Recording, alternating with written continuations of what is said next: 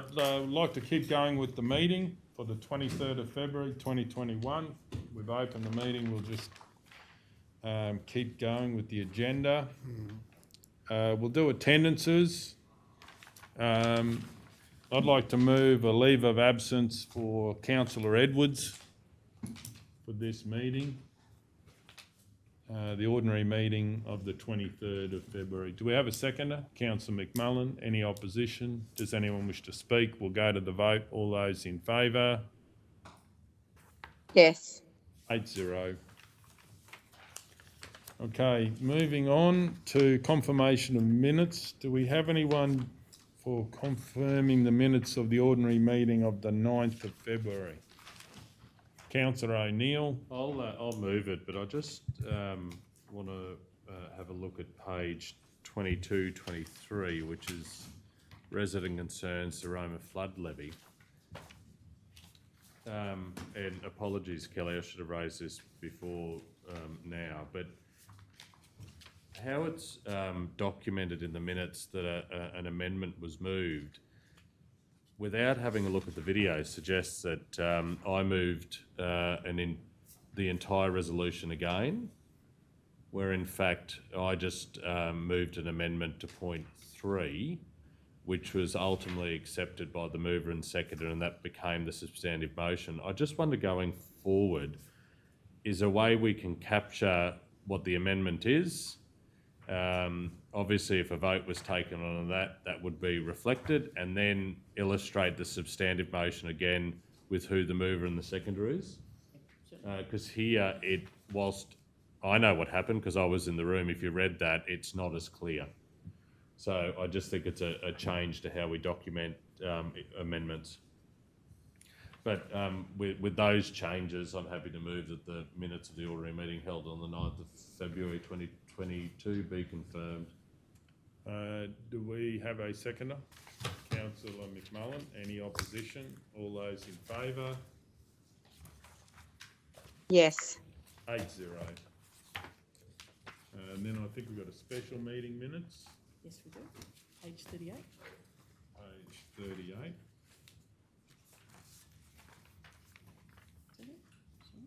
Is that It wrong? might be No, separate. they're not Should in be here. earlier than Different that, page so numbers. apologies for that. Yeah. Separate So ones. special meeting on, does anyone wish to confirm the minutes of the special meeting 16th of February? Councillor McMullen. Mr Mayor, I'll move that the minutes of the special meeting held on the 16th of February 2022 be confirmed. We have a seconder, Councillor Ladbrook. Any opposition? We're going to go to the vote. All those in favour? Yes. Yeah, that's 8-0. Okay, any other minutes? No other minutes? Excellent. Okay, so we're moving on. If there's no further business. 38. So do we do on the table first, Kel? Okay, 37 then, is it? 37. 38. It is. Item 5.1, Country University Centre's Maranoa request for assistance. So I've previously declared on this item, so I'll step out of the room.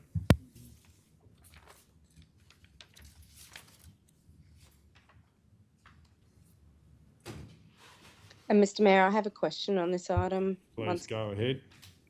I can't see it. Has Councillor Neil left? Yes, Yes. it has. Yeah, Councillor Neal's left the room.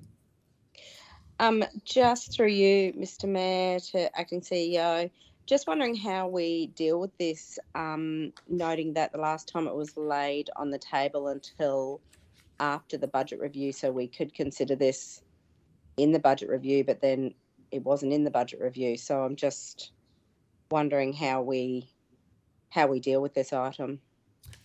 Yep, thank you, Councillor Hancock. Look, through the chair, as I explained at the last meeting, based on our situation in relation to conflicts of interest at the time, that what we did provide you in that meeting wasn't a amended budget that you could adopt without change. if you so wish. You did lay that on the table. We also explained that we kept things separately in relation to that, so that if you did wish to adopt that amended budget at the last meeting, you could have done that. Look, it's still, whilst you're not including this as part of Q2 budget review, you make a decision, and we still have to adjust our budgets accordingly.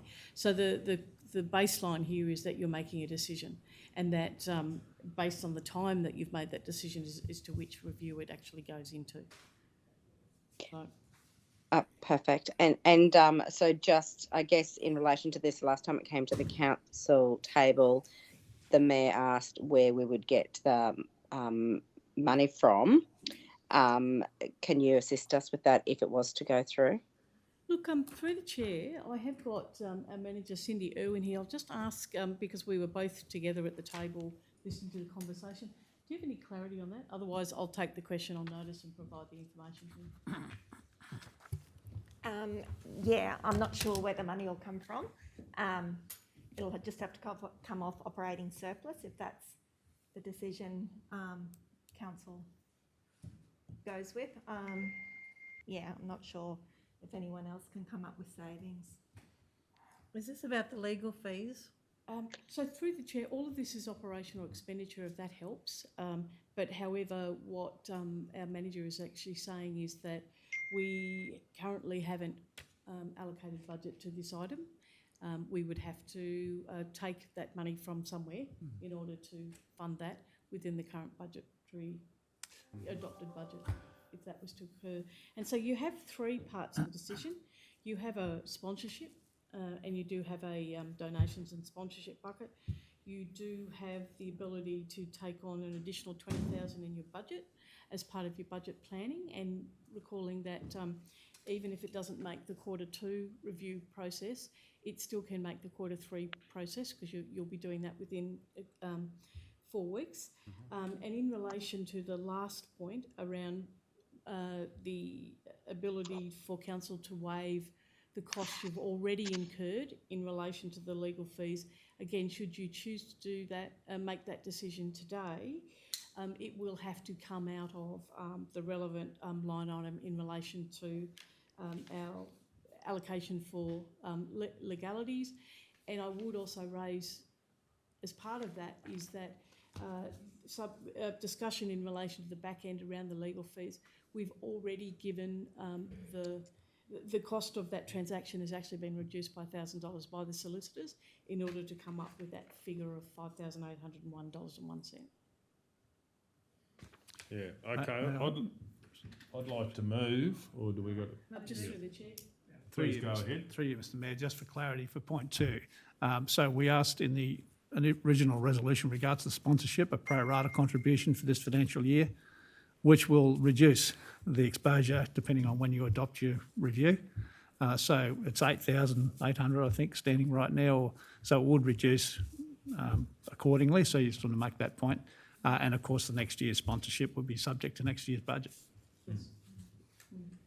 So I'd like to move that one, council consider its budget allocation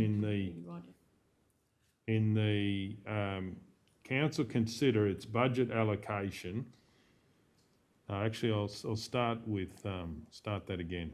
1, council consider an annual contribution of $20,000 in its budget for the 2022-23 budget planning.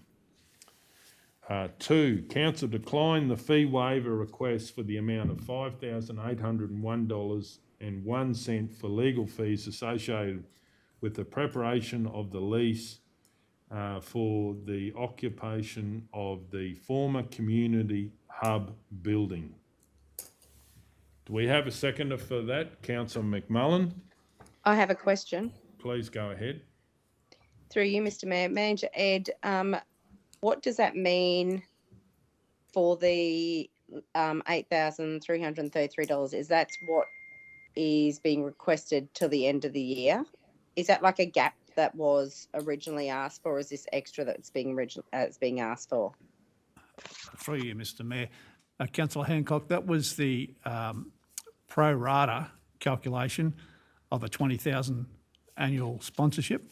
prorated from the time of adoption of your Q2 budget, which you haven't done, or you didn't include this in the last one, to the end of the financial year. So if you adopted your Q3 budget in the next couple of weeks, for instance, the exposure may come down to $5,000 for this financial year. So I'm confused. So we said at the beginning of last year we promised $20,000 sponsorship. Through you, Have Mr. we- Mayor. No, this request has come in this financial year. Right. So Oh, we, right. previously, council has not resolved to sponsor the Country University Centre going forward. You have no current commitment to the Country University Centre. This is a new commitment which came in late last calendar year. So and it's on the table today. So it's a brand new sponsorship. Through you, Mr. Mayor. So, Manager, so what the Mayor's moved, that 20,000, that's what they've asked for. So moving forward, they're getting what they've asked for. That's correct, yeah. Okay, so we have a second, Councillor McMullen. I Please go ahead. think I understand what we're moving, the 20,000. For next budget. This motion is recommending we start the 20,000 in the next budget. Yeah, we're putting it Is forward. that correct? Yeah, Yes. thank you. So that'll be from July onwards. Yeah. And declining the fee waiver for the legal fees. So you're happy to second that? Yes, Mr. Mayor. Okay. But we're considering it. We're considering it. We're not saying we're definitely doing it. We're considering it. Correct, but it is a direction that we want to look at it as part of our budget deliberations. Okay, so I'll speak for the motion. Certainly understand that as far as the legal fees, that they were made aware that legal fees would be needing, and council has certainly supported by giving up council buildings to make sure they're available, which we would have used and community would have used. So I do believe council has done a lot, as obviously behind the scenes, and certainly support the great work of the CUC. And by putting this forward, that we'll be considering it in budget deliberations, it's obviously that if this is supported, that council would be sponsoring CUC if this is supported. And I believe that's great to support them in the future as they move along on their journey of helping people study in the region. Does anyone wish to speak against the motion or for the motion?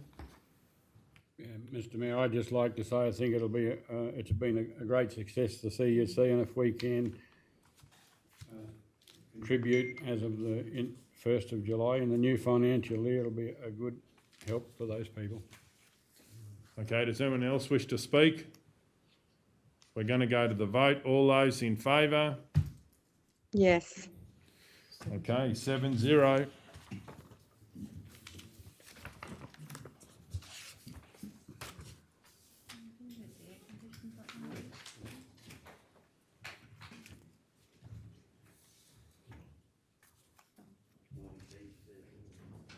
Morning tea there, is it? Get another one done. Hot or cold? 11.1, 2022 Western Queensland Alliance of Councils Assembly. Do we have a mover? Councillor Guthrie. I'd like to move that Council 1 endorse the attendance of both Councillor McMullen and our Mayor Golder at the 2022 Western Queensland Alliance of Councils Assembly on the 9th to the 11th of March 2022 in Charleville, and 2, draw applicable registration, travel costs and accommodation costs from the attending councillors' conference budget allocation. We have a seconder, Councillor O'Neill. I'm happy to second. I have a question though. Please go ahead. In the report, it says that the Deputy Mayor has confirmed his availability, but the Mayor has not. Are you confirming that you're attending? Haven't decided yet. I know we got a bit on that week with council and that, so I'll be here for that, But we yeah. shouldn't, how can we include the mayor in the resolution to go if you've confirmed you're not Well, going to go? it's actually saying endorse. It doesn't say confirm. Oh, well, Endorse that's that we're allowed to, that I'm same allowed thing to though, go. isn't it? Endorse, confirm is, we're giving approval to, Yeah, that's right, but sometimes not always people can always go and, Look, through the chair, the mayor hasn't said no. So at the end of the day, there's still that side of things that the motion's still valid. You may wish to consider an additional delegate if should the mayor not be able to attend. That's oh, up to I don't think council. we can. Can we, the invitation's only the mayor, deputy mayor and to the CEO. I just was wondering with the report saying that you haven't confirmed your availability, I'm asking you whether you're going as part of me seconding the motion. yeah, so, and what I'm saying is that I am looking at it, but I'm not going to confirm it now, but I probably will be there, outside other council commitments. Did you want to second that? I'm happy to second it. It's still very confusing, but I'm happy to second it. Righto. So any opposition? Does anyone wish to speak to it? Just a question, Mr. Mayor. Please go ahead.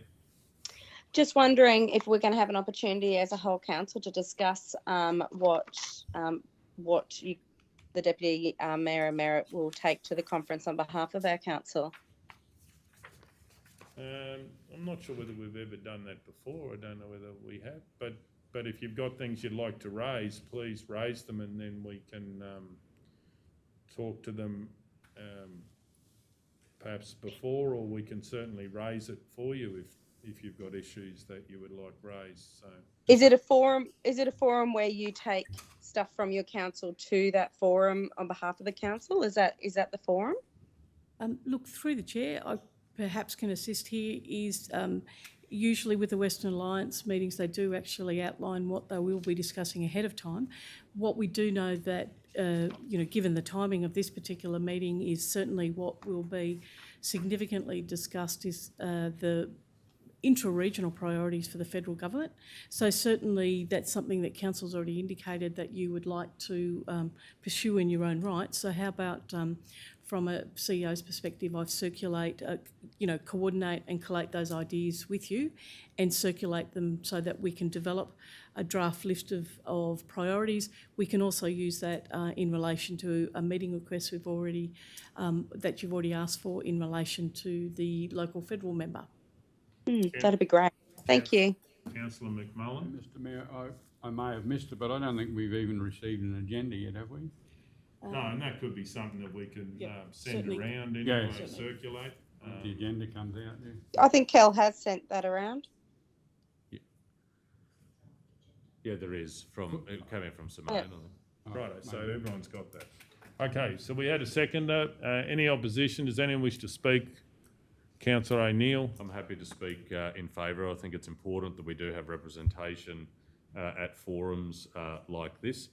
And for completeness, I do recall the meeting that was in Richmond that the Deputy Mayor attended in his role as Deputy Mayor, but representing council. We did have a discussion prior to the Deputy Mayor heading off to Richmond on issues that were important to council. So I think we must have representation there. I think it's vitally important, and I know by looking at the previous minutes of the of this particular meeting of councils that you do see a lot of the mayors and deputy mayors attend. So I'm happy to support it. Okay, does anyone else wish to speak? I'll certainly speak that I do believe one of the big things that we need to bring up is the unfair way that the Grants Commission has dealt with or looking at or getting feedback about where we can lose funding to the Maranoa. And I do believe that we need to explain that case, because I believe Maranoa's got one of the strongest cases where that they probably need more funding, not less funding, with the length of our road network. So I do believe that needs to be prosecuted to make that argument to really say that this is not going the right way for road users in the Maranoa. Does anyone else wish to speak? We're going to go to the vote. All those in favour? Yes. 8-0. 11.2, extension of the register of pre-qualified suppliers for vegetation management services. Do we have a mover? Councillor Burkett. I move that Council 1 approve the extension of the register of pre-qualified suppliers for vegetation management, including ground maintenance, setting the new end date 30th of March 2024. 2, approve the Chief Executive Officer or delegate to update the deeds of agreement for an extension to 30th March 2024. Okay, councillor Ladbrook. Any opposition? Does anyone wish to speak? We're going to go to the vote. All those in favour? Yes. 8-0.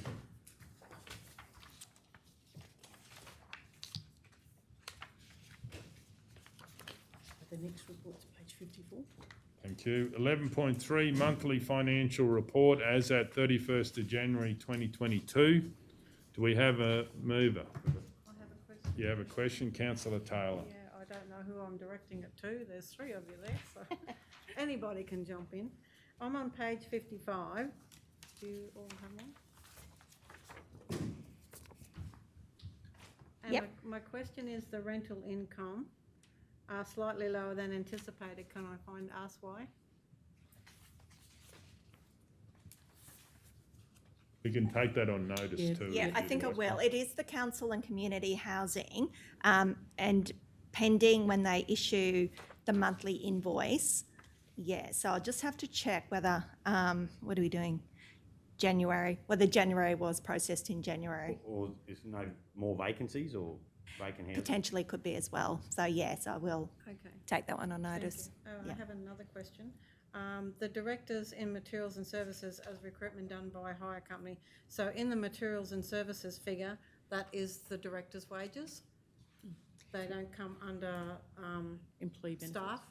That's correct. That's correct, yeah. So the employee benefits, we've got the budget in employee benefits for the positions, but the actual expense is coming through under materials and services. So as part of Q3 budget review, we'll identify how much has to be moved from employee benefits down to materials and services. Okay, I understand that. Through you, Mr Mayor, is that because they're under contract at this stage? Yes. Yeah, they're through a recruitment agency, yeah.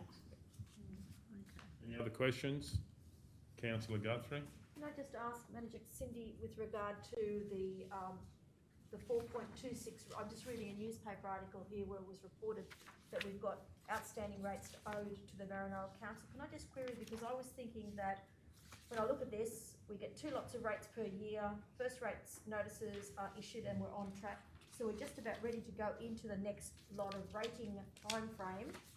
So I was just querying to make sure that I've got my head right, that we are not sitting in a tenuous situation with outstanding rates. It's just that the billing cycle is yet for the next month, isn't that correct? So on page 61, Yep.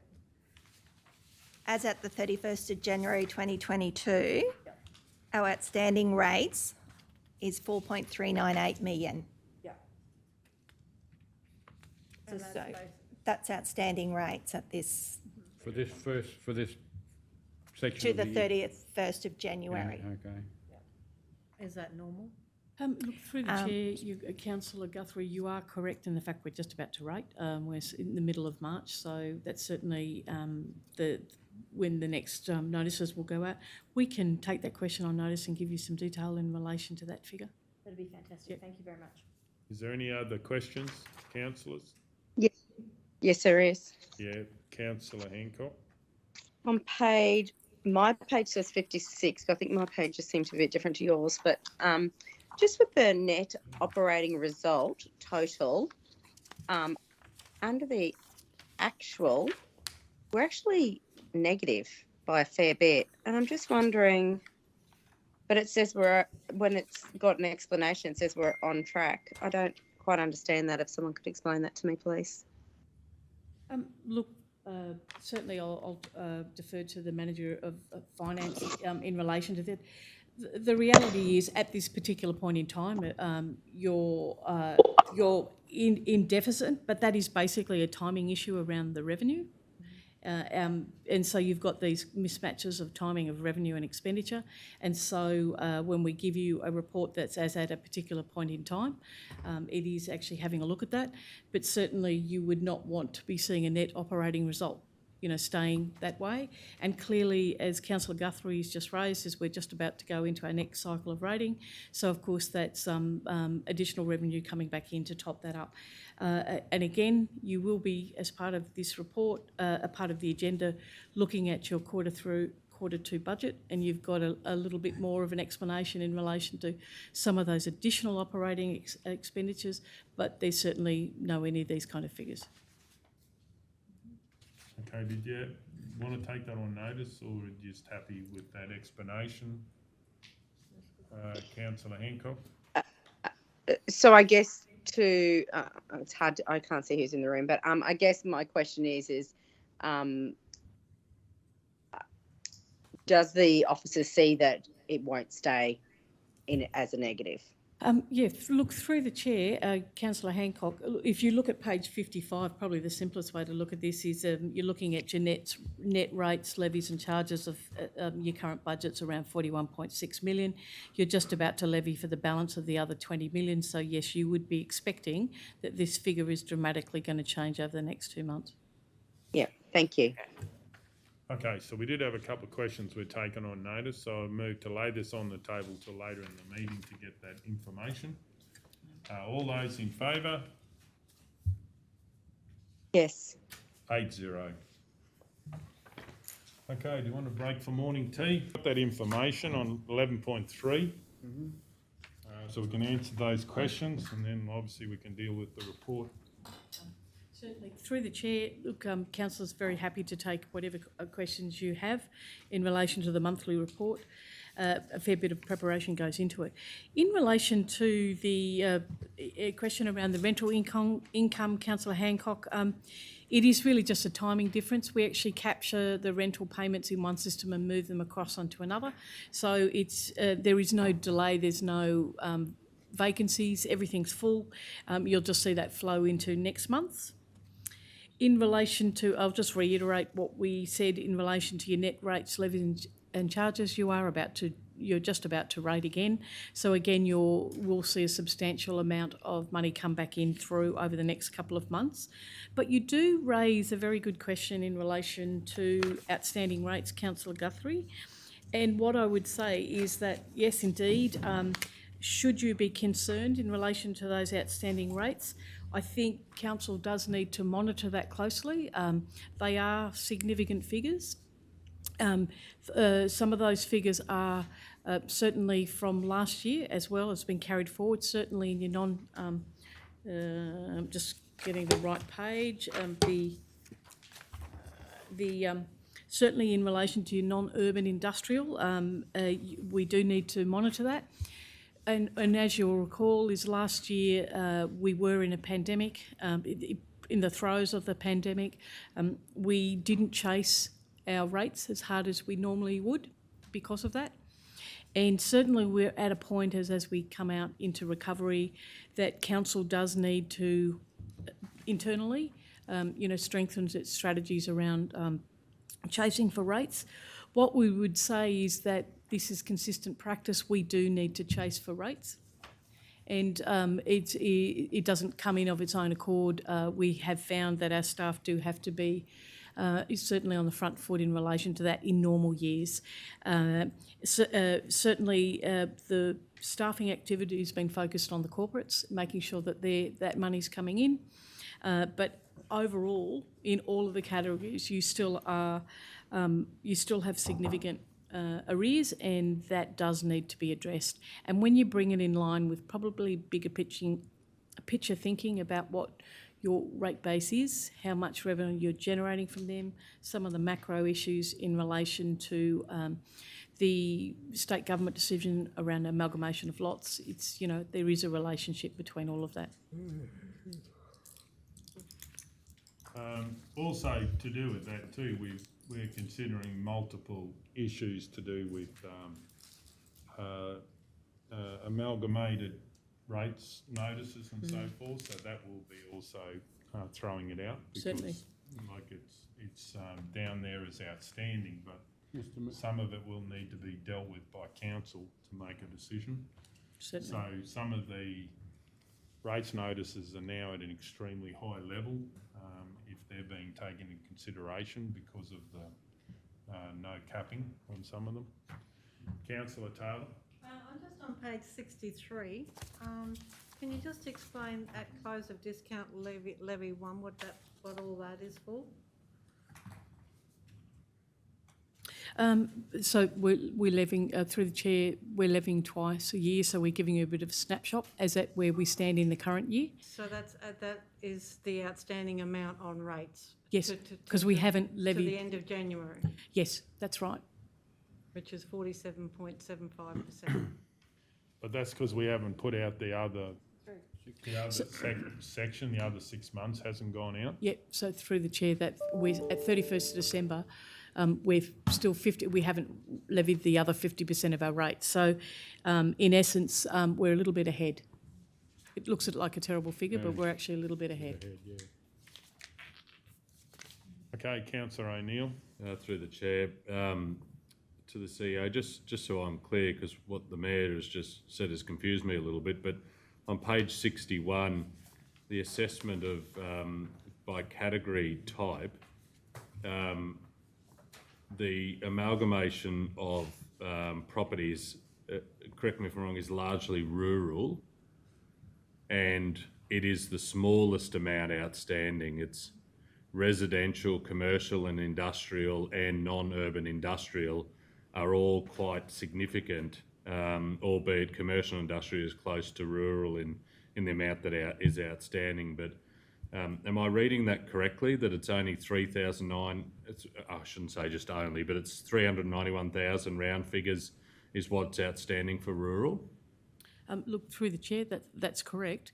It's a good question, Councillor O'Neill, but also, as the Mayor said, is you do have issue in relation to your capping and your discounts, and whilst that might not significantly make a difference over the whole rate base, it doesn't necessarily change your arrears if fundamentally they're poor payers. But the sector seems to be a good payer, yes. So it's about, if you take that off, it's about $3.4 million that is still currently outstanding Yes. from rates. Yeah. Yes.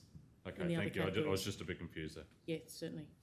Okay, did we get all the questions answered so we can deal with the report? Councillors, righto. So we'll deal with 11.3 monthly financial report as at the 31st of January 2022. Councillor Taylor. I'd like to move that the monthly financial report for the period ending the 31st of January 2022 be received and noted. We have a seconder, Councillor McMullen. Any opposition? Does anyone wish to speak to it? We'll go to the vote. All those in favour? Yes. 8-0. It's the 66.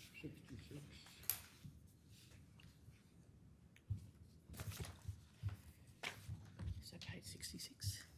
Thank you. Item 12.1, project update, Knayers Lane, Floodway and Bitumen Seal. Deputy Director, did you want to say anything on this, or? Thanks, Mr. Chair. I had no specific sort of questions. The main thing of this report, Council, is when this project was approved, it was sort of our standard floodway design that we approved. Once we've gone into pre-construction, I'm just recommending we bring that floodway a little bit higher up out of that creek, because I'm concerned if we do our standard floodway, we'll move the scour from the invert to the two approaches, and instead of having the invert scoured, we'll have the two approaches of the slab scoured. So by extending it about 30 metres, it'll just push it into the low flow area, protected behind the creek bank where the velocity of the water is likely to be a lot less. So it's just chasing some extra. There was money sitting in there for an annual floodway program with the exact location yet to be determined. So I'm just recommending, rather than do another one, can we just consolidate, finish this one off, and then have a look at where we're up to. So, Councillor Ladbrokes? I was just going to Move it? Were you going to move, or? Yep, I'll move. I'd like to move that the council receive and note the upgrade update in relation to floodway installation at the Bungle Creek Crossing and Knayers Lane. And 2, approve an increase to the Knayers Lane floodway budget from $95,010 to $130,000, with an additional fund to be provided from WO 22869 annual floodway program. I'd second that. Any opposition? Does anyone wish to speak to it? I certainly will. This has been something that the community has brought up. It's been very difficult to cross there with trailers and vehicles. So I certainly believe the community will appreciate this being done, and I thank the officers for bringing forward how they can improve the quality of it and being timely as it's being looked at being delivered. Okay, does anyone else wish to speak? We're going to go to the vote. All those in favour? Yes. 8-0. Thank you. Thanks, Cameron. Thanks, Ken. 13.1, community feedback. Have your say. Council acquiring 2 police paddock blocks in Stephenson Street, Yuleba.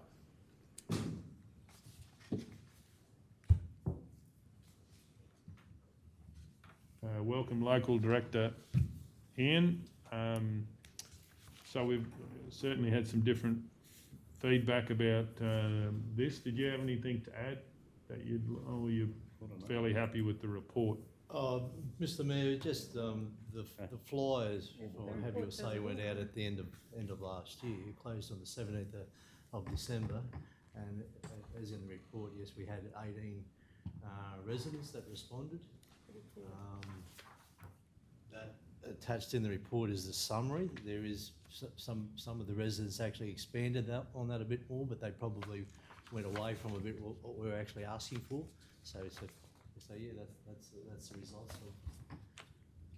So this has also been driven, because I'd like to look that and we've had feedback from residents that, you know, if they'd like to have a pony, that can be one of the attractive things, to be able to have a pony in living in some of our communities, and also to have some blocks of land available to do this. Now, whether this is suitable or not, you know, just as far as increasing the livability of the local area. So, you know, you might move out from large capital city, but here you can, you know, run a pony, animals and stuff, and you don't necessarily need to own the acreage to do that. So having those, and that's where, well, in this case was sort of driven from, is could it be used for that? But we've obviously got some very interesting feedback about what the community thought. I've got a question. Yeah, please go Through ahead. the chair. Ian, can you just, I can't recall how this came about in the first place. Can you just remind me? There was there was a meeting back on the 27th of October, council resolution. Yeah. No, but what instigated that? Who approached us in the first instance to purchase? And then I might be putting you on the spot because it may just be just before your time. I understand that there was an expression of interest to the Public Safety Business Agency, and that goes back to a previous meeting. I can't tell you the date, but Would you like me to answer, Dean? Would you like me to answer? Oh. Yeah, through you, Mr. Mayor.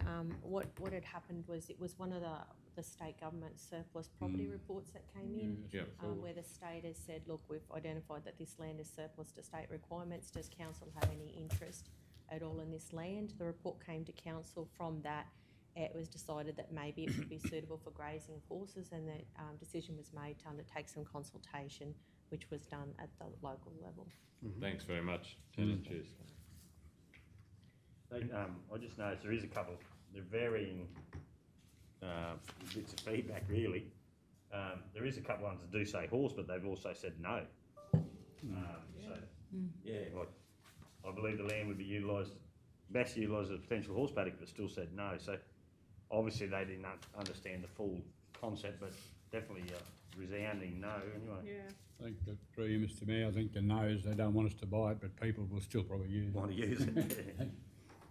Oh, well, it's just sitting there, don't it? And also, you Does it say know, well, what part of they- the how much they idea of want having for it? pony paddocks is not also just for the people that live there, it's people that might want to come Yeah. and grow the population that, you know, don't have the access to local land and so forth. Other councils, areas have, you know, commons and so forth where people can put their animals and so forth, so. So, Mr Mayor, was on the actual, what did it actually say on have you say? Just that resolution, or just agree with the proposal acquiring 2 police paddocks? Did it? Yeah, yeah. Is that all it said? Yeah, do we have the wording that went out for the consultation there? It's on the top. What page, please? 73 down 73. the bottom. So it didn't really give any context. It's sort of open-ended, yeah. Yeah. But the resolution, through the chair, the resolution said to go out to public consultation to determine any current or future community benefit from council. Yeah, I just sort of might have had just a little few basic options just so they knew what direction, because they're all, you know, obviously some are having a shot, some are... So then 2, inquire about the interest, isn't that part of the resolution? Yes. Inquire about the interest levels for new and existing residents for potential pony paddocks on lot 305 as part of lifestyle opportunities, with consideration also to contingency challenges associated with flooding on the block. So what did we put in the have you say? What did we say? Mr Mayor, the have your say actually reads, okay, Yuleba Community Consultation. Maranoa Regional Council would like the Yuleba community's feedback on council acquiring 2 police paddock blocks located in Stephenson Street, Yuleba, lot 46 on WV 1048, 2,630 square metres, and lot 305 on WV 1031, 9.56 hectares, and there's a map attached to the have your say. The feedback collected during this consultation will allow council to determine the use of the land and identify any current or future benefit that will best serve your community. Please complete the survey below and provide your feedback on the proposed purchase of the lots. We didn't really comply with the resolution really by giving them any detail. I mean, it's no one's fault, but I'm just saying, we didn't actually say that we're looking at. New residents, if they're... No, but if say if they put it, like for argument's sake, if someone's moving in town, they go, oh, what else does they do? I'm interested in putting the horse. Is there something they could say, whoever they're talking to, can say, well, yeah, here, there's 2 vacant, you know. But anyway, I think they just missed the mark a bit there. Got a bit excited. Well, we didn't say anything about the possible uses, we just said, yeah, so, but anyway. Could we, through you, Mr Mayor, could we inquire how much they want for them? Yeah, no, we got that. Because if it's a reasonable price. We got Oh, that did- price. I don't know whether, was that enclosed or open when we had that, manager? Tanya? I can't recall I can't what either. the figure was, yeah. But I can find Was that it much? information out. It wasn't a massive amount of money, but let's probably leave it like that in case it wasn't closed. Would that be closed information? I do understand it was Be in a not- closed meeting. Be normally considered to be a contract that, that might prejudice. Yeah, right, okay, so we can't say it. Come from the state, would I have move that we lay this on the table till the next meeting to get more information about the price, and also consider this based on the limited amount of information put out to the public about the use, proposed use. All those in favour? Mr Mayor, just to when? Lay it on the table, Till next meeting. next meeting, thank you. All It those- just, Mr Mayor, may I just make a comment? Yes. Just interestingly enough, that even though the residents who they may not have all that information, but the residents who actually even said, look, the only purpose it'd be good for is a horse paddock, they still said no, they didn't want us to purchase it, Yeah, even but though the only good thing would be a horse paddock. yeah, but to be fair, the whole resolution that we put out was not used in guiding what we said, which, you know, that like, it's almost like we didn't give them the information that was the most important. Right, so we're going to lay it on the table to just have a look at that Yeah, again. just have a look at it and see. One councillor asked how much was the offer that we put on the, Yep. that was put on the table, so we can get all that information back. But no wonder we had the consultation we had on site. But anyway, we're going to the vote. All those in favour? Yeah. All those against?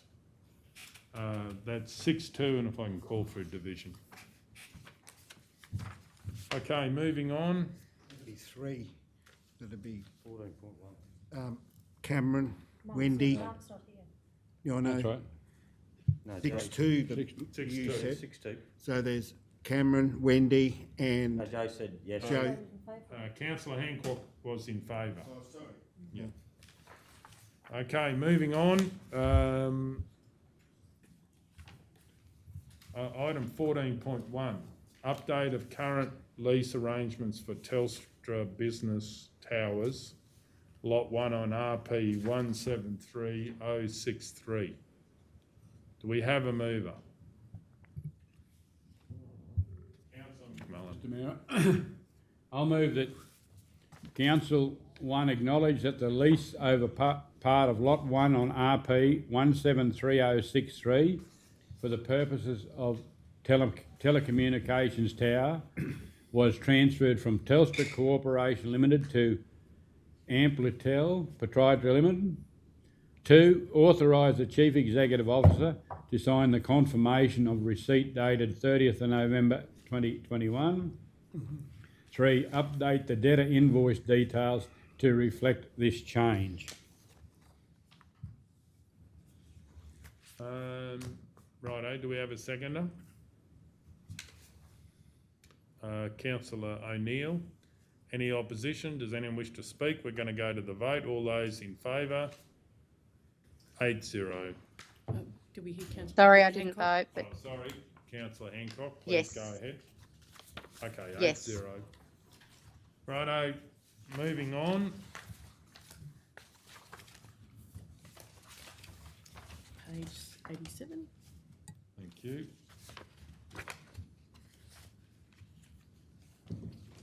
Item 14.2, Surat Childcare Centre. I just have a question. Please go ahead. Manager Tanya, how many children go to this childcare centre? I couldn't see anywhere where it said. Through the chair, 59 children. Sorry? Through the chair, 59 children. Page 96, there's a copy of an email. The other question here I've got is, just in their correspondence, they just said they need a longer lead time. Why can't we do that and just have some performance things in the lease about performance? So, you know, rather than, like, I think it's been pretty good so far, but just say if there's performance issues, then it is a way that they wouldn't be there if they're really poor performing in the future. So we've got an out, and then they can, because didn't they say they'd look at investing themselves if they had that long-term tenure? Yeah, so Mr Mayor, their current agreement, if they take up the options, it'll expire in 2024. They're requesting a longer arrangement. Because it's a commercial arrangement, it has to go to tender. Right. Because it's over a council asset. So there isn't any option if council just wanted to extend that on. There isn't that option there. So it has to go back out to tender. But if we did that, then could we not have to worry about then they would look at doing the upgrades, or is that change where they're not in, they want us to upgrade it? Like if we go to tender and Yes. the successful person, whoever that is, gets it, because I thought they were saying, or maybe you might have read it wrong, that some of that if they had that long-term tenure, they'd look at investing themselves. So I think what they're seeking is like a total of an extra 30 years, which is a significantly long time. There is in the risk there some risks that I've identified in terms of a 30-year lease. One is something like the current age of the building. It's an oldish building as it is now, and that if it was to be for 30 years, that building could reach the end of its life before that 30 years is up. Also, too, being childcare, there's a lot of industry standards, and those industry standards, it's very likely that they will change over that length of time. And also, too, in terms of commitment to future councils, it's a long time to commit a council and future councils to a lease arrangement. And they were just some of the risks that we had identified. And through the chair, in relation to funding, their funding would not be in excess of 5 years. So you've got a standard commercial arrangement, which is usually 5 years. And whilst they might like to access the building on a longer term basis, they probably don't have a surety of funding for that long either. Councillor Guthrie. Can I just ask, through the Mayor, can I ask two questions of Manager Tanya? Yep. Tanya, they've actually requested some upgrades and some additional equipment being purchased, etc. And there's a dollar value that's been placed in the actual report. Have we got copies of those quotes, or is this ballpark figure, or is this just a guesstimation, or is it just is it a request? What's it based on? So have we got any paperwork? That's question Mr. Mayor, we haven't got an itemised breakdown of how they've come up with those figures. I would be looking to do, if council does want to consider allocating funds in the 22-23 budget, we would be looking to go through the usual business case process where a council officer costs up those figures as to what it could be, and that will prevent any issues where there could be shortfalls or something in the calculations that have been put together by FGP Morton. And my second question, and maybe one you may or may not be able to answer, Manager Tanya, but I'll just ask anyway. The Surat Early Childhood Education Centre, is it offering a kindy program, or is it a childcare program, or is it what program is being offered there?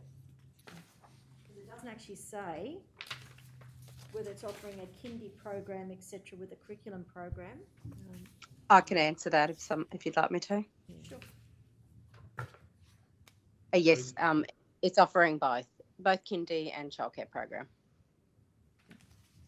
Just a question, Councillor Mr. Mayor. The FGP Morton Incorporated, is that actually a Surat company? No. They It's do one in Mitchell too. okay, so they're just a company, a childcare centre company. They are through you, Mr. Mayor.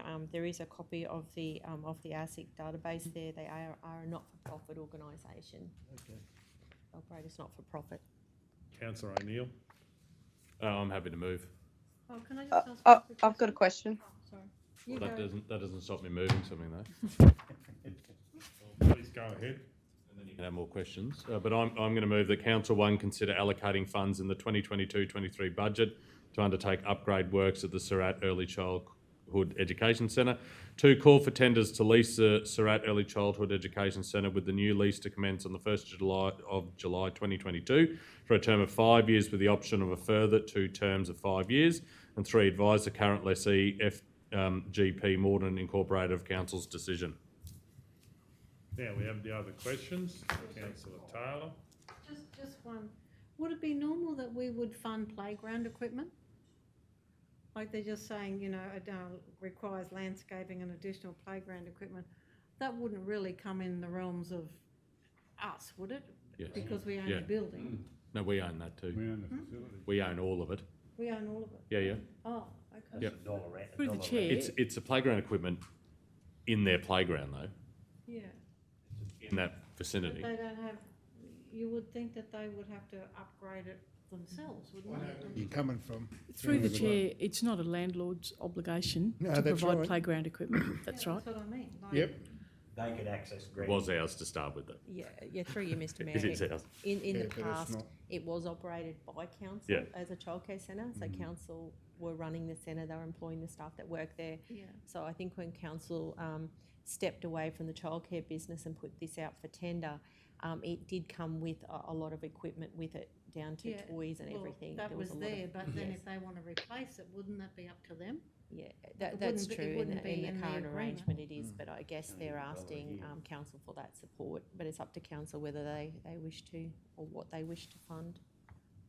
So I've got a question. There was Councillor Hancock had a question, then I'll have a question.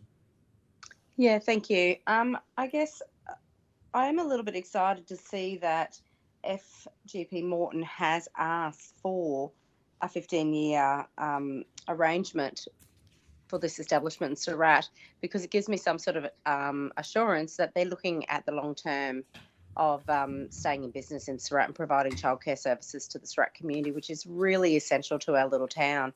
So I am actually excited that they're looking for the longer term future. I do understand about the risks involved with having a 15-year lease. But in saying that, it's quite interesting that they've put forward a 15-year lease proposition so they must be aware of their funding obligations as well and how long their funding obligations are for. If we did I'm just putting it out there, if we did a longer term lease, is there nothing else that we can put in the lease that could give an out for either them or us via extenuating circumstances or something else, just to provide them with that longer surety? And that's also a pretty great investment and outlook from the town to have that assurity of a childcare centre for such a long time in our town. Through the chair, you actually still have the surety of the length of time as long as they exercise their options. The reality is, could you put other conditions in a lease that actually might provide an exit? Yes, of course you could. Not unusual to have a subject to grant grant funding continuing. That's a very real reality for not-for-profits, especially reliant on state and federal government funding. So yes, you could do that. In relation to your comments around, well, they must know they can afford a 15-year lease, really, unless you're looking at audited statements, you really don't know that. But certainly council could look at that, should they wish to, prior to entering into a lease, to see whether they actually have the affordability to commit for such a long time. However, the decision before you is really around giving them certainty. But if you want to amend your resolution or you want to make some conditions in relation to the lease, you can do that. Sure. Thank you. Okay, any other questions? So we have a mover. Did we have a seconder for that motion? I'm happy to second that. So we've got a seconder. Any opposition? I'll speak in opposition. Does the mover wish to speak to the motion? Yeah, thanks very much. I'm thrilled to see that FGP Morton has come to council with some options for us to consider. It does give me a level of comfort that what they've put forward is 15 years in a first option. We can honour that by offering an initial period of 5 with 2 options of 5 thereafter. I think it's important that whilst we should work to secure a service like that into Surat, we've also got to give council the flexibility long term. I think by going out to tender on that basis of a total of 15 years with 2 options after 5 will give that to council, but also gives a future successful tenderer, whoever that may be, some security into this particular centre as well. I see in the letter that has been sent to council that it's 59 students that are currently on the books, if you will, for this particular childcare centre. I think that's great. They're fully booked for 3 days of the week, as they've shared with us in the correspondence.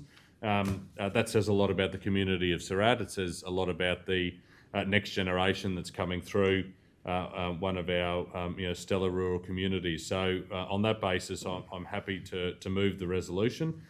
Council did make the decision that they would step sideways from the business of running a childcare centre, because at the end of the day, it's not council's business to run a childcare centre.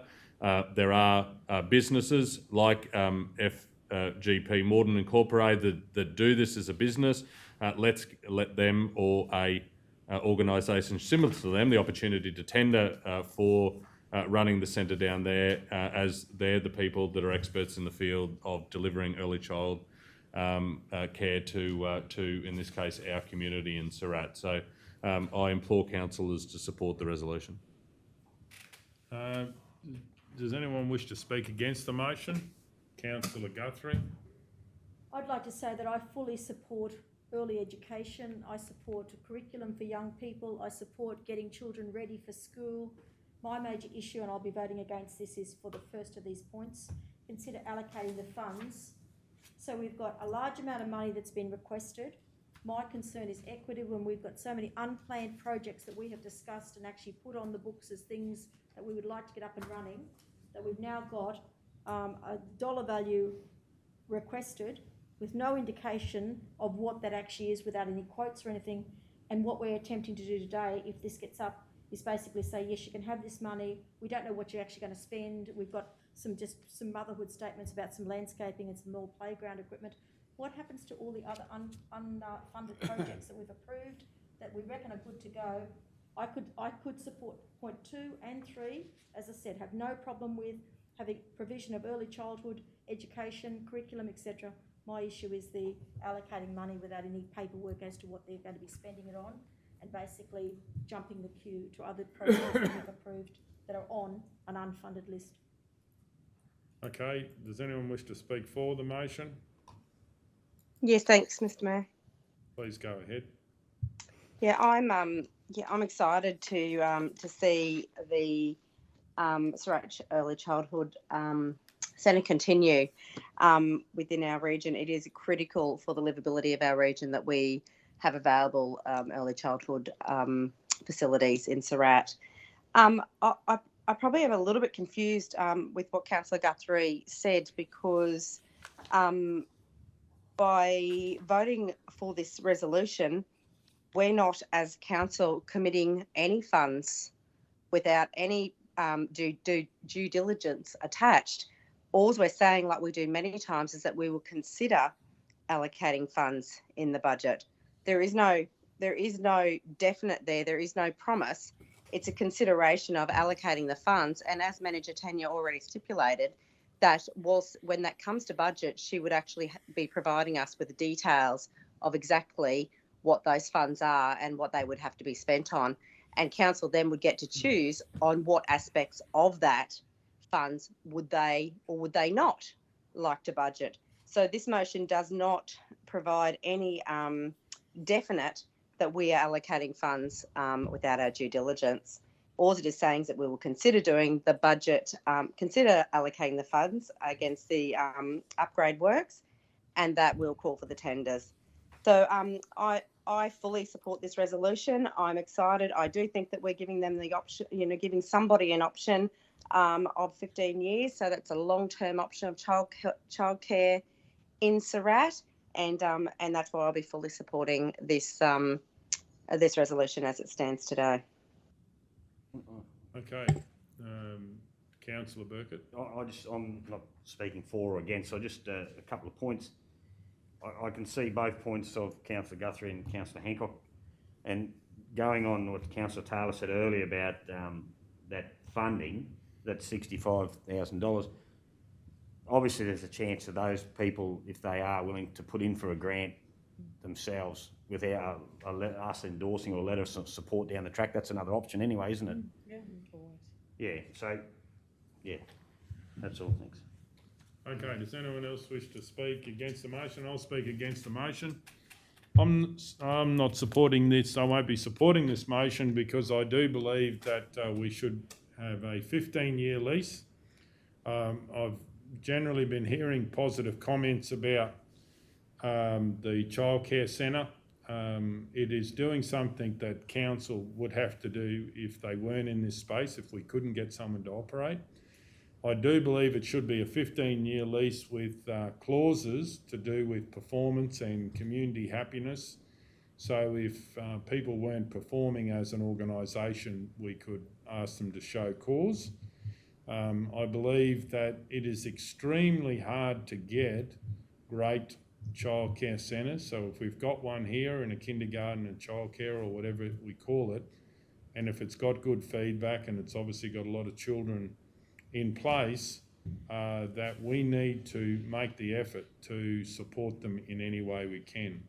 So if they're asking for long-term assurity, I don't believe that even the cost of having 3 leases there, that they have to take options. I think it'd be better to have clauses in there so there would be one lease, and which seems to be a fairly successful operation, that we support them in giving them that support, because we could easily have a fail situation which could be very bad for the community. So, and I do believe that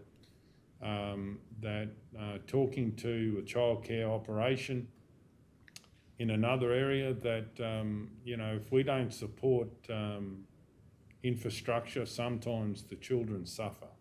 So I do believe we should get in there for the community benefit and help them, and that's why, because of that, those 3 options, I believe it should just be in one option for a 15-year lease with clauses that would give council the assurity that it needs to. I also believe that if we're worried about the life of buildings and so forth, we can also make some of that as the operator taking some of that responsibility as well. Okay, Councillor Taylor. Can I just ask Manager Tanya just a question? Yeah, sure. The term for 5 years with an option of a further 2 terms of 5 years, that adds up to 15. So when their first 5 years are up, they can just take up the next option. It doesn't cost them anything to do that. It's just they take up the next option and they take up the next option. Is that right? Through you, Mr Mayor. So what generally happens is when a term's coming up, they write a letter to council. We bring it back to council meeting just saying they're wishing to exercise their option to renew. Yeah. And so then they're council actually getting agrees. 15 years if they want it. Yeah, but it's true, Mr. The only difference is if we find something wrong, that's our chance to get out of that first. Well, they'll have those clauses in there anyway. No, but if it's for 15 years, you wouldn't. They'll have clauses. You just said. Well, what's no difference? Anyway. And through the chair, anyone can propose an amendment. The amendment may not get up, but I'm happy. I just don't understand why you think they need 15 years when they actually do have 15 years. No, they don't have. They have 3 leases of 5 years that they have They to. just take up their option. Yeah, but they also, it's a more bureaucratic way to say, here's a 15-year lease with some performance measures and clauses could do the same thing, and it gives them what they want. But anyway, let's keep the debate going. Does anyone else wish to speak for or against the motion? Does the mover wish to sum up? I will. Just in closing, just to address some of the things that have been raised, just to I hope to give Councillor Guthrie some comfort. Point 1, if I had moved allocate funds, then the issues that you highlighted would be real. I've simply moved consider allocating funds. They're not jumping in front of any other project. They'll just simply, what's been proposed by the current lessee for council to consider would be part of the budget deliberations in line with every other project that will come to council. So I certainly wouldn't be in favour of anyone jumping over anyone in terms of allocation of budget resources. So this is simply acknowledging the fact that FGP Morton have highlighted some areas of investment that they believe council should undertake.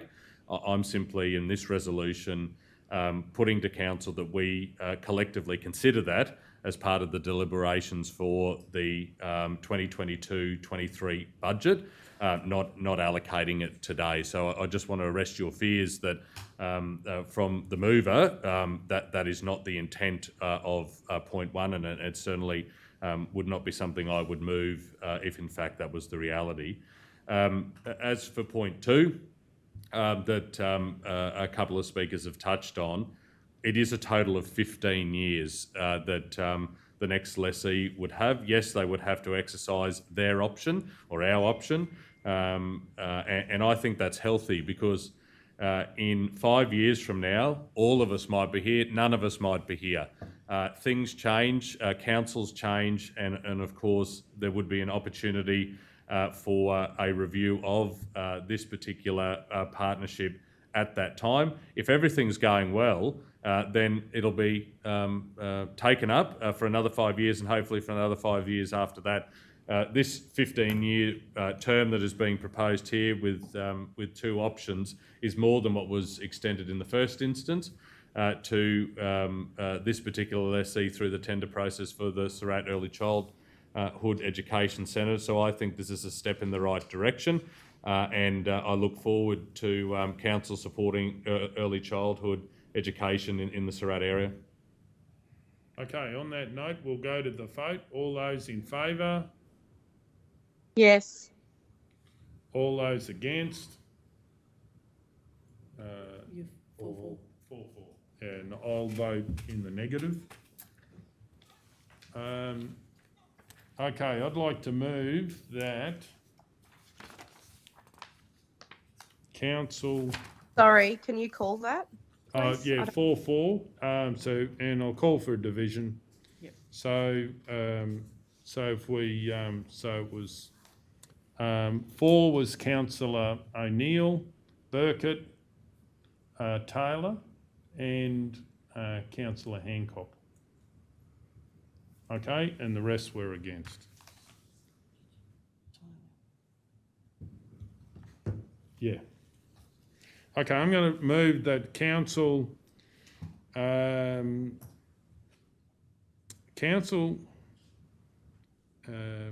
consider council call for tenders for lease of the Surat Early Childhood Education Centre, with the new lease to commence on the 1st of July 2022 for a period of 15 years with clauses in the contract based on performance.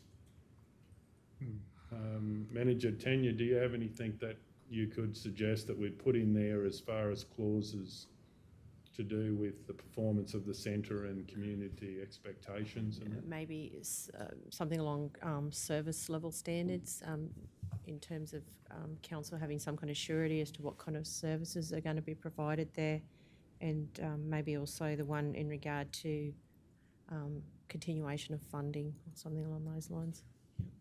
yeah, Councillor Ladbrook. Yeah, Mr Mayor. They would have to have accreditation anyway. You know, a government accreditation without. Well, even that couldn't be in there. Interfering, you know, because if they're not up to a standard, they won't be there. That's a good point. We could put in there accreditation and... That's right, through the chair, accreditation and in relation to continuation of funding, because accreditation is performance, isn't it? Yes. And general, and so we'll just have... Yeah, so what have we got? In relation to satisfactory accreditation and continuation of funding streams. Yeah. Because that gives them the opportunity to exit should they lose funding streams, which can often happen, which not-for-profits don't have much control over. Yeah.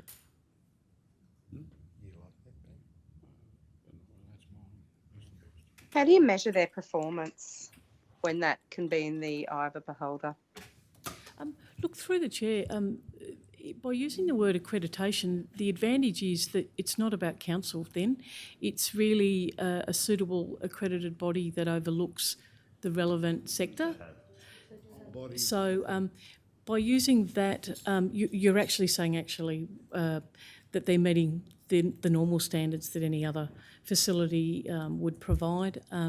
It may be a little tricky to say community satisfaction because that could be quite general, but I think the wording does help you. It can be suitably broad in the lease. I don't have a problem where it says satisfactory accreditation, but it says with clauses in the contract based on performance. That's fairly... So through the chair, with clauses in the contract based on service level standards, including satisfactory accreditation, and we just take out the word based on performance. Would that satisfy? I'm happy to take that out. But to give an idea, council has surveys that we do on our performance, and the idea is that, you know, because it is a long lease, that we just want to make sure that the community's happy in general. But I'm happy to have some flexibility to get suggestions come back rather than sign notice. That's true, Mr Mayor. Even daycare provides to have an annual, like, accreditation done every year. Some these guys would as well. So it's just a run of the mill. Performance is accreditation.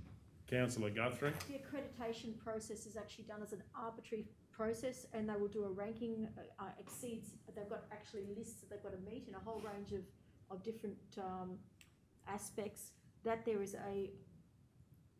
the rating that is received is often a way when you're living in more urban areas of evaluating what's on offer. It's a very, very powerful piece of information, and as I said, it's done arbitrary. So the accreditation process is very thorough. And through you, Mr Mayor, we could include some words in there in regard to when I talk about service level standards, that they are obliged to continue to provide long day daycare 5 days a week. It could be something as simple as that, you know, to make sure that they continue to provide at a minimum what they're providing now, that there's no opportunity for them to reduce, say, the days or how often they provide daycare. Mr Mayor, I'm just wondering if we could potentially lay this on the table so Manager Tanya could go away and get some wording for us. I am concerned that we're doing this on the fly and we might miss something important. Well, we're only going to get it back in a report anyway. So it's No, like today it could come back as, you know how quite often we lay stuff on the table just to get the right wording, to give the managers time to go away and write some wording for us to make sure we're getting the right wording in the resolution. Okay, Manager Tanya, will you be able to do that? Yes. Yeah. Okay, I move we lay this one on the table till later in the meeting to get some more information about opportunities to have the motion to give flexibility for the officers to come back and do their work in relation to a lease, tender and a lease. Did we get a vote on that? All those in favour? Yes. 8-0.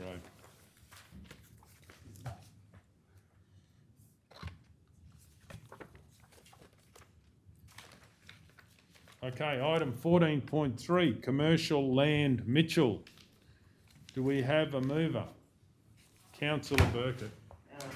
I'd like to move that Council 1 prepare a business plan including costings to develop industrial land in Mitchell to support future economic development within the community, and 2, consider allocating funds in the 2022-23 budget to progress with this initiative.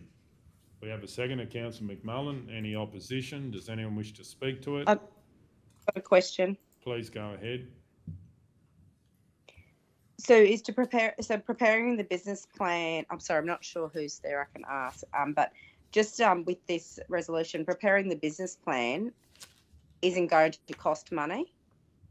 My question is that when we're considering allocating the funds to progress the initiative, that's going to be the initiatives that come out of the business plan. It's not actually to pay for the business plan to be done up. Is that correct? Am I reading right?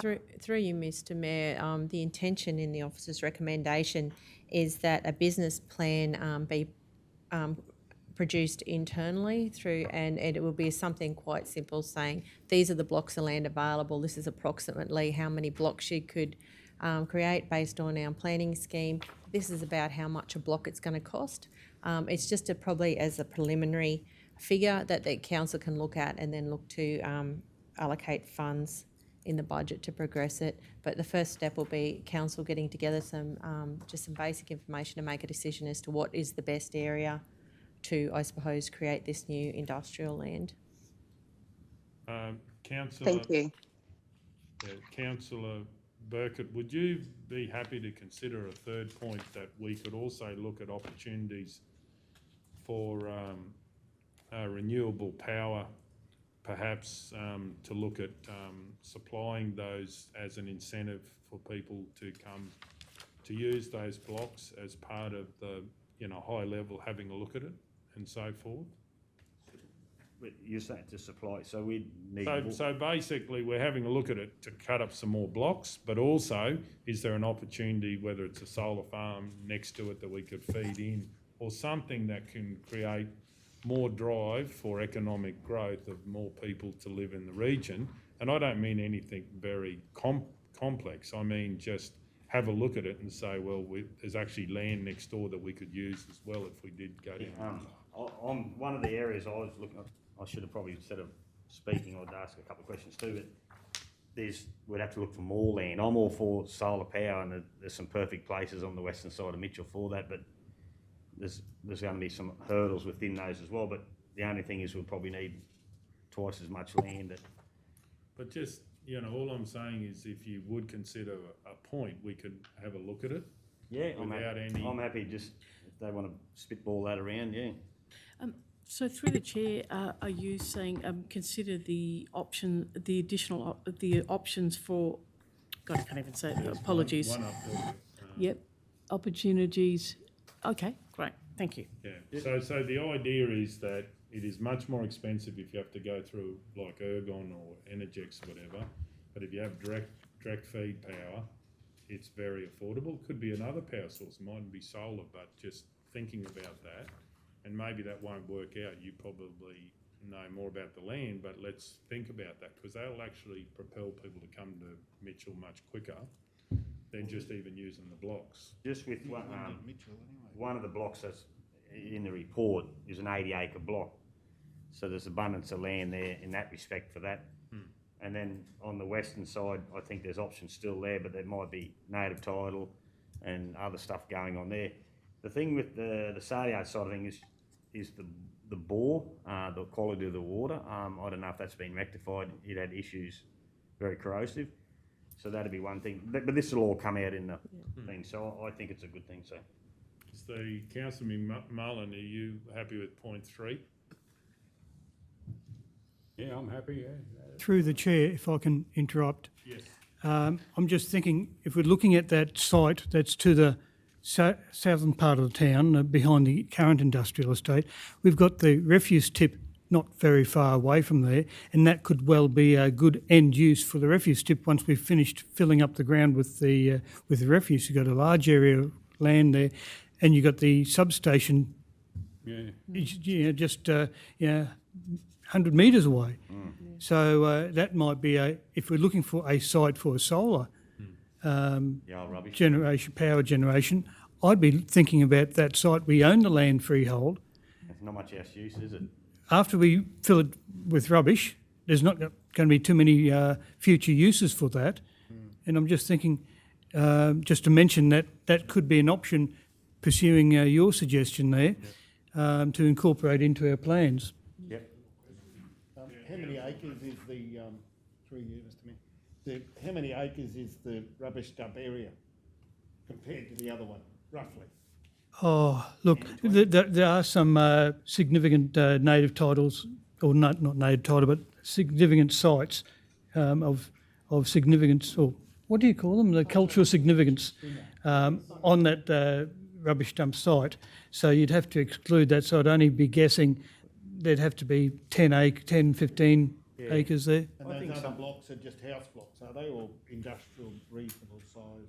Might show up on that map that's on your thing. I thought native title was distinguished in some. Yeah, native title is not an issue, but there are some sites that have been identified that we need to protect. Yep. So we can't build a solar farm on top of them. Yeah, fair enough. Yep. Okay, we have a mover and a seconder. We've got a motion. Does anyone wish to speak to the motion? Yes, Councillor Mr. Mayor. Burkett. I think going on recent purchases or through tender process of land, industrial land in Mitchell, it's left us, which is a good thing. There's a certain families really taking the lead on getting in commercial enterprises up and going. And I think this is a need. I think there's going to be some more, I'm hoping. And I thank the staff for looking into these. And I'm sure, just even with what Director Norm said with the solar, using the existing old dump and the areas that we've spoken about in this debate, I think it's a good move forward for council and for the Bringa area. Okay, does anyone else wish to speak against or for? Councillor Ladbrook? No, I just think the more we can do for these smaller towns, the better.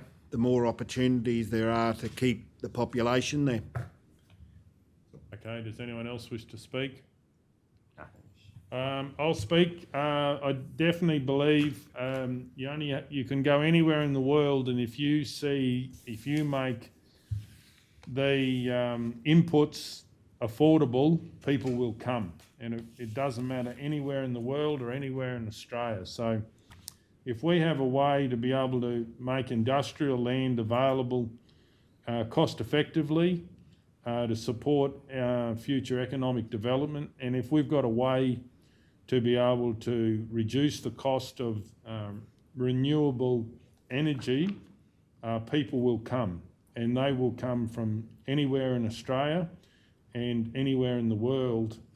They move to where energy sources are that will drive the future of Australia. So we've got an opportunity to think outside the box. Some of the possible negatives are our most important positives. And affordability is something that we should be able to do in spades if we get really focused on this, and as part of operating locally, start to deliver more jobs to each of the areas of the Maranoa. So does anyone else wish to speak? Does Merv wish to sum up? No, thanks. We're going to go to the vote. All those in favour? Yes. 8-0.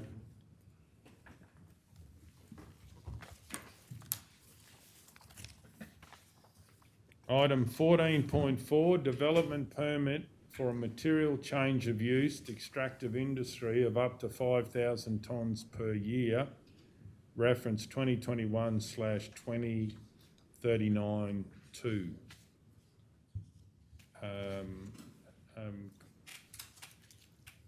Hello, how are we going? Manager Danielle. Hello, everyone. Would you like a overview of this one, or? Yep, that Yep, would be good, sure. thank you. Okay, this proposal is for a fairly small-scale extractive industry. It's involving the extraction and stockpiling of sand. The applicant isn't proposing to actually do any processing on the site. They'll just stockpile it and then transport it to a site they have in town here for further processing. It's a fairly remote site on the Mount Saltbush Road, and there's quite fairly large separation distances to any sensitive land users and housing out there. The area's got quite a lot of gas infrastructure in and around the place. It did go on public notification, and there wasn't any submissions or objections or anything like that received, and it's been assessed to comply with the planning scheme, and there's some conditions there that just limit the scale of it to ensure there's no adverse impacts. At a threshold of 5,000 tonnes per year, it doesn't actually trigger an environmental licence, so they've just kept it just under that threshold. So I've got a question. Councillor McMullen. Oh, through you, Mr. Mayor, just going to ask Manager Danielle, this will be still the same site they've been using for many years, I would have. Through you, Mr. Mayor, I wasn't aware of earlier operations from this particular site. There is In Blythe Creek, yeah? There is a map, an aerial map in the report that shows exactly where within the property they're planning to extract from. No, it's all right. And show Mount Saltbush Road. Thank you.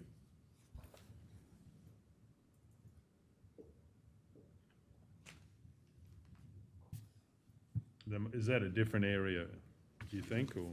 It doesn't really matter, I just was just curious. It's hard to say in the map. Oh, yeah, no, I know where that is, yeah. Whilst I've been we're in and out of there before, some years ago. Yeah, I think, I know where that is. My only concern is, normally I'm concerned with starting at 6 a.m, 6 days a week, obviously near houses. Because this is remote, how many kilometres is it to the next house or reciprocal or And because on the other ones, we changed I think we, you know, like the 6 a.m. to 6 p.m. 6 days a week. Is this, like, are they, like they just really dig the sand out and then take it away, don't they? And stockpile it there, so they won't be doing any crushing or blasting or anything like that. The closest resident I measured is over 2.5 kilometres from this particular site. So compared to a quarry, this is a lot quieter than. It'd be only Yeah. trucking it loader, wouldn't it? Yeah, yep. And then the transporting in and out, Yeah. which we have restricted the number of in the conditions.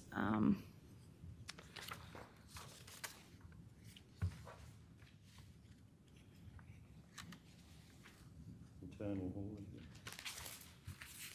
Councillor Taylor. Just a quick question, Manager Danielle. So the land is actually owned by the Wasons. Do they have to pay for the sand? That's correct. Is this a commercial? Yeah, so the landowner, the Wasons, have had to give consent to making the application, and I assume there is some business relation or arrangement between the two. They did need their permission? They did, Yeah, yes. and they haven't? Yep, so we weren't able to process the application until we received that, yep.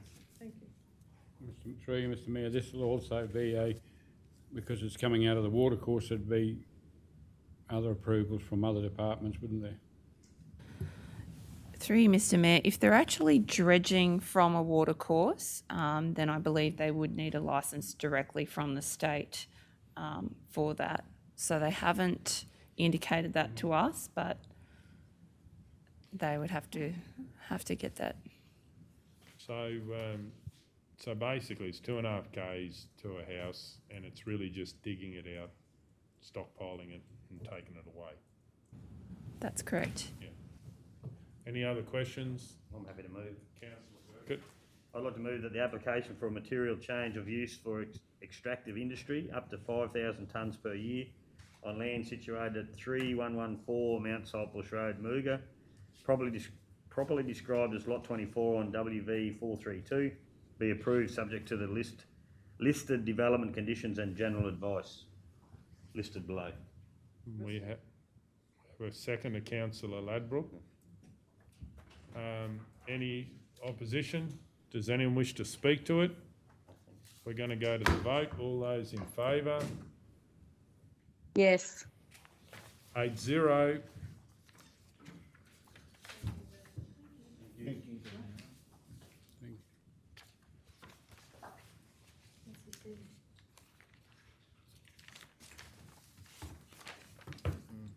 Item 14.5, Maranoa bringing employers and schools together, best group. I have a declaration. Please go ahead. The declaring councillor is myself. The particulars of the interests are the conflict arises at Golden West Apprenticeships and Maranoa Country University Centre, both participants of the Maranoa Best Steering Committee. I'm non-executive director and chair respectfully of those organisations. It's a declarable conflict of interest and I'll deal with the matter by leaving the room while it's discussed and voted on. Any other conflicts, councillors?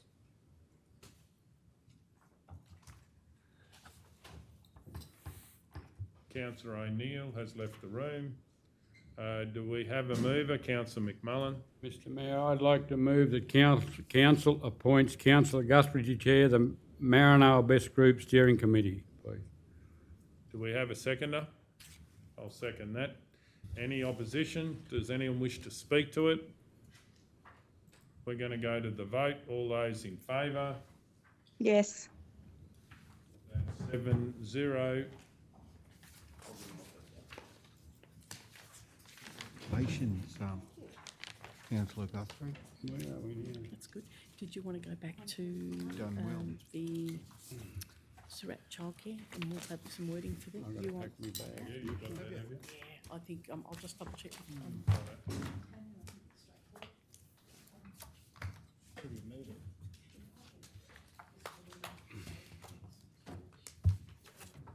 Brandy has has his knee done tomorrow, his Yeah. other knee tomorrow. Had his Have to coffee, send him a cheerio call. had his coffee this morning and headed off. Mm-hmm. Oh, okay. Yep. He's quite looking forward to it, isn't he? He's a Right.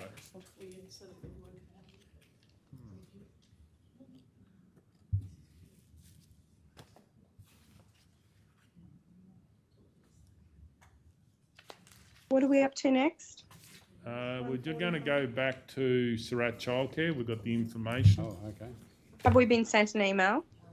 No, we've got some wording here, and we'll just explain it when the CEO is just speaking to Kel, and then.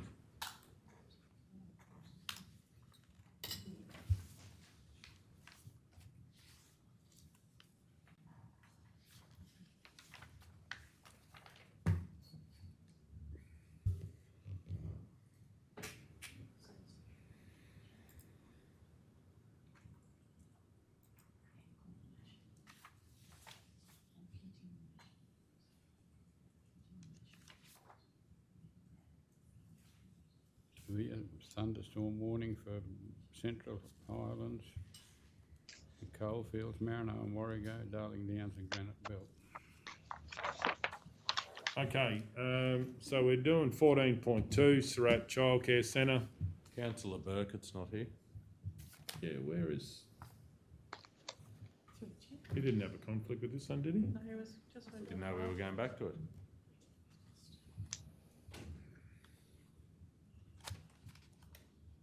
We'll just wait, we'll just, Page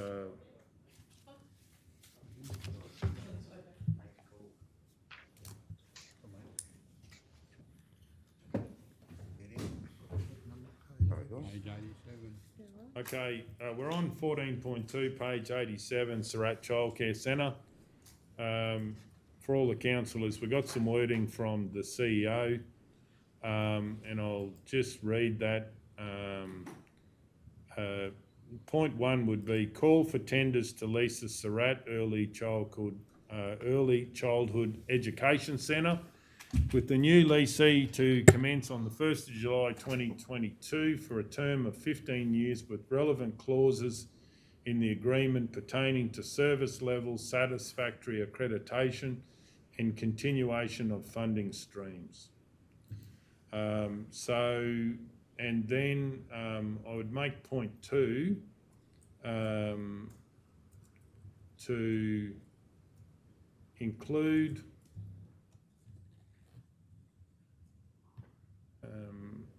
in the lease, or maybe we should put up the top. The other thing I was thinking about is taking point 1 and looking for a partnership on being able to apply for grants and so forth, how we can put that into the tender. So, you know, we're looking at that, whether we just add that or I can just do it as a separate point.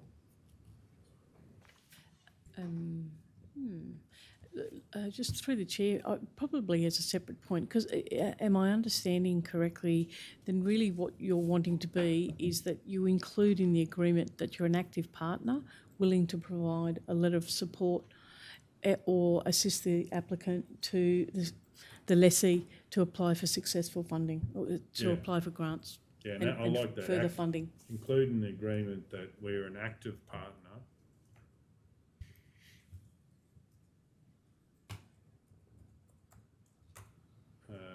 And will provide letters of support in relation to other partnerships, including grant funding. Yeah. To improve the centre. Yes.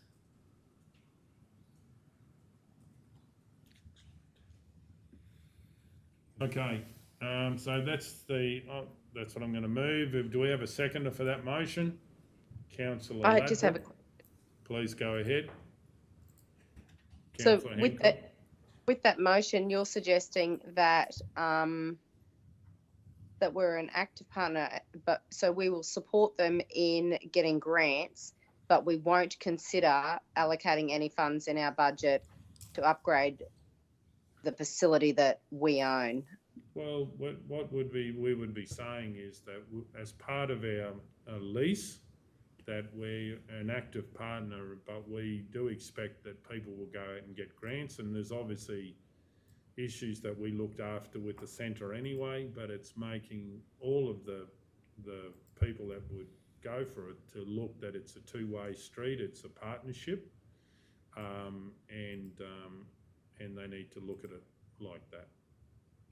Mr Mayor, but just leaving in consider, it could be, I still agree, I agree that both parties should go for grants and we should help them out, I think that's a given. But consider allocating funds, that's not saying, no, yeah, so I'm saying, putting that in doesn't necessarily say how much, like, we could you sort of, I reckon we need that number one, consider allocating funds, because it might be $1,000, it could be more, but we don't know exactly what is going wrong with our centre until, you know, we get a report. Like if something comes up, we've got to put money aside for a building that we own, if need be, I mean.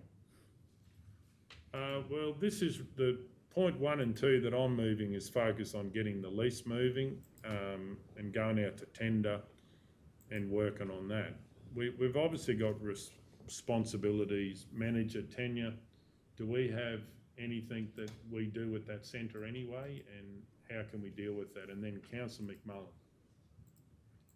Yes, Mr Mayor, there is, we do some works there, considering too that it joins the RSL, so we do continue to do some stuff around fire safety. But being council's building, there would still be some requirements to council if there was any kind of structural works that needed to happen. That's not specifically to do with it being a childcare centre, but to do with the structure of the actual building. Councillor McMullen. Mr Mayor, I believe this resolution's about resolving a potential, the future lessee, I want. Any budgetary considerations can always be added into budget, at budget time when we put up our, for any facility or any recommendation can be added at when we get to budgetary discussions. And even point 2 in there, maybe we could have in brackets, i.e. playground equipment, etc.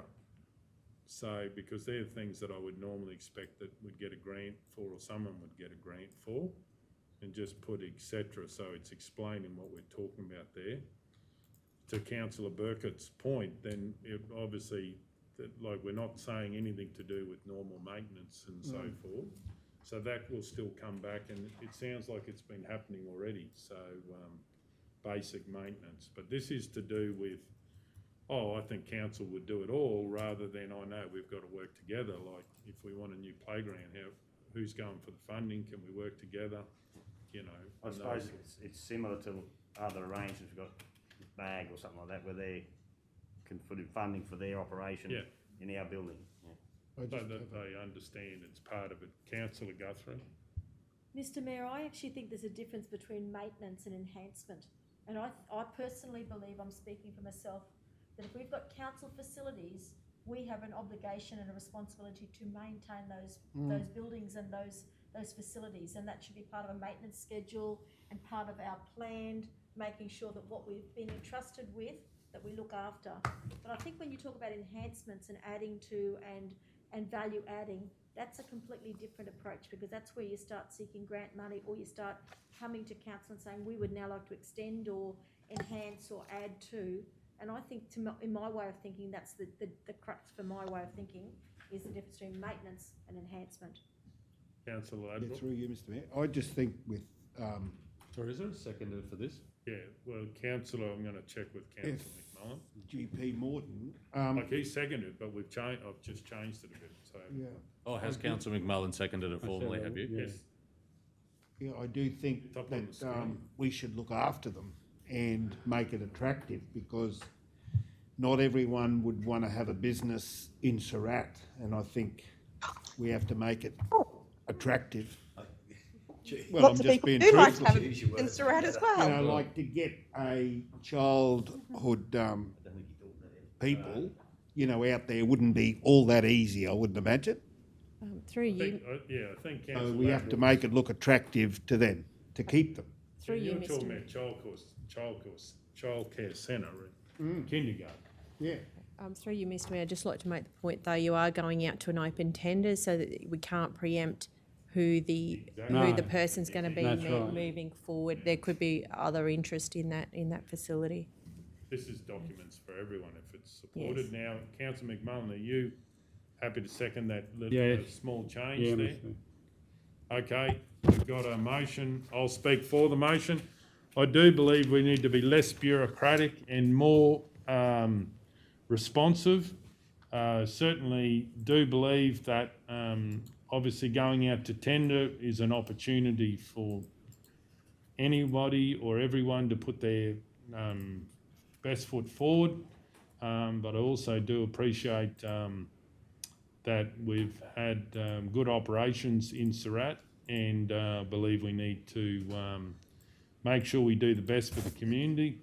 So 12 centres are difficult, and for us to be able to support whoever is the successful leasee or operator, and it's a partnership working together. So I certainly believe that this, with the safeguards of having clauses in there, it's not unusual that we can make sure that we can give certainty and also protect our community and make sure the service is of a high standard.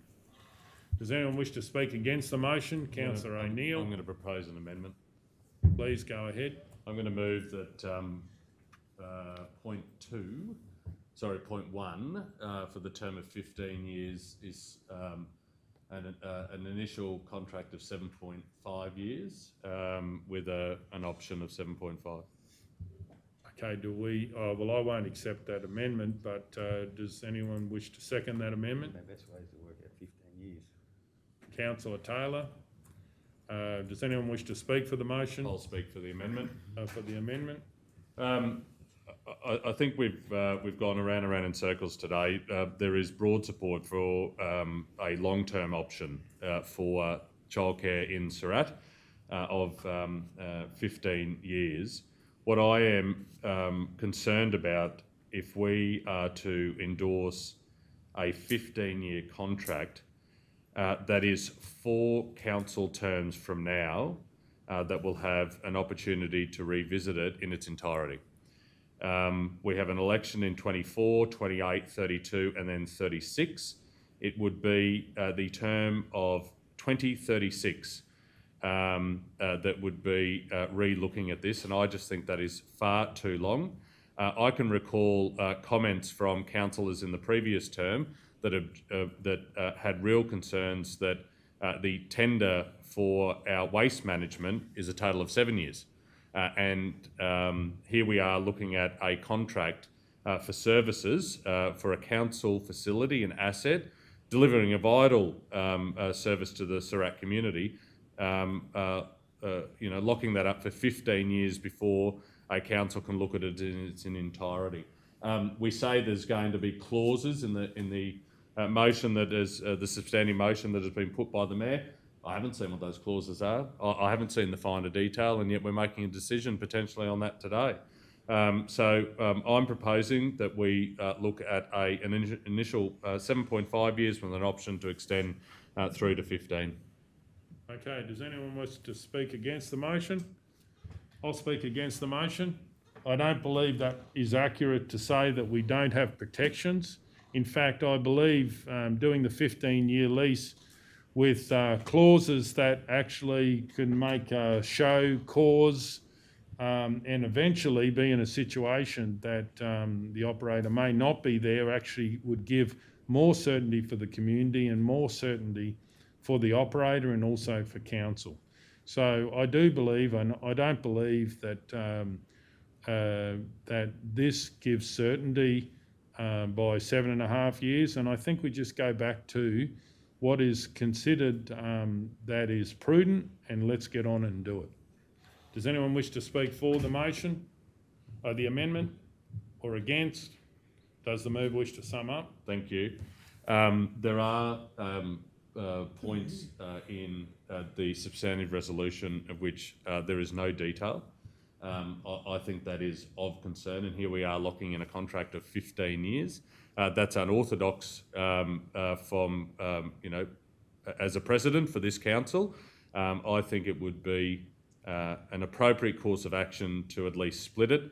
We're still centering on 15 years in its entirety, but it gives a level of protection for council to revisit this halfway through.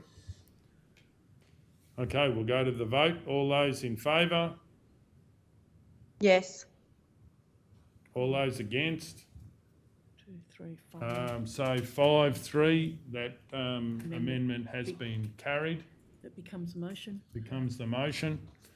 Okay, now we'll get on to the debate. So what is the motion there?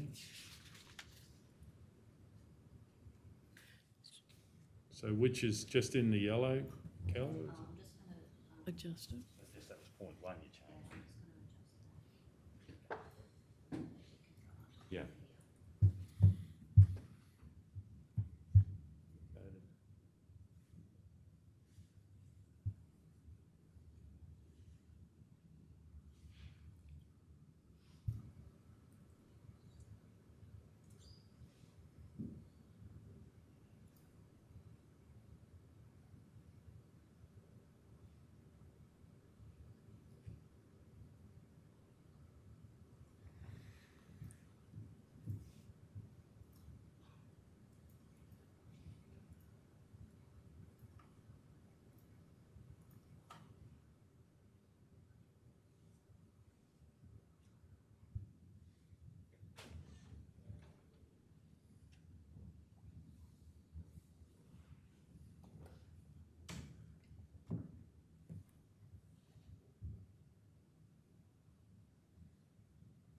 So is that right, Kel?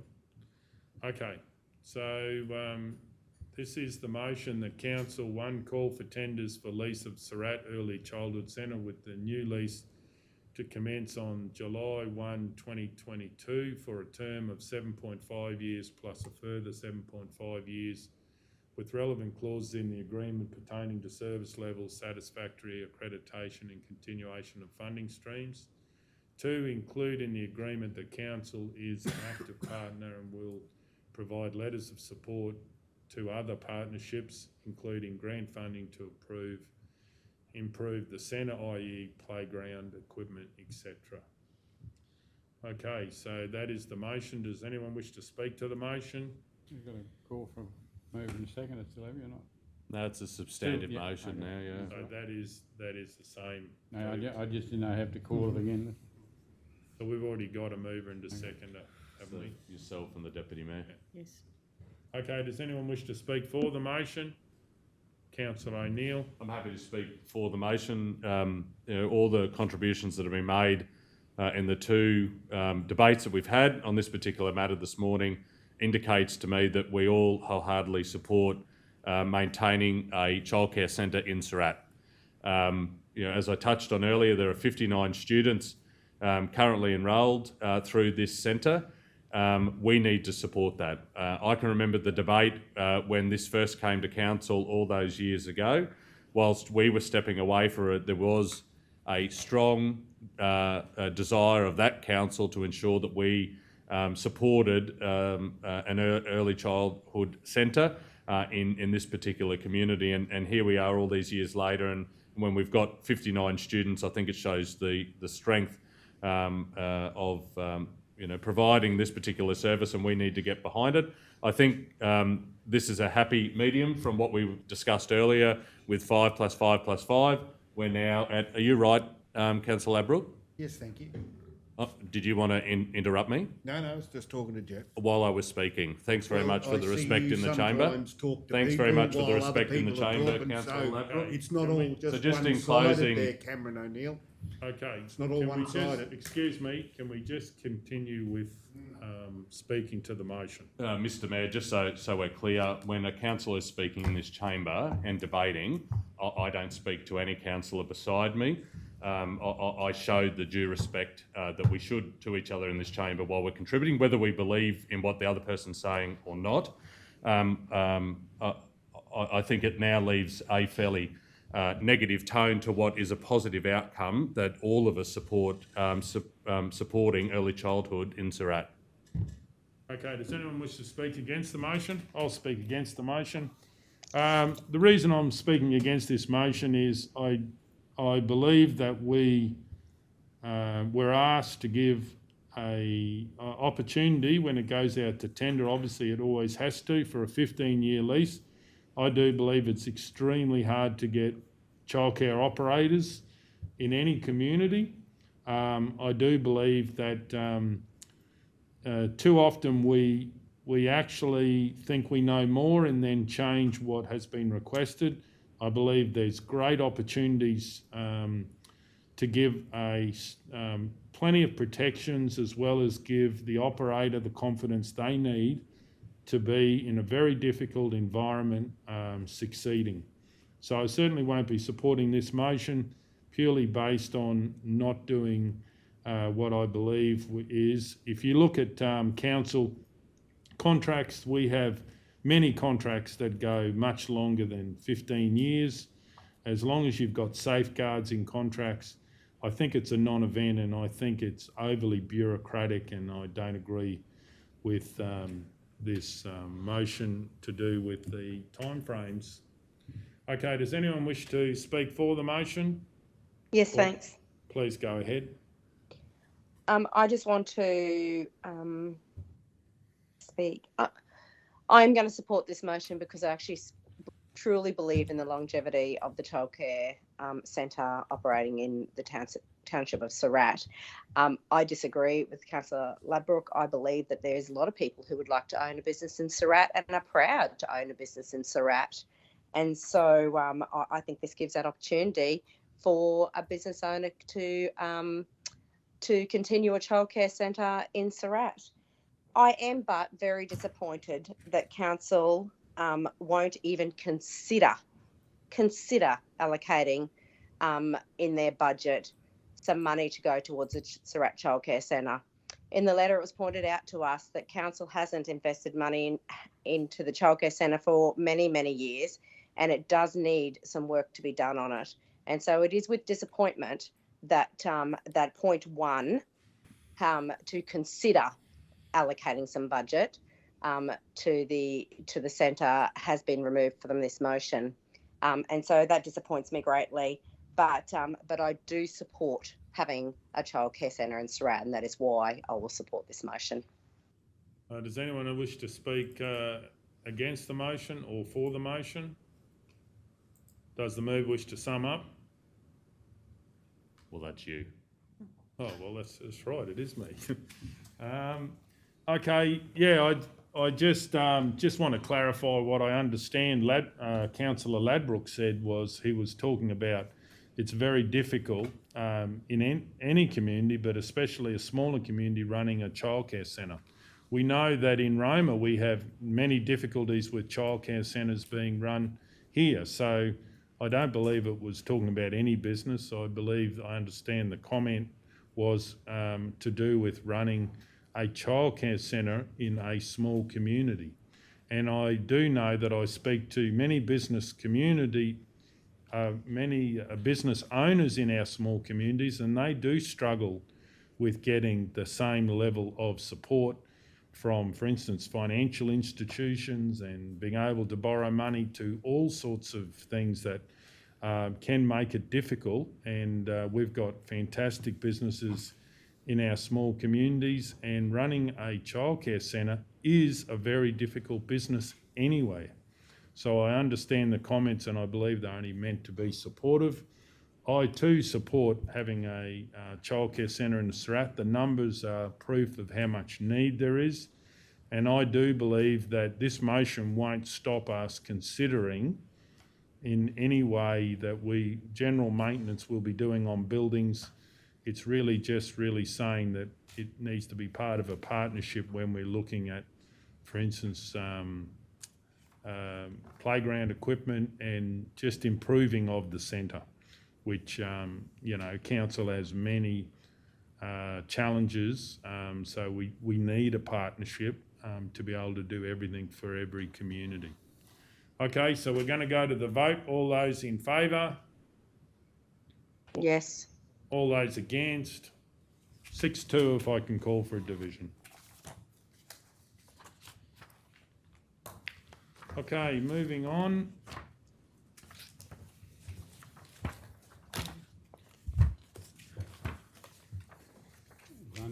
We got no more we've laid on the table, have we? I don't think so. All right. Other than the Oh, community, Yuleba. have your say one for Yuleba. That was till the next meeting, wasn't it, I think? Yes, you Yeah. did. So not for today. Item 17.1, vote of thanks. Councillor, I'll be declaring conflict of interest, Mr Mayor, please. righto. Please go ahead. Is that mine there, Kel? I think you already have that, haven't you? Yeah, well, I don't know if we've got to read it out today or not. Well, once No. you've declared it, it's, Yeah. and this has been a carryover for 2 meetings. Yes. So Councillor McMullen, what did you want to No, that's say fine. anything? No, Or? I'm happy. It's there for everyone to read anyway. So do you want to say you've declared one in the past? or- Oh, yeah, I've declared it in past 2 meetings. And I'll be leaving the room today.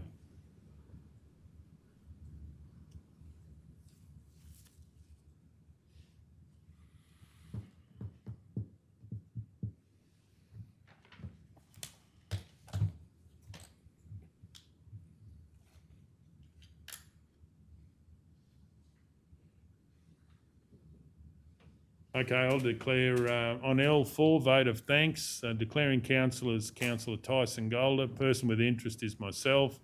Particulars of the interest, I, Councillor Golder, informed the meeting. I have a declarable conflict of interest involving a staff member referred to in item 17.1. Type of conflict is declarable conflict of interest. Action, I will leave the room while the matter is discussed and voted on. No one else?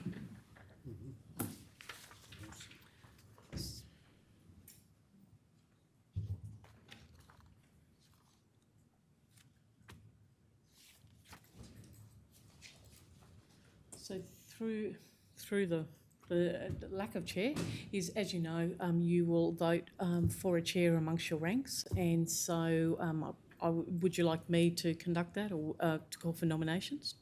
Yes. So who would like to nominate for the position of chair? I'll nominate Councillor Taylor. Councillor Taylor. Any other nominations? Councillor Taylor, do you accept that nomination? Yes, I will. I didn't ask you, obviously, but we do share it around a bit. Yeah, you there, I think you. Yes. You are. Did you need a seconder?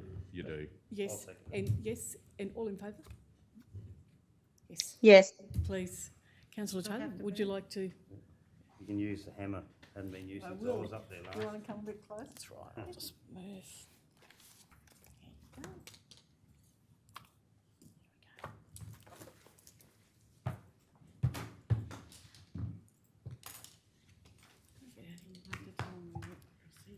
Okay, so just get the time for you. Just through the chair, the minute taker will note that Councillor Wendy Taylor has assumed the chair at 12:57 p.m.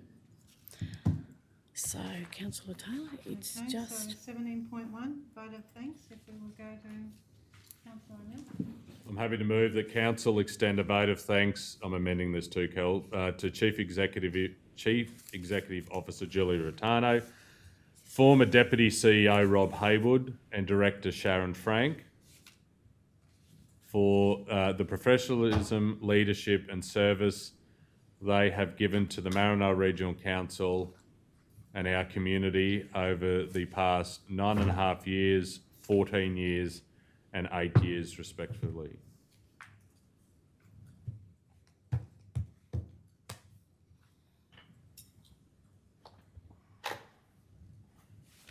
I'll second that. All those in favour? I'm Oh, happy to sorry. speak to it. Oh, sorry, yeah, sorry. I know I first tabled this particular item in the meeting late in December of 2021. And I moved to lay it on the table then, and I have subsequently done that twice now, because of our Chief Executive Officer, Julie Rotano's contract finishing next week. This is the last meeting in which Julie will be still Chief Executive Officer. And I've included our former Deputy CEO, Rob Haywood, and Director Sharon Frank collectively in this vote of thanks, because I think it's important to recognise the service that these three individuals have given the Maranoa Regional Council and the community in which they've all called home. As I've shared, for 9.5 years for Julie, 14 years for Rob, and 8 years for Sharon. Whilst they're still here and still call this place home, they're obviously their tenure with council has concluded, and we've had a lot to say in the lead up to changes that have occurred in relation to the Chief Executive Officer, and then of course with the outcome of both Rob and Sharon's resignations of council. I'm not going to dwell on that today. I want to thank them as one individual councillor that has worked with all three of them for a long period of time. I want to thank them for the role that they played in providing free and frank professional advice to the collective council, but to me as a councillor. It has been truly invaluable to receive that advice, because we make better decisions by considering the advice that comes from staff.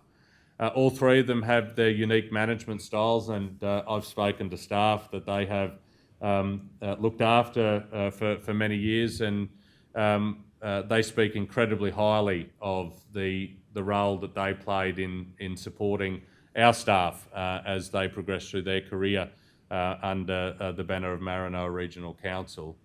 I've had an opportunity at a couple of morning teas to express my thanks to a couple of them, but today I want to wish them all the very best for wherever the future takes them in their professional career. I truly believe wherever they end up will be that organisation's gain, and it is very much our loss as a organisation that we no longer have these people providing the roles that some of them played for over a decade.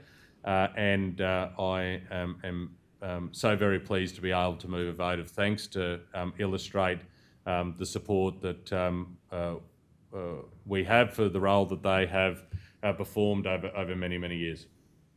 Thank you. Anyone else like to speak? Yes.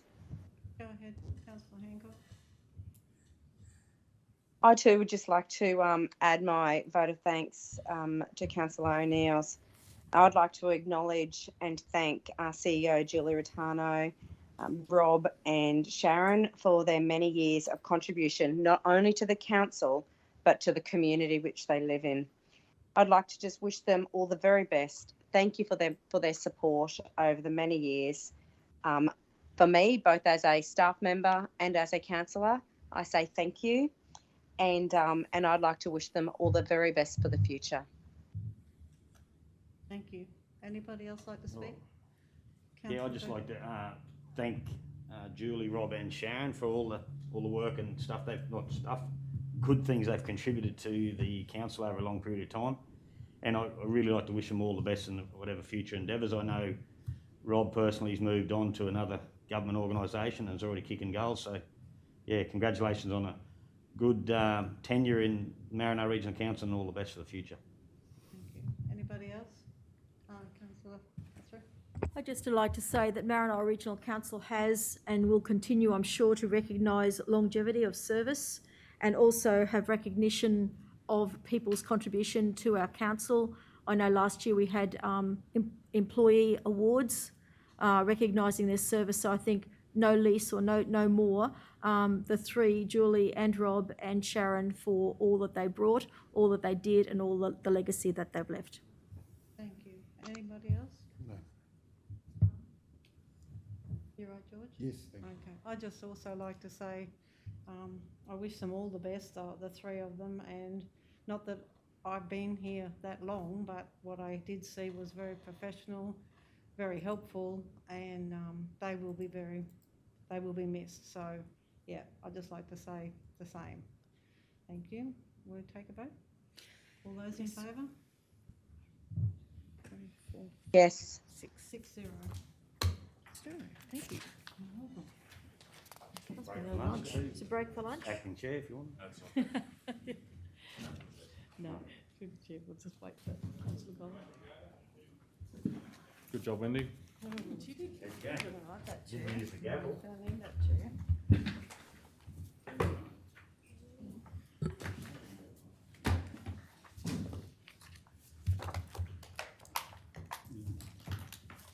Nearly lunchtime. Nearly lunchtime?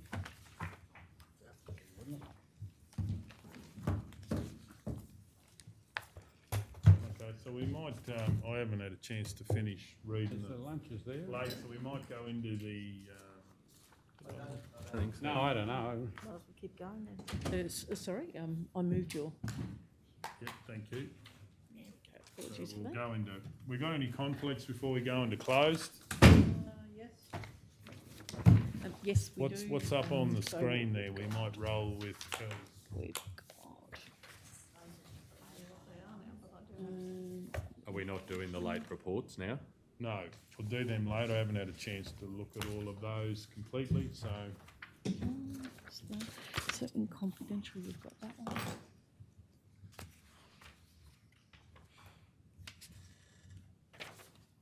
Okay, councillor Taylor. Okay, I'd like to declare a conflict of interest in C4, Expression of Interest Regional Arts Development Fund RADF Committee.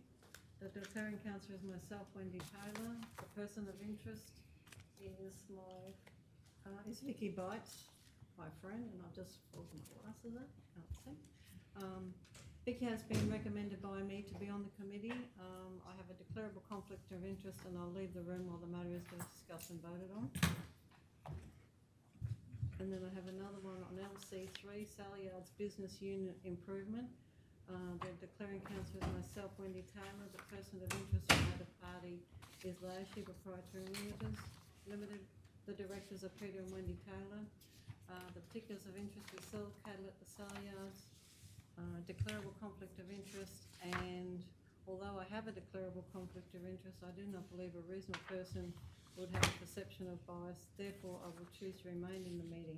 However, I will respect the decision of the meeting on whether I can remain and participate in the decision. Councillor McMullen. May I move that it is in the public interest that Councillor Taylor participates and votes on agenda item LC3 because a reasonable person would trust that the decision is made in the public interest. We have a second, councillor Burkett. Any opposition? Go to the vote. All those in favour? 8-0, I think. Councillor Hancock on the line.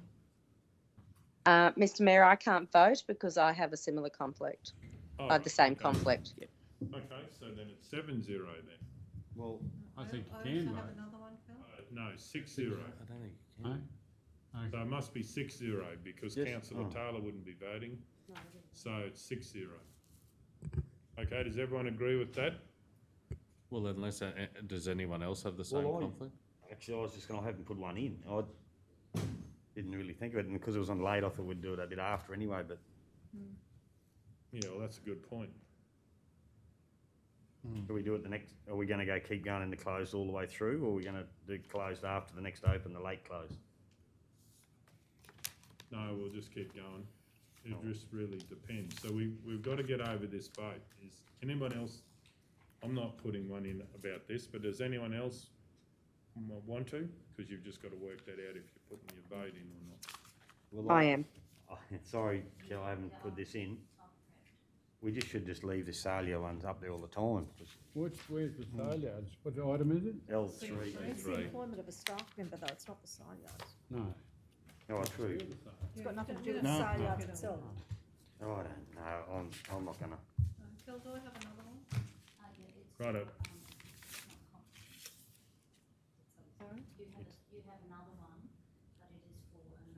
For an open, do it an open. You don't have to do it now. Must be in the late open, is it? I can't remember. Mine's in the late. Okay, let's do that vote again. All those in favour of councillor Taylor staying in the room? 1, 2, 3, 4. 1, 2, 6-0. 3, 4, 5, 6, 6-0. Yeah. Okay, any other conflicts in closed? I'll leave mine. Oh, the other one's in open. No others? Right. I do. I have that. I have the Councillor same. Taylor. LC3. Councillor Hancock? Sorry, Kel's I just need that back on the screen, Kel. Please. This one. Okay. I'd like to declare on item LC3, description, sale yards, business unit improvement, declaring councillor as myself, related parties as GL and JM Hancock, my husband and myself, and Hancock Pastoral Company, my brother-in-law and sister-in-law, and my husband and myself. Particulars, our entities buy and sell cattle at the Roma sale yards. Type of conflicts, declarable conflict of interest. And action will be, although I have a declarable conflict of interest, I do not believe that a reasonable person could have a perception of bias. Therefore, I will choose to remain in the meeting. However, I will respect the decision of the meeting on whether I can remain and participate in the decision. Okay, do we have a mover? I can't vote on that, can I? No, No. you've already put one. I'll go then. I move that it's in the public interest that Councillor Hancock participates and votes on agenda item LC3 because a reasonable person would trust that the decision is made in the public interest. We have a second of Councillor O'Neill. Any opposition? Does anyone wish to speak? We'll go to the vote. All those in favour? 6-0. 6-0. Any other conflicts, councillors? Righto, do we have anyone to move into closed?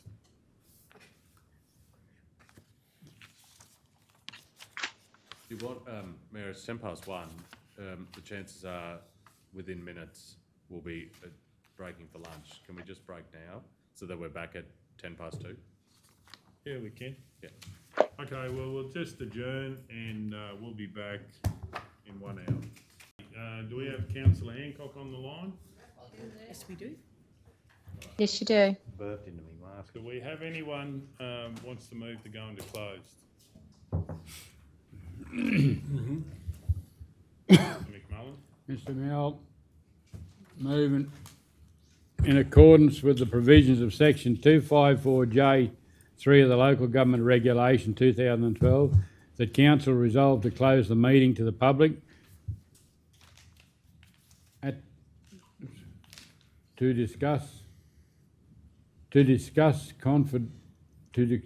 discuss confidential items that its councillors consider is necessary to close the meeting.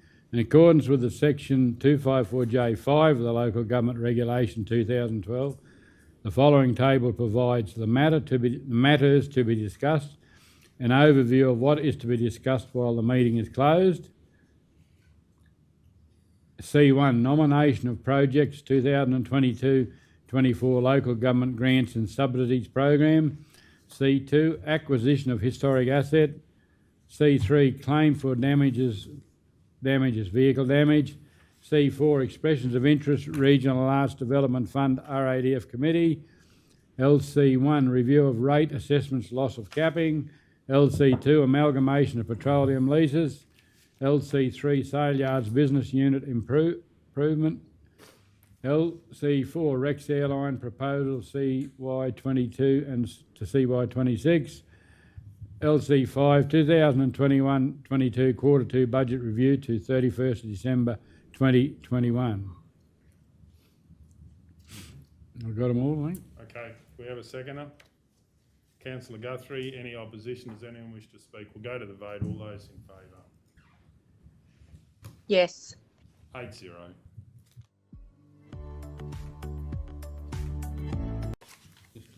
Okay, do we have someone to move something? Councillor Burkett? Yeah, Mr Mayor, I'd like to move that items L1, L7 and L10 be next considered on the agenda. Okay, I'll second it, Mr. Mayor. we have a seconder. Any opposition? Does anyone wish to speak? We're going to go to the vote. All those in favour? Yes. 9-0. L1. Okay, did we have any conflict? We did. Yeah, I do. I'll just wait for you to call. Please go ahead. L1, request for assistance, Mitchell Camp draft. Mr Mayor, I've got a declaration of interest. Item L1, request for assistance, Mitchell Camp draft. Declaring councillors myself, interest-related parties myself. Particulars of interest, I have a conflict as I'm the president of the Mitchell RSL and Combined Sports Club, and the Mitchell Camp Draft Association are under the umbrella of the Mitchell RSL and Combined Sports Club. It's a declarable conflict of interest, and I'll leave the room while the matter is discussed and voted on.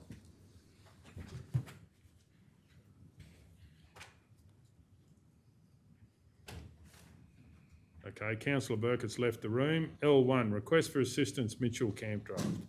I've got a question. So we've obviously, if there is some funding that may get put through depending on the Q2, and we've obviously got to focus on getting this camp draft done.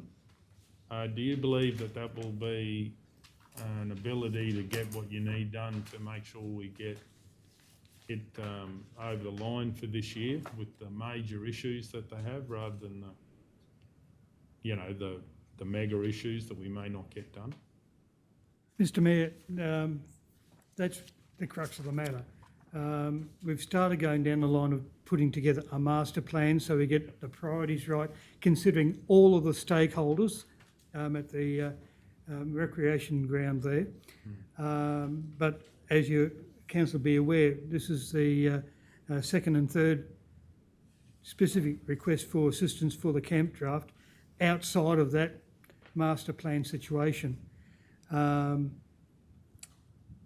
I have no money left in the in-kind expenditure, and this could well cost up to $10,000. You've got water truck and a driver working on a Saturday and a Sunday, so the overtime rates apply there. What have we done in the past as far as support for them? I think we've done this sort of thing in the past, but as I said, it's out of step with trying to do a master planning, putting all those issues related to the use of the sports ground in some perspective. Councillor Taylor? Just a question I had written down here. Do they do this camp draft every year? It's an annual event, yes. So they've done it before. Yep. And they've coped with what they've got. So it just seems to be a never ending. Look, I get help them all we can. I get that, but I think the bucket is empty, as you said. And I'm sure that in these plans that I was just trying to find, that there is a plan for them eventually. So can we just try and help them get through this the cheapest way that we can? Just one question. Sorry. Do they ever try and raise funds for themselves? Besides that one day, do they try to raise funds for themselves? I'm sure they do. They do make a fair bit of money out of the camp draft, I'm told. Yes. And I'm told they've got a bit of money in the bank as well. But no, do they have fundraising besides the camp draft? Do they have fundraising things during the year? Or they only just have one of them? I honestly couldn't tell you.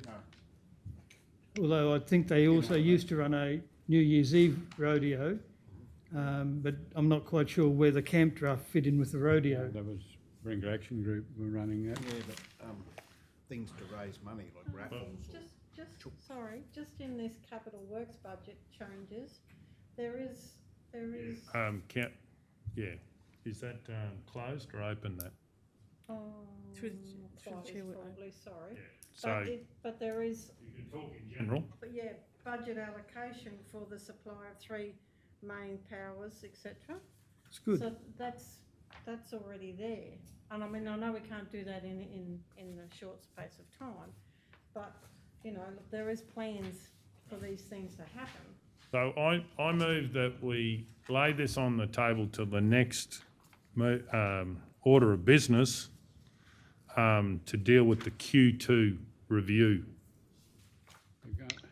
all those, We can't, we're doing L7 next, Mr Mayor. yeah, but, well, what happens if we move another motion? Then, well, one would be, what would happen then, CEO?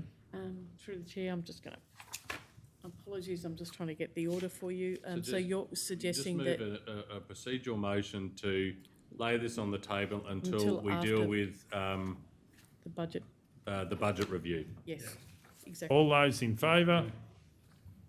Yeah. Okay, so we can get councillor Burkett back. So what page is that one on? L7 is, It is page 26. 26.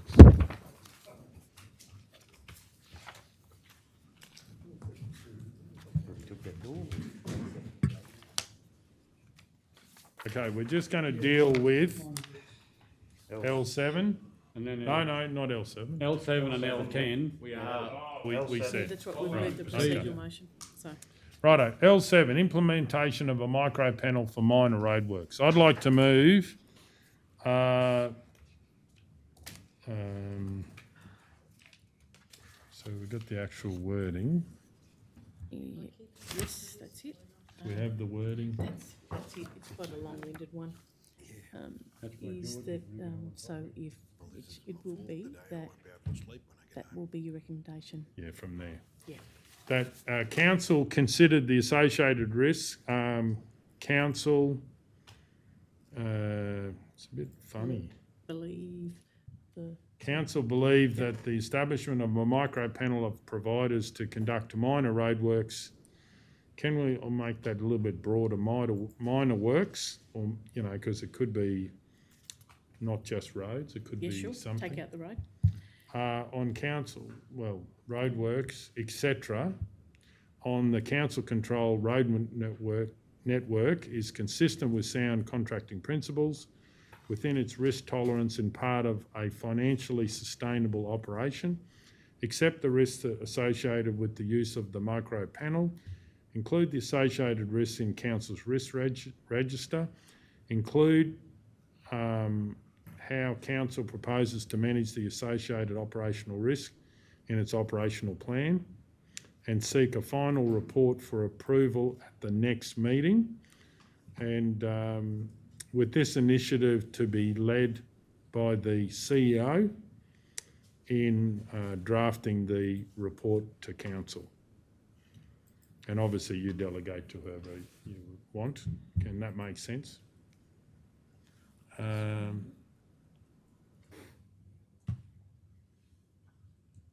Initiative be led by the acting CEO.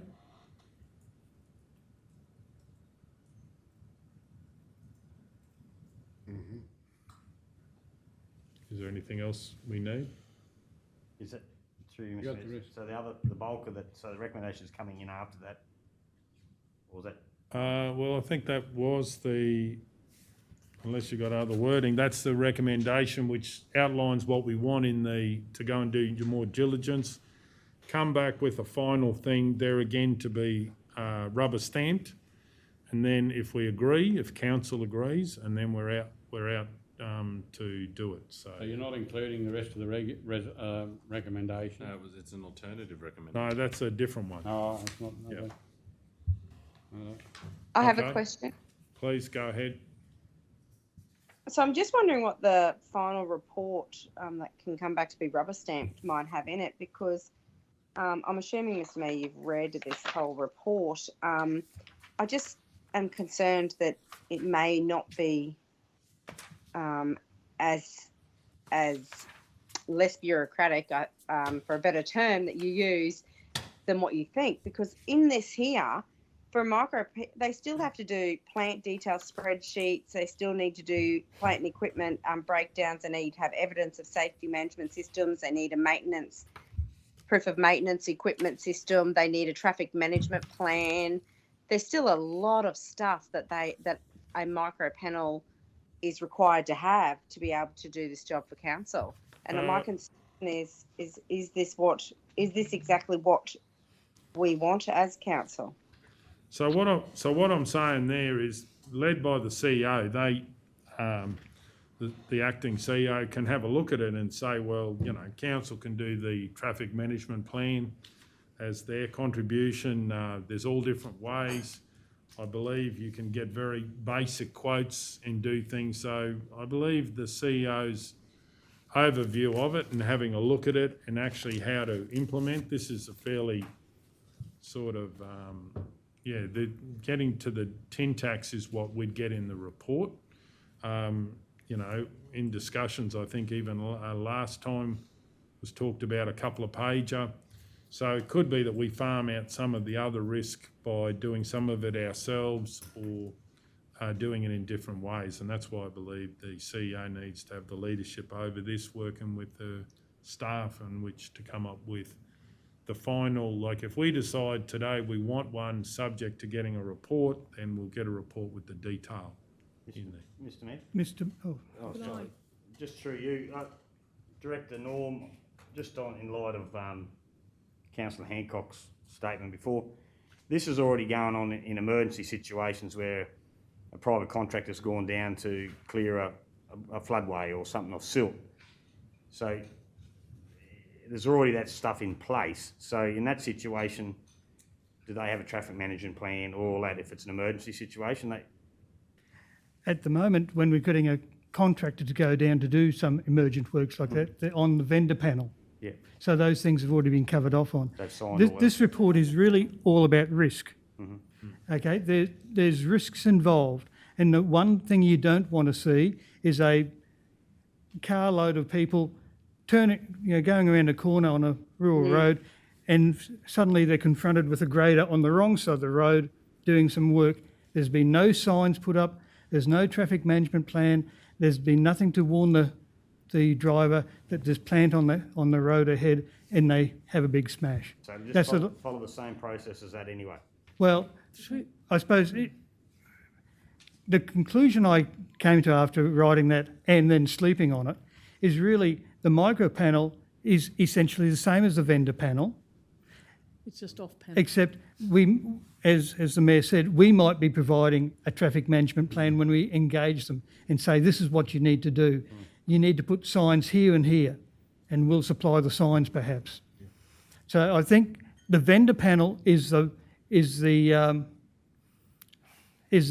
exemplar of what we want, and we're cutting a few corners and helping the contractor, in this case, the local resident, helping them out with things that perhaps might be a little bit beyond their normal capability. So through the chair, just to add to Norm's comments there, is we don't let anybody onto our road network if they're not going to work safely. We've got that obligation whether they're contractors, staff or any other. So in relation to the earlier question around they'll still need a lot of detail, of course they will. They still need licences, they still need all those things, but they have those things. Invariably what we're talking about is an off-vendor panel, an off-platform panel. They still have to make sure that they meet all the safety requirements, and yes, they can work under the wing of council's safety plan. Yes, they can work under the wing of council's traffic management plan. One of the onerous things about even the minor works panel on the vendor panel is the application process before all of this stuff is 15 pages long.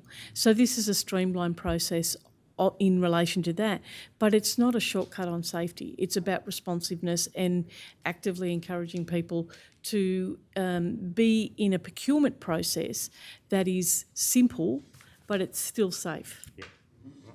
Very cool. Councillor McMullen and then Got a Taylor. question, might be a typo error. Page 34, top line, Roma, Muckadilla and surrounds. I thought we would have been keeping to our director.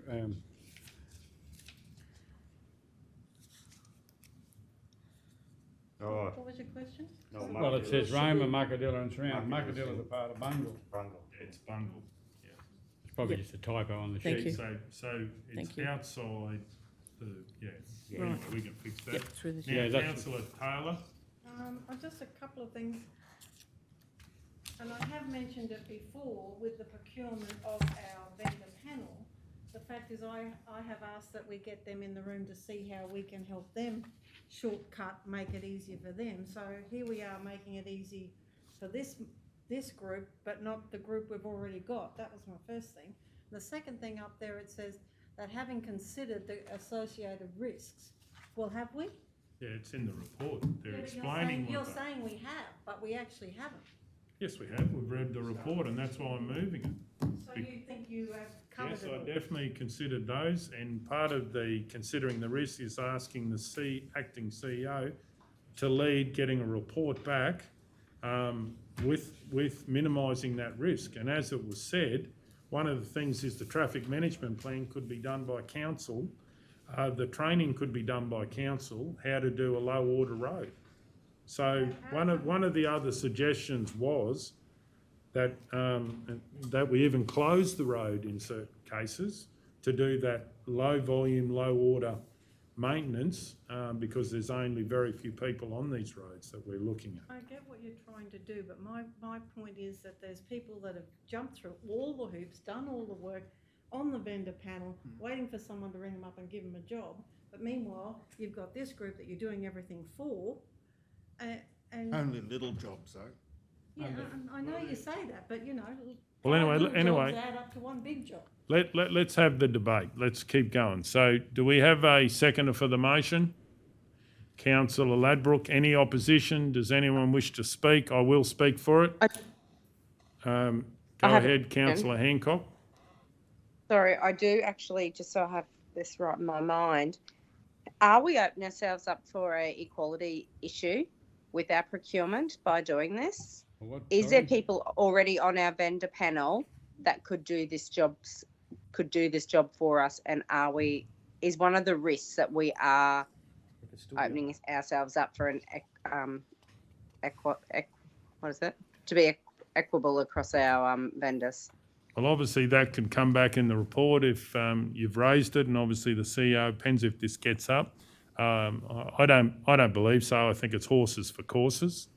But let's get on with the debate. Do you have a question, Councillor? Well, can I hear? I'm just, Can I'm I hear happy it? to sort of help answer that. I just thought that you could be on any panel. Like if these people want that range of jobs, they'll get on each panel. Yeah, exactly. They can apply for it. Councillor McMullen? To me, the whole idea of this was to get the people in the area. We wouldn't, most contractors on the panel, yes, would be interested, but they're going to chew up the $5,000 getting down there and coming home without doing the job. The whole idea of this was to get Joe Bloggs that lives in the vicinity to do this emergent works, we can, you name any contractor they can put in for it, but will they be able to go down and back and do the job for $5,000? Okay, any other questions, Councillor Hancock? No, thank you. Righto, so we'll go, I'll speak to this. I certainly believe that I understand the risk. It was interesting today that they were talking about the risk of extending a panel. There's risk in everything that we do. Council took on today the risk to extend the panel.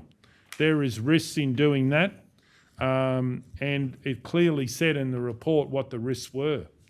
So if you're worried about risk, you may not even get out of bed in the morning. So one of the big things is I believe in the staff, and led by the CEO, to actually factor that risk in. And we have risks with dangerous roads that have big rain events that sometimes don't get dealt with as timely as we would like. There is risk everywhere. The biggest risk is doing nothing. The smallest risk is being careful and considered and move on. And to Councillor Taylor's point, if this works, we may be able to look at improvements in procurement in other areas. So I'd look forward to actually starting and doing something after we seem to have things that go on for years. Okay, does anyone wish to speak against the motion? Councillor O'Neill. Thanks, Chair. I mean, in principle, I actually support it. But I'm speaking against it in the first instance because we haven't yet consulted with our insurers to see if there's any impact on council's policies or premiums. So I think it's a poor decision to make today if we haven't done that. And the first line says that having considered the associated risks, well, one of the risks must be the impact on our premiums if there was some issue associated with the panel. So I've got concerns we're making a decision having not done that level of due diligence and stating in the resolution we've considered the associated risk. But more so, I'm going to speak against this because Director Norm has, in the report, provided a couple of other options that I think we should consider.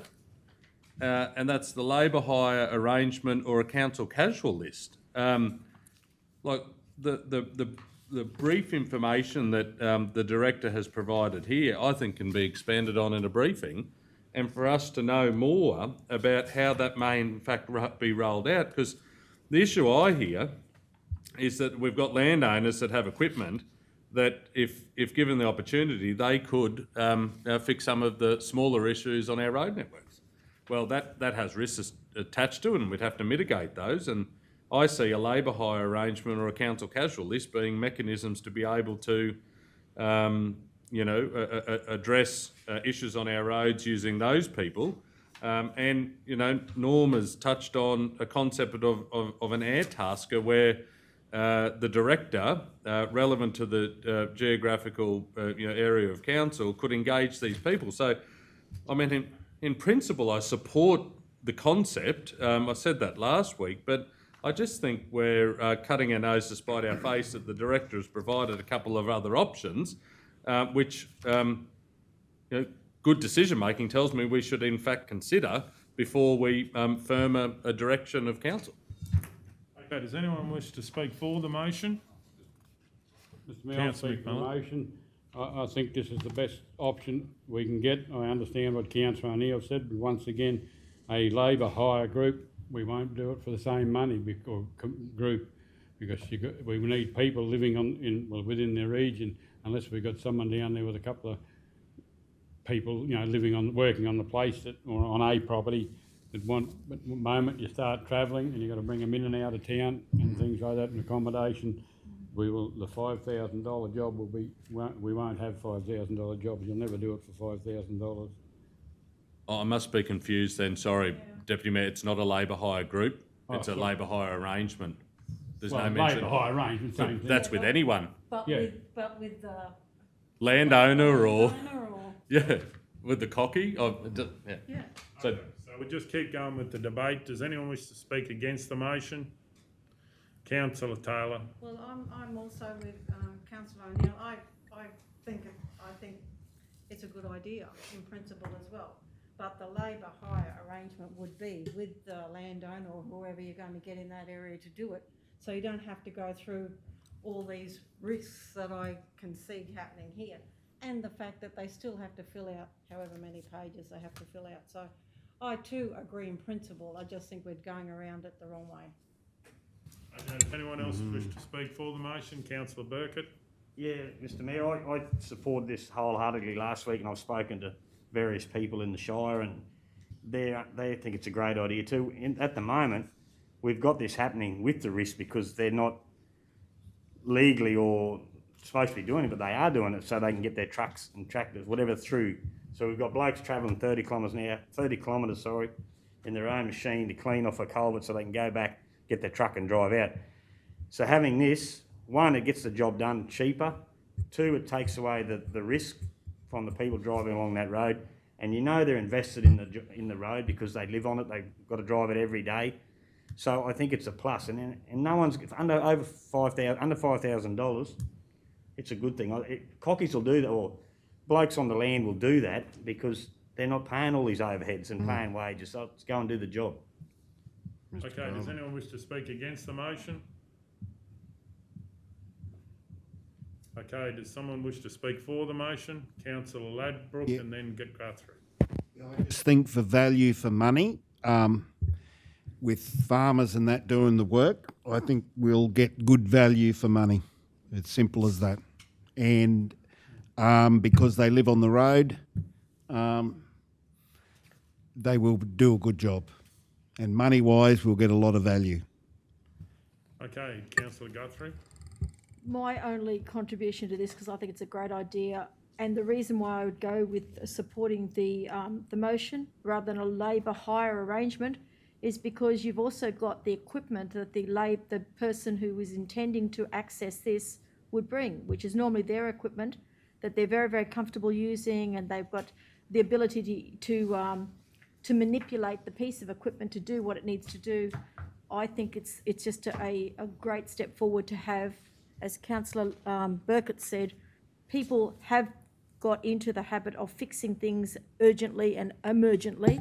This way here it's legitimising it and making sure that it's being done properly with insurance coverage. Does anyone else wish to speak? Okay, I'll sum up. I certainly appreciate being in the report, other options, but I do believe the most normal situation is that we have many small micro contractors just working for other people. They're working for neighbours, they're working for other people. These are the people that can be skilled up to do this and to be able to do work. So the labour hire could work in certain situations. Everyone's complaining there is just no one to get to do anything. So I think it's more normal where someone would give a tender or a quote, and this would come in, and then obviously council would process that. So it's a more normal relationship on how business works in the bush anyway. So I certainly believe this is the best way to go, and I do believe the other risks will come back in the report. I do believe that the acting CEO will do a comprehensive job so that if council approves it, it goes straight out and it starts to happen. I do believe the consultation is very important to actually ask these micro panel type people to come and help us, because we need to do more with less. And it's certainly something that may be considered a new concept, but I do believe that the ratepayers of the Maranoa expect this, and we should be out there delivering. So on that note, we'll go to the vote. All those in favour? All those against? Yes, against. 5-3, and if I can call for a division. Okay, what was the next number? Turn 10, page 45. Two.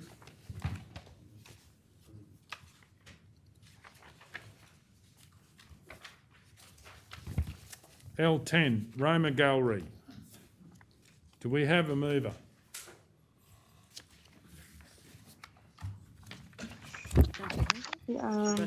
Yes, thank you, Mr. Mayor. Do you wish to move something, Councillor Hancock? Could I start with a question, please? Please go ahead.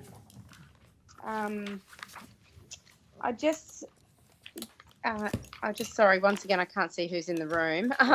But through the chair, thinking Director for Roma might be in the room. Darren's it. Yes. And thank Manager you. Ed as well, Councillor Hancock. Oh, thank you. Just wondering, I did this off the basis of the email that we received from the Roma Gallery, and also with some phone calls I've had and discussions I've had with the committee.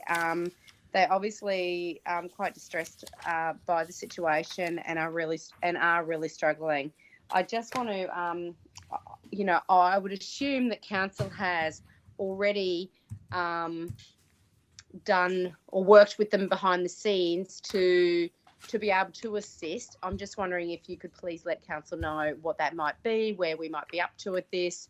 The real reason for it is just to be able to try and assist this community group as much as we can, recognising it's it's volunteer capacity here, and the last thing we want is an empty building. So I was just wondering if someone could give an update where we're up to, please. Please go ahead. Through the Mayor. Would it please the council to actually give you a chronology of how this eventuated and what's happened? Like that might take 5 or so minutes to get through quickly? Or would you rather just that where we get to? Did you want to just give us an update on where it's up to now? Sure can. Yeah. So the short is that I've had another request through the President only on Friday sorry, it might be Monday now, that they're seeking whether council can change the designation of the gallery to another kind of community facility. I've received advice from the public health unit attached to the COVID branch for that. The short answer to that is no, they can't. They're in a local government owned building. They're operating a gallery. So that will be the case. Now moving back as to what we have and haven't done. The gallery come initially to myself at 11:30 on Friday the 11th of February, which was the day of the opening of the art exhibition, via a phone, left a phone message which I didn't receive until later that day. They were seeking information about COVID-19 requirement as well as an air conditioning issue. After going to a meeting on site, noticed that the gallery was using the overall, had the QR code for the overall building on the front of it, which wasn't actually meeting their individual requirement as a COVID-19 site in accordance with the Public Health Directive. Through Manager Ed's team and my team, we went straight to work on getting a QR code set up for Roma on Bungle, which they ultimately received on the Monday, is my understanding. As the short-term arrangement allowed that they use the facility's QR code, given that it was the only way that they're going to be able to check vaccination status of people, which is a mandated requirement. The reason why we're in the situation that we're at is that a library is designated as an essential point and doesn't have a mandate requirement for vaccination status. The library cannot meet with its staff that are on site the mandate vaccinate requirements. So that means that there are staff at the library, without getting into too much of the detail, that are unvaccinated, which means that they can't have anything to do with a mandated vaccinated site, or I'd have to relocate them. So that was when we originally got to the COVID situation, of course, pre this gallery, that the doors between the library and the gallery was locked out so that we could maintain our presence as a library operation. I explained to both the President and the Secretary of Roma on Bungle on the afternoon of the 11th as to what the options might be and how we get about that quickly, which I've briefly explained, and also suggested that in moving forward that we could look at a number of ways on maintaining the gallery's presence, and one of them included actually having their QR code on the door with phone numbers of both staff that are within the building that were vaccinated, as well as possibly a phone number from Roma on Bungle, where someone could reach out quite quickly and come and attend the site to open the gallery for potential patrons. Roma on Bungle have decided that they did not want to go down that course and that they wanted to have the gallery open at all times. And I do understand and appreciate their circumstance in wanting to do that. They didn't have the ability to fill their roster, is what I understand, and that's where that branch out has happened, and councillors and the like have been invited on. After they couldn't reach their target, Manager Ed's team did provide through their Cultural Services Officer, if I've got that title correct, some assistance during the first couple of days to get them across the line where they had gaps, and they come back and asked us again for other assistance. We provided them with that assistance and filled their roster for this week, including that we filled in a Saturday morning for them should they have needed it. From there, you know, we're now in a situation of that the legislation is state-based, not local government-based, and I've quite clearly explained that to Roma on Bungle, and it's from there I suspect that we've had a few issues. We've been nimble and agile in trying to assist Roma on Bungle with the request, and the most recent one, well, of course, I've responded to everything that they've provided to me quite clearly and concisely on what we can and cannot do in relation to it being a gallery. As I said, we've then received a subsequent email this week requesting whether they, because they've got an MOU with the council, they've got a user agreement, that they felt that they weren't a part of a local government library and hence why I've got the further guidance from the Public Health Unit on that today. The advice back is that yes, they will be. So from perspective of staff, and can I say I'm speaking now for Roma Directorate and not for Manager Ed, that I believe that we've done everything that we possibly could to this point to help Roma on Bungle Gallery. They have elected to undertake a process of how they open the facility, and I understand that, and I understand that there's been history on how this would have been operated generally in the past through the doors via the library. But we are constrained as an organisation to meet the legislative requirements that we need to comply with by the state government with public health directives. And that's what the best of my endeavours that we've done to this point. Okay, Councillor Hancock, do you have any? I've got another question. Yeah, please, Councillor O'Neill. Through the chair, Director Sharon, with the changes that have been announced in the last 24 hours in terms of masks, excuse my ignorance, have there been changes to galleries? No. No, it has not. Okay. Through the meeting. May I? Yeah, Manager Ed. So, Councillor O'Neill, the issue here is unvaccinated staff cannot have anything to do with the art gallery. That's the issue. And we have that risk in Roma, so that's why those doors have to remain shut, otherwise we're non-compliant. In every other way, the art gallery's in business. Yeah. And all that has to happen is you call a staff member and we'll come and see you a painting. That's not a problem. So the lifting of restrictions, there's been no movement. Right. No, we had hoped Yeah. that the Premier might have announced that, but she hasn't. No.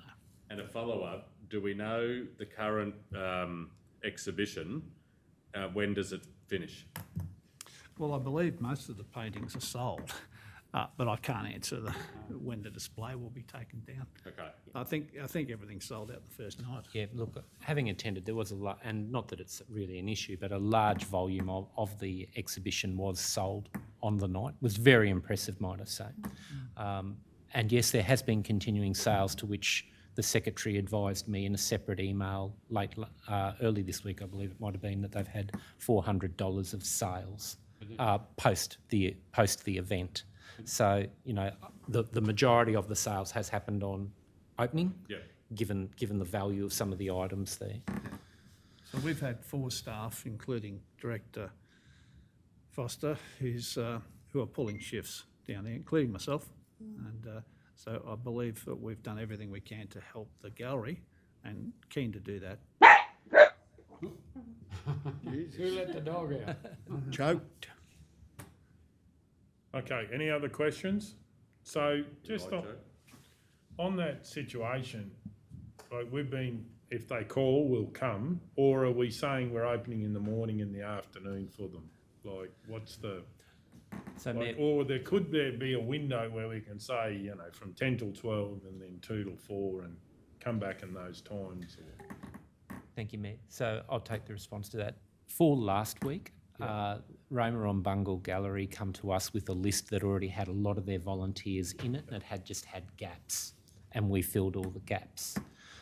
What are we trying to do? We would be putting staff into there that can work remotely under that arrangement. As I said, that wasn't necessarily our preferred arrangement. My preferred arrangement would have been that staff could work at their desks and phone, but I do understand where Roma and Bungle are coming from, that someone might walk to the door, not read the sticker or whatever's there, or just feel that they're not taking the initiative to actually lift a phone and call. So that's where we've seen it to date. What they're asking for and moving forward, they haven't come back and asked yet. Okay, Councillor Hancock, do you have anything to move? Yes, I do. No, sorry, I just actually have another question because I am a little bit confused, and I'd like to know where I could read it. So I understand that unvaccinated people can't go into art galleries. We understand that.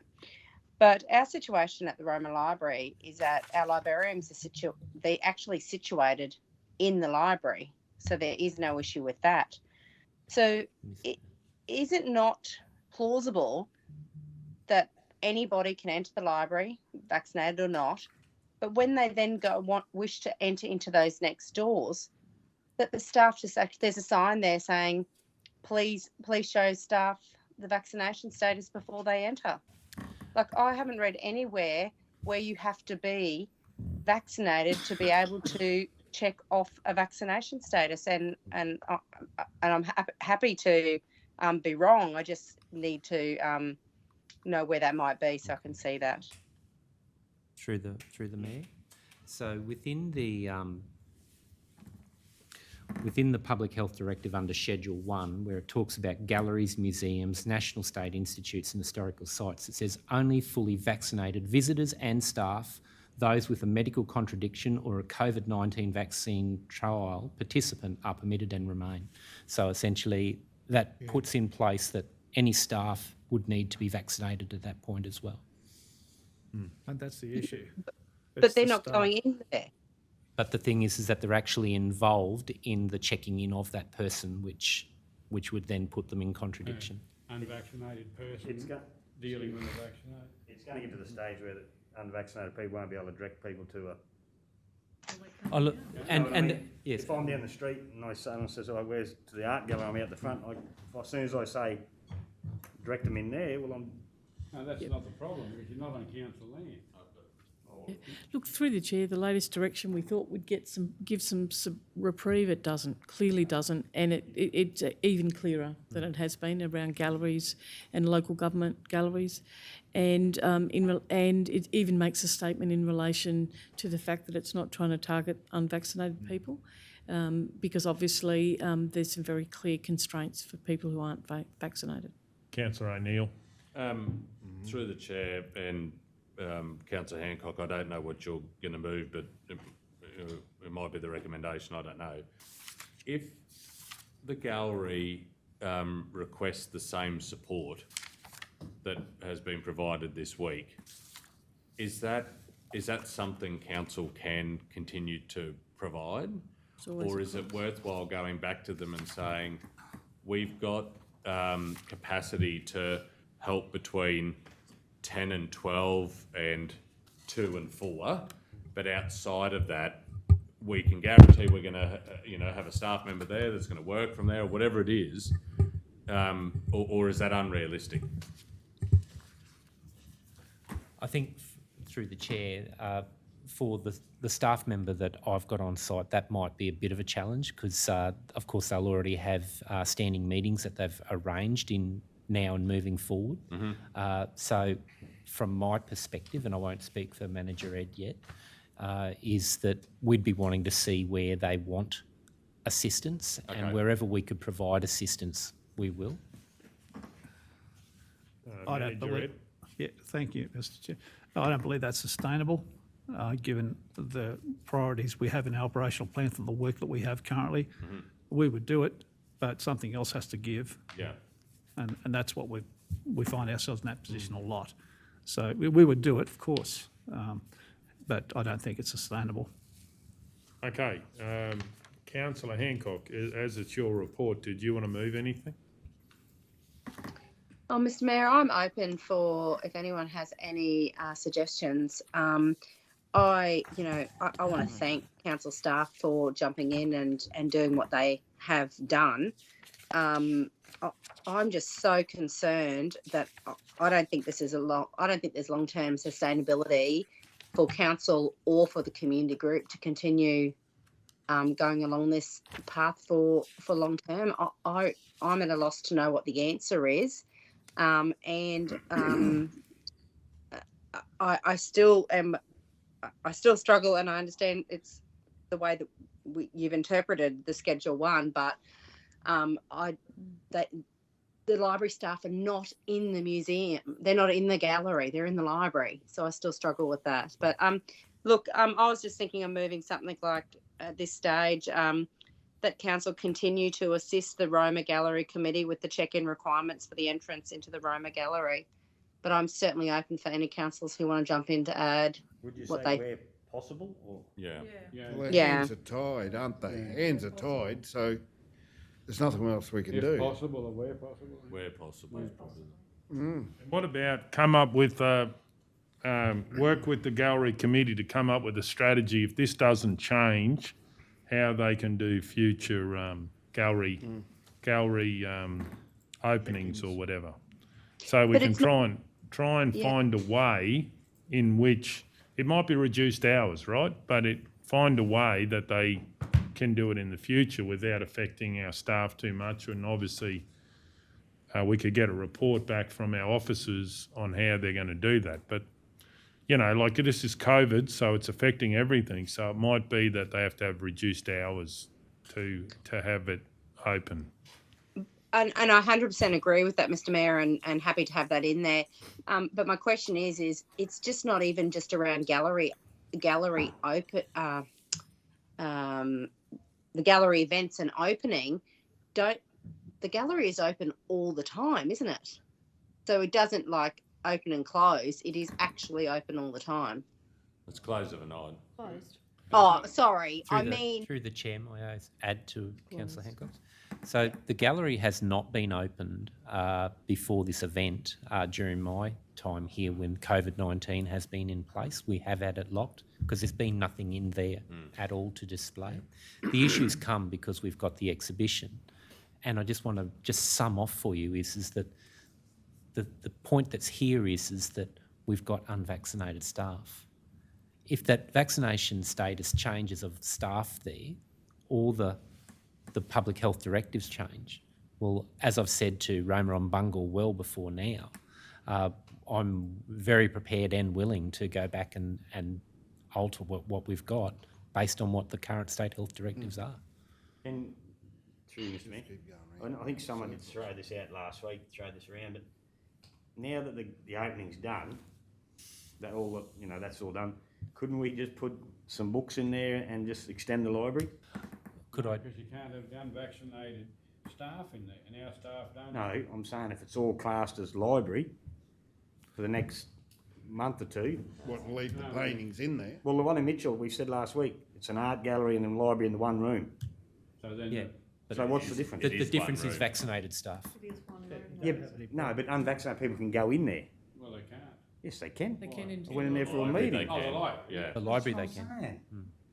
Can't we create it to a library? Who's to say that it can't be called the library? That solves all your problems. The only problem is it's a very, highly regulated area, and I think it's just going to be a problem until it's relaxed. Oh, well. And We're up to 90%. A lot of strife. Can't be much yeah, longer. so, That's the boundaries. but yeah, I'm happy to second that. righto. We got a second. Any opposition? Does anyone wish to speak? We're going to go to the vote. All those. Yeah, please Sorry, go Mr. ahead. Mayor. Just to tidy up, we've just got two different things. So just so we've got it together, should we be one, continue to assist the Roma on Bungle Gallery Committee with thanks, Kel. So we're calling them exactly the same thing in point 1 or 2.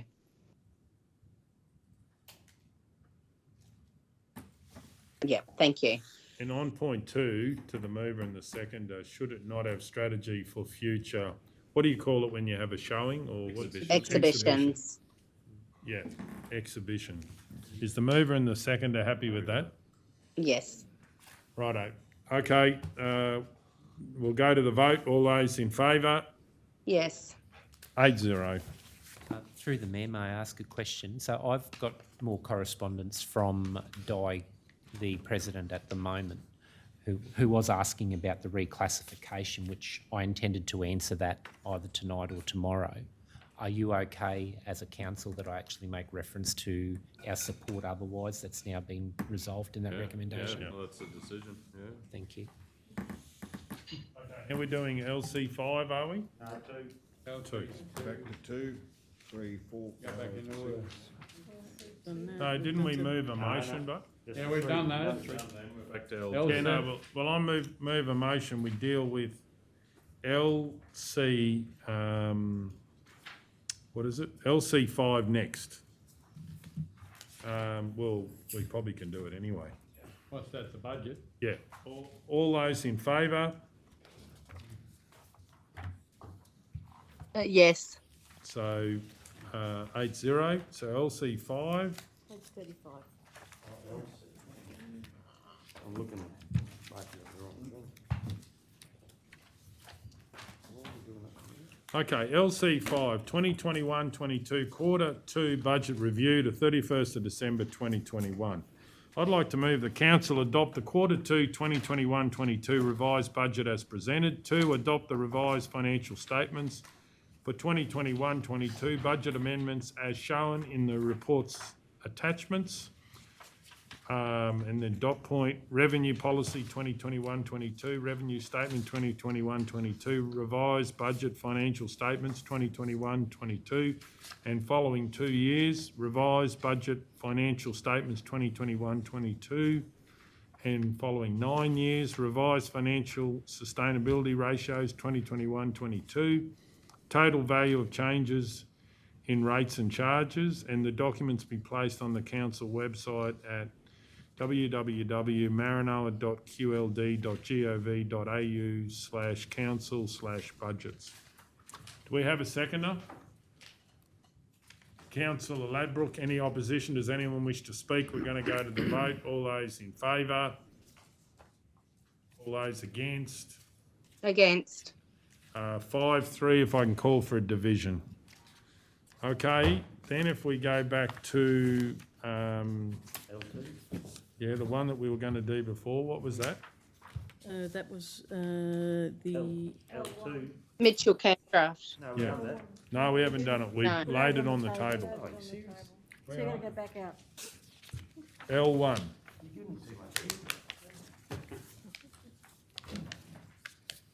L1, request for assistance, Mitchell Camp Draft. So, Director Norm has gone, but I have a question. please go ahead.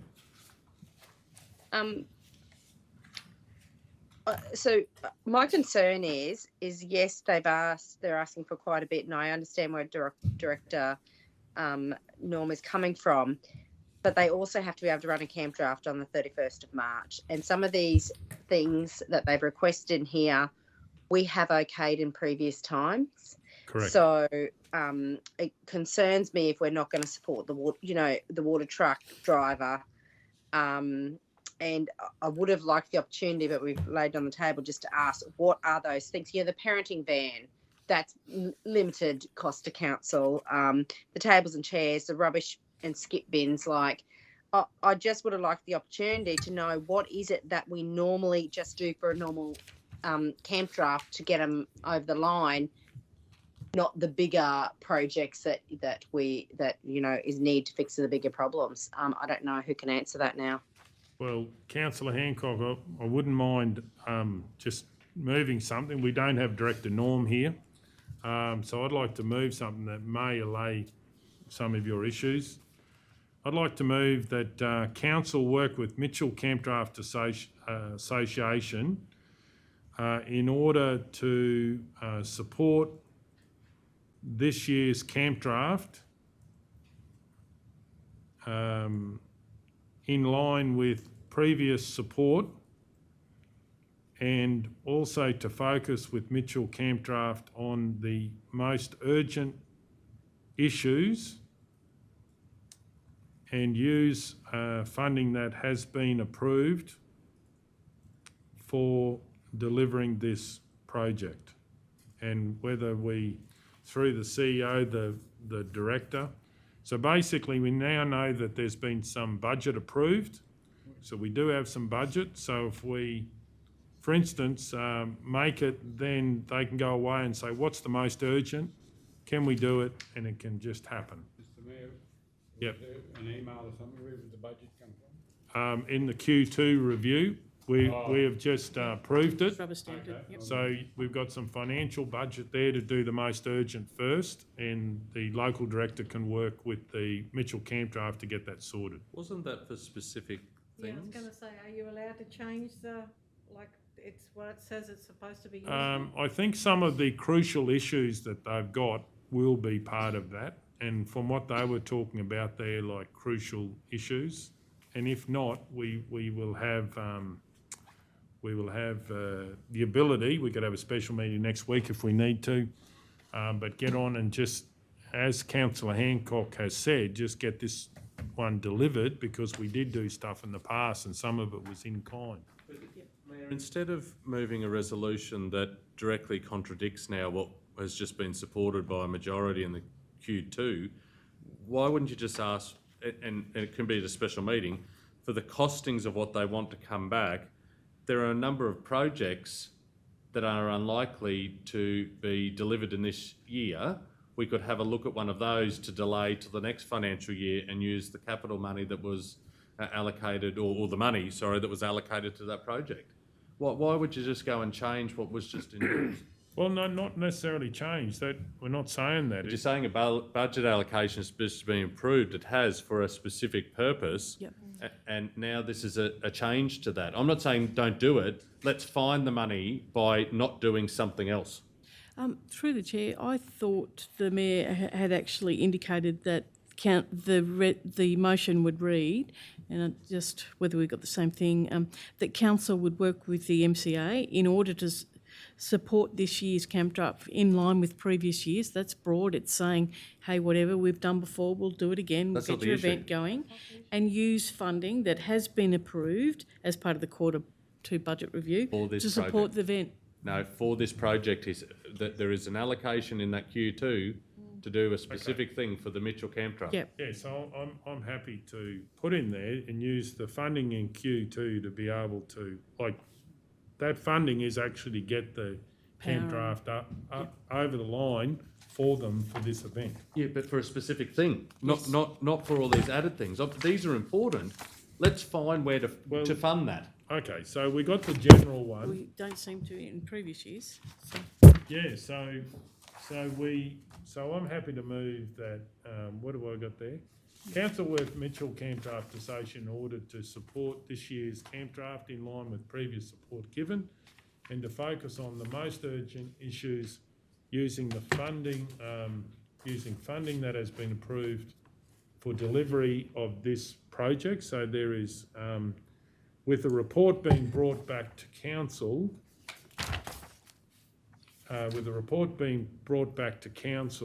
if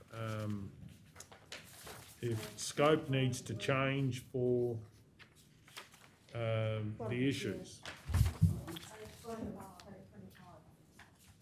So basically, Councillor O'Neill, it'll come back to council and you might get it next week or the week after, depending on the urgency about the issues. So, like the parenting van is an in-kind cost. It's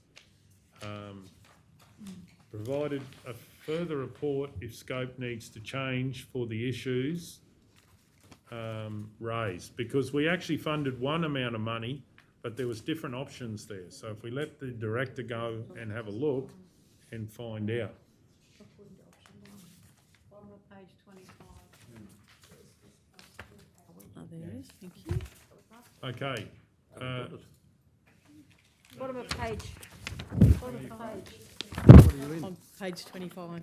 In this? 25, in the big one. There's money there to put the power on. Yeah. Yes, exactly. Though. Yeah. Option 1. Yeah, That we we've- discussed last week. Yeah, and we've just, a majority have just supported that, right? And now you're looking at changing that allocation. But we're not going to do it unless we bring it back to council, as you've asked for, right? Bring it back and we'll find the money elsewhere. There are other projects that have been given to us today that are not going to be achieved between now and June. We can do what was just approved for the power, and then we can find the money. Look, through the chair, perhaps in number 1, if you just split that up a bit and just work with Mitchell Camp Draft Association, et cetera, given support given and to focus on the most urgent issues. Second point, consider, well, I suppose it's including funding that has been approved for the Mitchell whatever project it is, as part of the Q2 budget review, so that you've still got that project there. really at the end of the day, you're saying, go and support it, do what you've done before. Okay, you don't have a price, but you're still okaying it. Perhaps all you need to know as a council is just update council in relation to the final cost, in relation to the associated event. Why? Because the majority of this might be in kind. Well, the majority of this is in kind. It may not cost us much, or if anything, and there might be only a very small cost to council, i.e. the overtime of the person who's out there driving the water truck. Yep. And this just allows you, I believe the intent of the motion is say, just get on with it and get their event up and running. B, note the fact that you've also approved additional money, and that's for an ancillary project, but it might be part of this project. And 3 is just let council know how much it cost in the end. So, Councillor O'Neill, one of the reasons I believe that it got up was it was a smaller amount of money.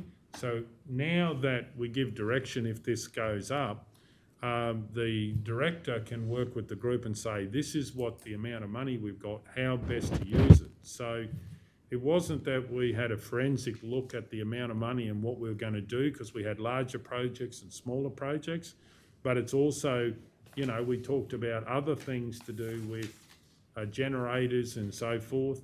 So if you'd like to, because it was approved for a different purpose, I understand we can get it back to the meeting in the future if we need to change the scope. But let's have, now we've given, if council decides, now we've given a direction what we want to do. Let's see if what we need to do changes a little bit, right? Because, yeah, like one was a larger, mega amount of money, and the other one was a smaller amount of money. So, but Mayor, I mean, these are public documents. After that resolution, they'll be put on the website, so we can say it. The funding of 30,753 was to supply power to the Mitchell Campcraft buildings. That's what we've just council has approved by a majority. And now the next resolution, you're saying, no, we won't spend all that money on that. We're in fact going to do the other matters that they've raised with a vitally important. I'm not disagreeing with that. In fact, I support that we've got to do something. But you're robbing Peter to pay Paul within 2 reports. Like if the director norm could tomorrow, based on this, it's been approved to go out and start work on the supply of mains power to Mitchell Campcraft buildings to the value that council's just supported. Sure. So I have real concern that we're now dipping into that in the next resolution. We have opportunities to review other projects that aren't going to happen. We want that power to happen, right? That's why it ended up in the queue too. but do you remember we talked about generators and so forth, right? At that same time. So nothing is going to change if the scope is going to change, because be provided with a further report if scope needs to change for the issues raised. And what we're talking about is in the Q2 review. So let's just get something. Anyway, we'll test it. But what I'm saying, we're doing that in kind, which was raised. Why aren't we doing it again? Whatever. Be provided with a further report. So if you get a cost value. Yeah, and the cost, because it has to be funded from somewhere. We've actually exhausted our in-kind budget. So a lot of this is in kind. It has to be funded somewhere within council. So Director Norm, for instance, they could work and say, we're going to buy a generator or whatever. We just get that back. You wanted that, like, not to just contradict something. Well, that's point 2. They get the power on, they won't need the generators. No, but they'll need all these other things. Yeah. They'll need the tables and chairs, the rubbish and skips bins, the pump. I think we're going around. Do we have a second? Coped last year with that, and the year before, and year before. I have a question to the CEO. Yep, please go ahead.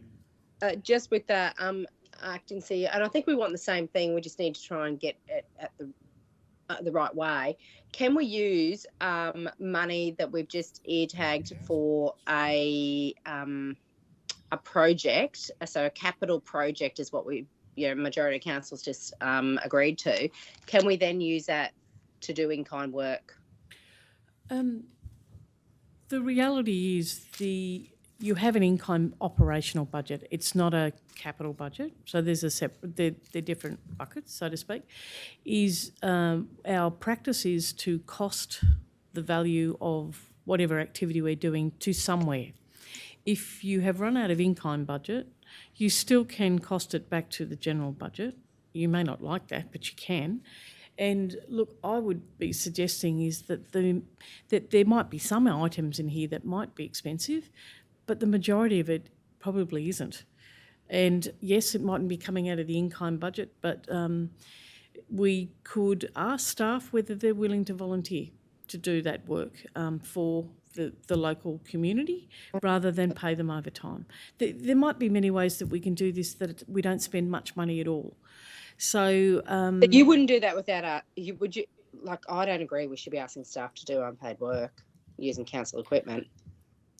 Councillors, I would say that in many communities everywhere that councils work very closely with the communities around events, etc.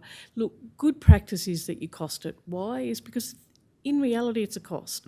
But do we go out and spend money on those chairs? Do we go out and spend money on slashing? No, we don't. It's an internal charge back to the organisation. So what we would be doing is saying, okay, we're urgently supporting the event to be up and running and successful. If you give us the okay to do that, we'll go and do that. We're not going to spend the farm. What we'll do is we should be coming back and saying, by the way, thank you for that resolution. What we did is we spent X.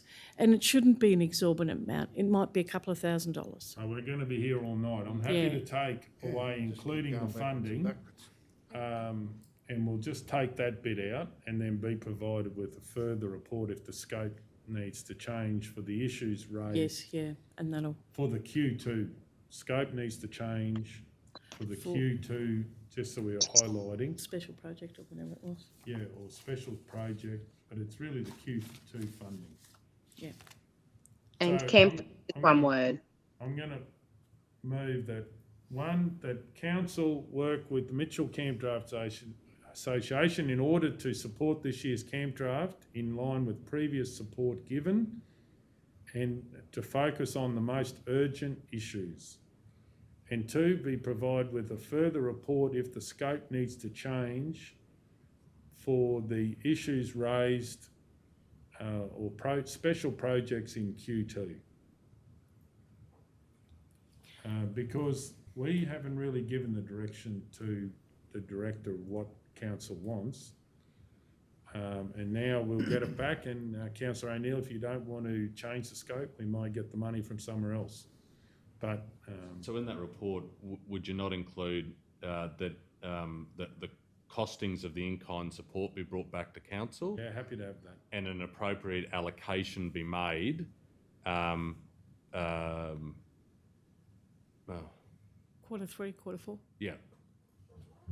In the in-kind. But we've got a pretty tight time schedule before it'll be here, so we've got to get it done. Okay, do we have a seconder for that motion? Councillor McMullen. Any opposition? Does anyone wish to speak to it? Okay, so point 2 is be provided with the report if the scope needs to change for the special projects in quarter 2. Appropriate allocations be made in the Q3 in-kind budget. Is the second... Mr Mayor, just camp draft in point 1 is one word. Righto. Is the second happy with that? We're going to go to the vote. All those in favour? Yes. And that is 7-0.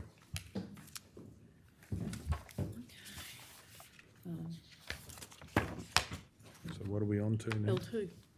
L2. 13. Page 13. Yep.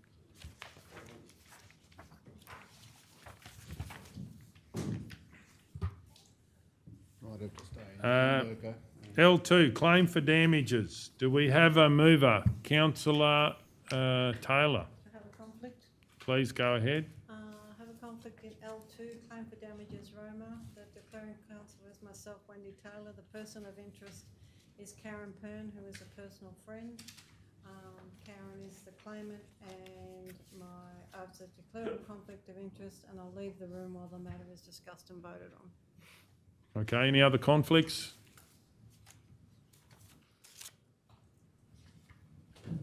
Councillor Taylor's left the room. Do we have a mover? Councillor McMullen? Mr Mayor, I'll move that the council reimburse the claimant the amount of $1,165, being the cost to remedy vehicle damage on the following conditions. A, council and the claimant acknowledge that council are not legally liable for the incident. B, the claimant agrees to accept the amount of $1,165 as full and final settlement of all claims arising from the alleged incident on 20th of December 2021. That's it, is it? That's it. Second that. Is there any opposition? Does anyone wish to speak? We're going to go to the vote. All those in favour? Yes. 7-0. And the next report is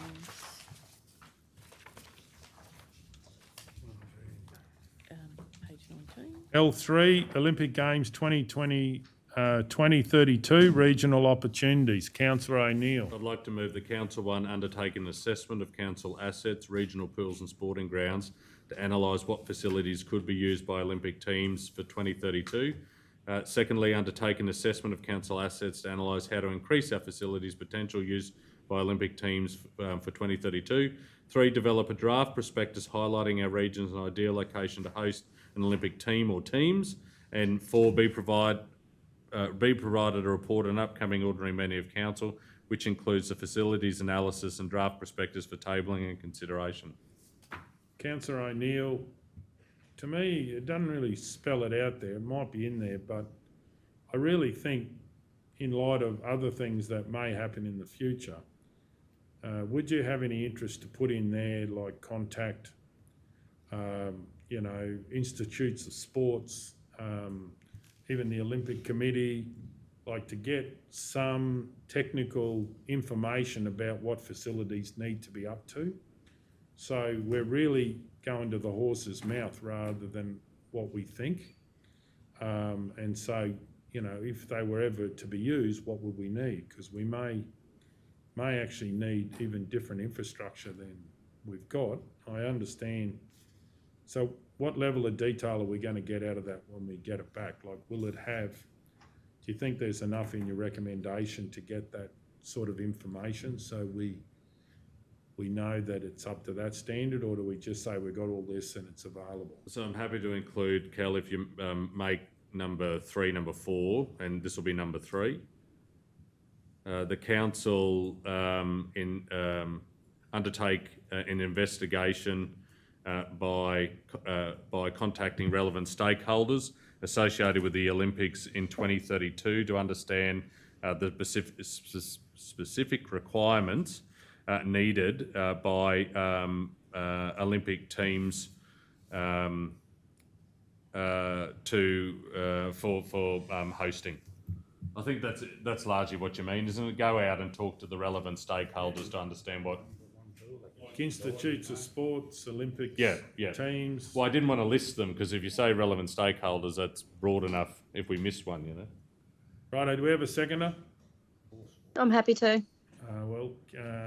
Councillor Hancock, and any opposition? Does anyone wish to speak?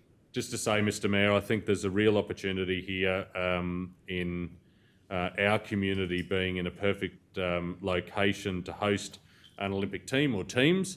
And we've got time on our side, being a decade until the event comes to our state. And I think we, like many other communities across Queensland, will be vying to showcase their region as the prime spot for hosting. But I think our proximity to the southeast, the discussions that we've been having around investments into our regional pool, as an example, is a good indication that we can position ourselves to, pivot off the economic boost that the state will, incur in 2032 and play our part in, what will be a wonderful event for our state and our country. Okay, does anyone else wish to speak? I speak, Mr Mayor. I'm a bit reluctant to support this. I will support it, but I think we're jumping the gun here. We've got way too much money to spend on our own facilities, but we have the sale yards and big rigs and things like that. But anyway, I think it's a bit early, but I will support it. Yeah. Okay, does anyone else wish to speak? Does the mover wish to sum up? Just to say, Mr Mayor, that whilst I accept that we've got a decade before the event happens, if we don't start looking at what assets we've got in terms of facilities, we may be overlooked by other communities that are currently doing this now. I'm not suggesting that we spend our ratepayers' money on anything just yet. This is just an investigation to understand what potential we have to reap the benefits of having an economic boost like an Olympic Games. Okay, on that note, we'll go to the vote. All those in favour? Yes. 8-0. L4, Maranoa Regional Council signage. Councillor O'Neill. I'll move that Council undertake an audit of Maranoa Regional Council signage across the region, including entrances to the region and council buildings, to identify maintenance required to maintain a high professional standard. Okay, we have a seconder.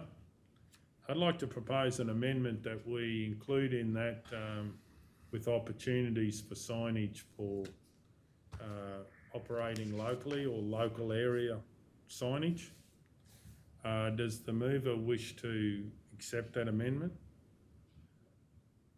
So that would be at the back of it, just clarifying that obviously we've decided to operate locally, that it might be different signage that would be needed as part of the upgrade. So we currently don't have that signage that you're talking about. This is an audit of the current signage that will come back to council. That's the time to, what do we need new signs? Do we need to go this direction? I think that might be a step. I'm not against it. Council's made their decision, but this is an audit to come back to us to tell us where things are at. And then yours will play off the back of that. Well, it might be 2 stages. The only thing I remember is all of our town signs where we got them upgraded and changed for free because we just had to replace them anyway. So I was just actually suggesting that the officers have a think about it when they're doing the audit and what they're suggesting.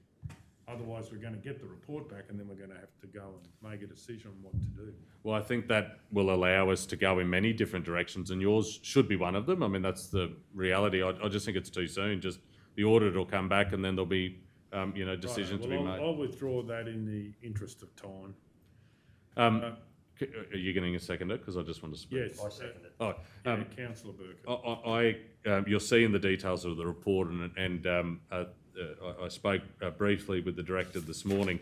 The trigger for me was the sign up on Mitchell Road. I think the director has something to share with council in relation to that. Thank you through the Mayor. Thank you, Councillor O'Neill. So yes, look, we'd identified that the sign outside of the on the Mitchell Highway out for advertising Cartwright Street Depot was tied, is worn. We have already undertaken a process for replacement of that. Orders were actually placed last week. We've been waiting now for over 4 weeks for a quote for the sign to come back. That had been received and that's already been requisitioned. So that sign is getting replaced with like. So just wanted to put that out there. So it was very prudent that Councillor O'Neill brought it up, but I just wanted to make sure that you are aware of that. So that's a classic case. We're spending that money on a sign, but have we considered the implications of operating locally? Or if we change it in the future, then do we spend 2 lots of signs where we could have, for instance, had an implication, whereas does it need to be any different since we're operating locally? Through you, Mayor, thank you. I think that we've got opportunities on the operating locally can come through other signage that's being talked about. So there has been some gesture around that even that signage out there might have been some form of electronic billboard or something of the like, which changes, I suppose, on what messages could be brought up. Where I believe that might have been better suited to the cultural centre here, that it can actually bring up messages and that, how we could promote local. Yes, that could be a part of that electronic imaging. Is it a matter of that we could do some other graphics and things like that on the existing sign, that if we added some extra stuff later on, extra wording, shouldn't say stuff, sorry. Yes, it may be a slight additional expense, but I don't think that it would be an issue if you're looking that there was just an addition as opposed to a complete revamp of what the style is. Yeah, Councillor Ladbrook. Yeah, I just have a question. if we redo the signs, we don't want to use the same material that's on that sign, because those signs, whatever material they've used, they're all over town, and I've used one out this way, and within a year and a half, 2 years, they just burn, and you can't even see what they're on. That one's not too bad compared to some of them. Some of them are just a hell of a mess. So we just need the sign writer to make sure that they don't use that same material. That's how they make their money. Because on 40-degree days, you know, in the tin, it'd be 100 degrees probably, and it just cooks it. Councillor So McMullen? we want a guarantee, really. Yeah, Mr Mayor, I support this motion. I've been watching a few places lately where the crews are doing the maintenance grading, but no one's fixing signs. They're falling down, broken bolts and everything. And I think, I'm hoping, well, I'm confident part of going local, you know, directors in local areas will pick up on this eventually, but yeah.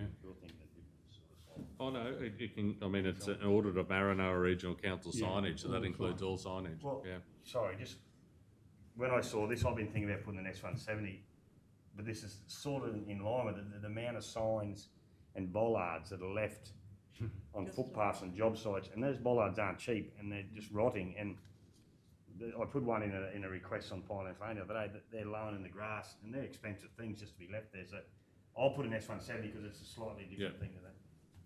Okay, do we have a seconder for the motion? I did. Righto, does the mayor wish to speak to it? No, I think enough has been said. I think it's a good idea, not only for how they need updating.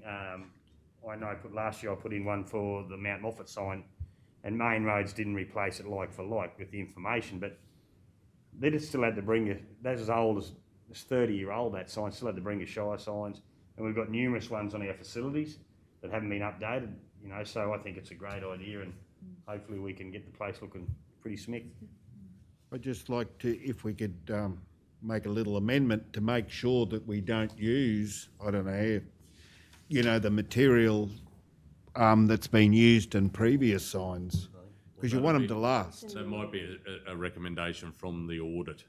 Okay. There'll be some steps thereafter, because I imagine there'll be budget consideration. Righto, no one else wishes to speak. We're going to go to the vote. All those in favour? Yes. All those against? 7-1 if I can call for a division. Okay, moving on to L5, Roma Airport. Councillor O'Neill. I move that Council 1 be provided a report on an upcoming ordinary meeting of Council detailing options for the entry doors to the departure lounge, now that security is not currently required for flights departing Roma. 2, revisit strategies in an upcoming briefing to use the airport to promote the region, particularly for the tourist and leisure travel markets. Oh, I had that anyway. Okay, I'll leave it as is. Revisit strategies to use the airport to promote the region, particularly for the tourist and leisure travel markets, an upcoming briefing. And 3, consider whether the budget allocation for garden maintenance is appropriate to maintain a high standard, and that also be tabled as a report on an upcoming briefing of Council. Okay, do we have a seconder? Questions for me? Please go ahead. The door, I think we know that, follow the door. So the security section of the airport has now been blocked off. The door in which people are using to enter the departure lounge is a previously locked exit door. The reason I've brought this forward is that I think if there is going to be a long-term change there, we need to have a look at how to make it more professional as an exit way from the Maranoa. Okay, we have a seconder for the motion? Councillor Taylor. Any opposition? Does the mover wish, I'll speak in opposition, does the mover wish to speak to it? Just to say, Mr Mayor, that a number of councils over a number of years have made significant investments and partnered with the Queensland Government, with the oil and gas sector to invest in our Roma Airport. It's come a long way from what it used to be only 12 or so years ago. and I think we need to continue a high standard, a professional standard, in terms of the entry and exit for our region if people are flying in and out. And that's why I think we need to have a look at the entry doors to the departure lounge. In terms of point 2, we have previously had a strategy to showcase the region at the airport. There has been some investment, particularly into the arrivals hall where the baggage carousel is. I think we can do more. We can do more to showcase our regional assets, and that's both for people that are fly in, fly out, because at some point we'd like to think that they may come back with their family and friends to visit our region and visit our tourism assets and have a holiday in the southwest. So I think it's an appropriate time for council to revisit the strategies in terms of using the airport as a platform to promote the region. And the final part of the recommendation is that there have been some changes at the airport in the last 12 or 18 months. We have invested significant money into the landscaping of the airport. It still is of a good standard. I'd like to get it back to, and I'm sure council will agree, a high standard. And I just think we need to have a look at the resources that have been allocated to the airport and the maintenance and the gardening side of it to ensure we get what is a major gateway in and out of our region back to the standard in which it has been in the past. Council should be very proud of the work that the staff have done there for a long period of time. And if we need to look at additional investment to get it back up to the highest standard we can possibly have for our regional gateway, then I think we should address that. Okay, does anyone wish to speak against the motion? I'll speak against the motion. I do believe we should be focused with Roma Airport in actually getting more people flying. I do believe we need to focus on the affordability. I do believe that it's very simple to look at the numbers flying and know that we would be not profitable operating the airport. I don't think we should be looking at making any changes when we have passenger numbers as they are. I do believe that we need to be focused on getting more people flying.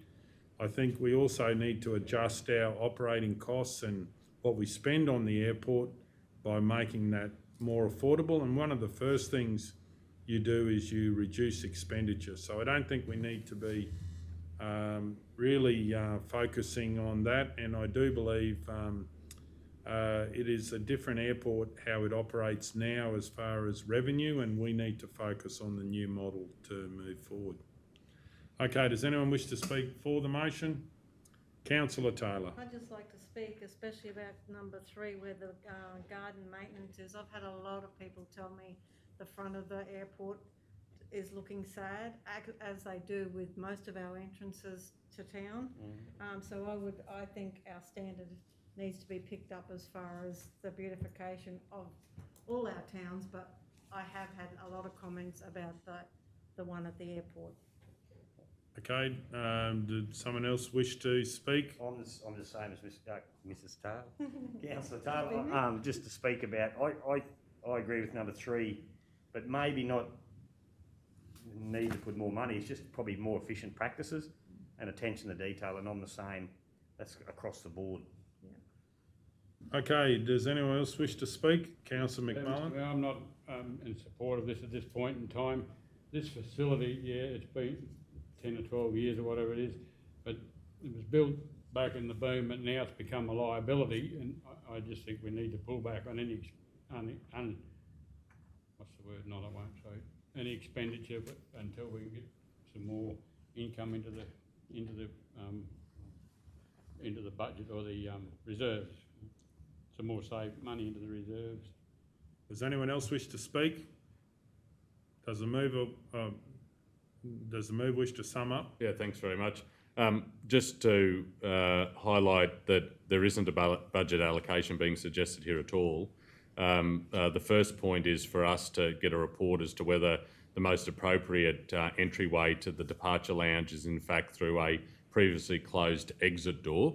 I don't think that's going to cost any money to understand whether some slight modifications could be made there. That could be through signage, so it looks more professional. The second point is no costing there. That's for us to revisit the strategies. Sure, something might come out of that in terms of a recommendation, or it may go nowhere. I just think it's timely that council have a look at this as this term of council, because it was a previous term that had put in strategies in place to use the airport as a way to showcase the tourist and leisure market. And I think the tourism bodies of our community would be happy that council is looking at strategies to get more people in, which in turn will be more bums on seats, which in turn means increasing the revenue. And in relation to point 3, I'm just asking for a report to come back to make sure that the budget allocation is correct. It might be correct, and it might be the point that has already been expressed by Councillor Burkett, that we need to have a look to make sure the most efficient way to maintain the garden is being done. I, like Councillor Taylor, have had many people raise with me that just over the last 12 months that things aren't looking as fresh out there, and what's council going to do about it? So these are high-level strategic decisions that the council are making today. There's no budget allocation, and I'm sure if there was, it'd come back to council for consideration. Okay, well, on that note, we'll go to the vote. All those in favour? Yes. All those against? 5-3 if I can call for division. Councillor McMullen, Ladbroke and Golder were against. Okay, item LC6 or L6, adoption of revised water and sewerage customer service standards. Do we have a mover? Councillor Burkett. I move the council endorse the draft reviewed water and sewerage customer services standards and approve putting this out to public consultation. Do we have a seconder? Councillor Ladbroke. Any opposition? Does anyone wish to speak to it? We're going to go to the vote. All those in favour? Yes. 8-0. Page 38.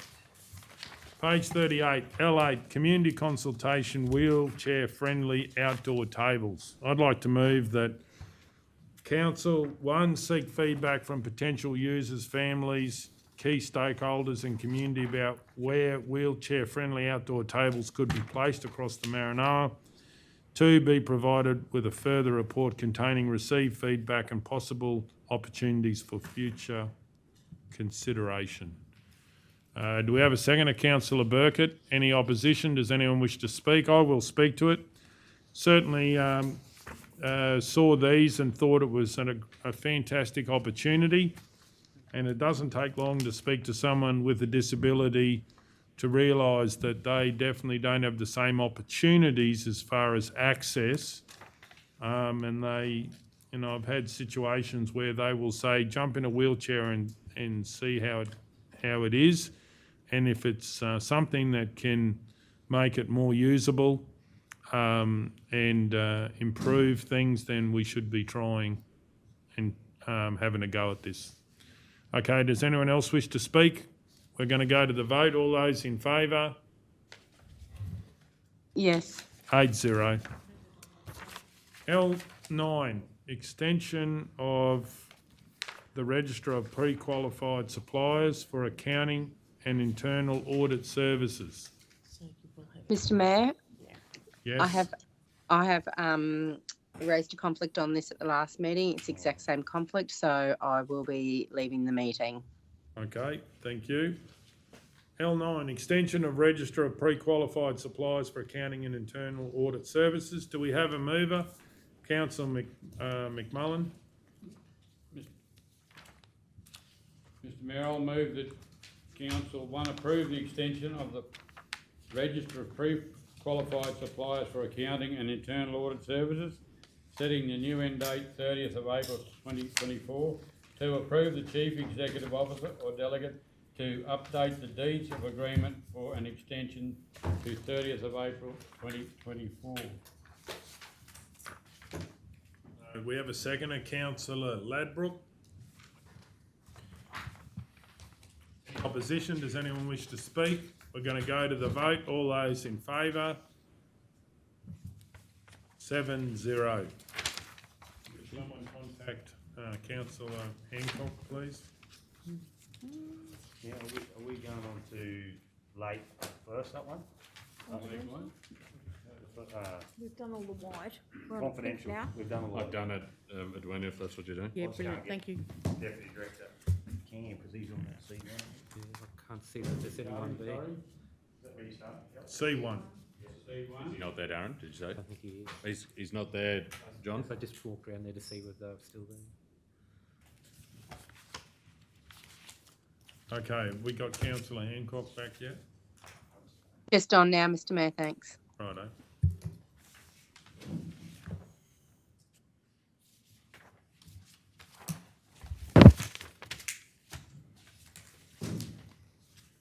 We're just waiting for two councillors. Oh, I could go back on. You just adjourn? We can adjourn. We'll adjourn. 22 to 24 local government grants and subsidies program. Oh, I'm just waiting to hear back from Deputy Director. Oh, well, It's I think fine. we think it's right, so we'll keep going. Councillor O'Neill. I'll move that Council 1 submit an application under the 2022-24 Local Government Grants and Subsidies Program for the following project: Denise Spencer Pool reconstruction, estimated price at 15 million. 2, endorse if required that a 40% co-contribution of the project budget is included in the 2022-23 budget if successful. The Denise Spencer Pool reconstruction of 6 million. 3, authorise the Chief Executive Officer or delegate to sign the nomination forms. Is it nomination forms? It must And be if it's in any further, yes. and any further funding agreements as required. Councillor O'Neill, should that reconstruction, the 6 million, be estimated in case it changes as well? Estimated 6 million, yep. Yep. Good pickup. Does anyone wish to second the motion? Councillor Taylor, any opposition? He's cross-eyed. Does anyone wish to speak to the motion? Just to say, Mr Mayor, that this particular funding round is open for the next 2 years. I think it is vitally important that Council puts forward one of its highest priorities in terms of the investment into the Denise Spencer pool. The community is well aware of Council's position on this, the work that has to date been undertaken, and I hope the state government looks favourably upon this investment into regional Queensland. Okay, do we have anybody else wish to speak to the motion or against? Well, we're going to go to the vote. All those in favour? Yes. That's 8-0. Page 12. Thank you.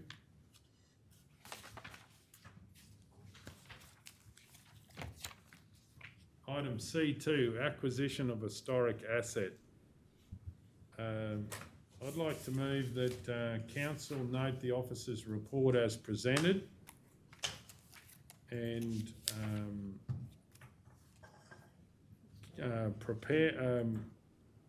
continue to request preparation for finalising of this project to be considered as part of the 2022-23 budget.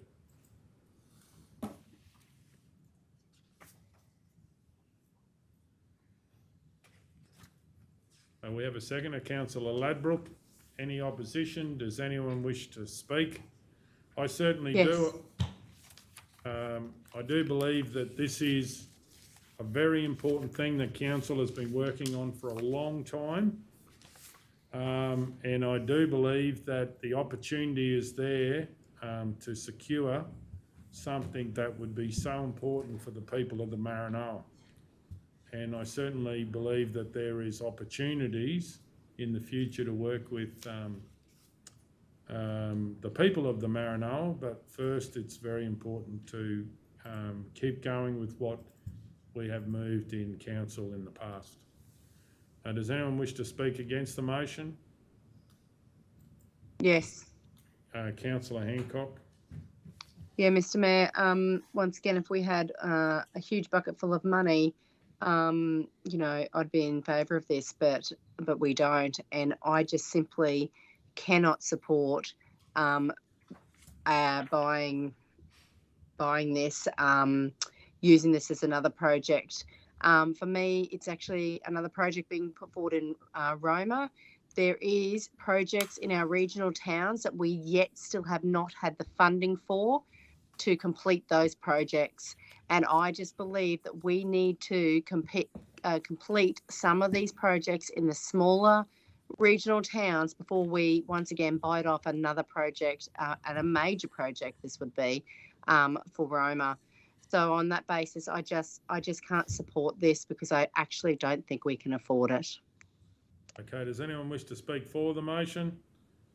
Councillor Ladbrook? Yeah, I just think Roma Villa is really part of... You what? So we just sorry, speaking- yes. Yeah. It's just, yeah. Yes, a part of Roma's history. It used to employ over 100 people, and there are a lot of people and a lot of residents keen to... Councillor Ladbrook, if you just talk in general without yes, identifying they're keen anything. to purchase this thing. Yeah. Okay, does anyone wish to speak against the motion? Councillor O'Neill. I'm speaking against it today because I'm not entirely sold as to this is the most appropriate investment at this particular time. I haven't firmly made my mind up. There'll be another opportunity to consider that clearly. I'm voting against this because I'm disappointed, given the information that I shared with councillors, that we couldn't just delay this a month to hear from other relevant stakeholders across the region. Okay, does anyone else wish to speak for the motion? Councillor Mr. Mayor, Burkett. I'm hoping that we can come to an agreement somewhere along the line with even an outside party like Councillor O'Neill sort of hinting at. I think it's an invaluable asset we don't want to lose, but I also understand this is only to be considered.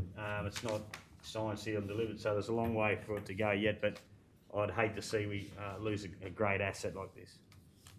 Okay, does anyone else wish to speak? I'd like to sum up. I would ask councillors to consider, even for their children, to be able to secure such a historic asset. I do believe this is a fantastic opportunity. I believe that when you look at quality assets that can draw history, I've also spoken to government at quite high levels about the opportunity to be able to partner. So I do not believe it's going to be a burden on our rate base. I do believe it's an opportunity, and I think we need to be going full steam ahead and considering this as part of the 2022-23 budget. And it would be exciting times for the Maranoa. Okay, on that note, we'll go to the vote. All those in favour? All those against? Against. 4-4, and I'll vote in the positive for the motion. So if I can call for a division, councillors against were Councillor O'Neill, Councillor McMullen, and Councillor Hancock and Taylor. Is that correct? Yes. Righto. We'll keep moving.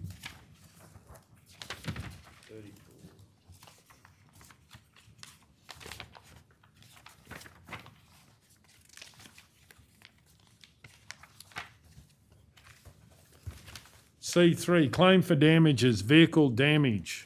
Do we have a mover? Councillor McMullen. Mr Mayor, I'll move that council reimburse the claimant the amount of $376.60, being the cost to remedy vehicle damage on the following conditions. A, council and the claimant acknowledge that council are not legally liable for the incident.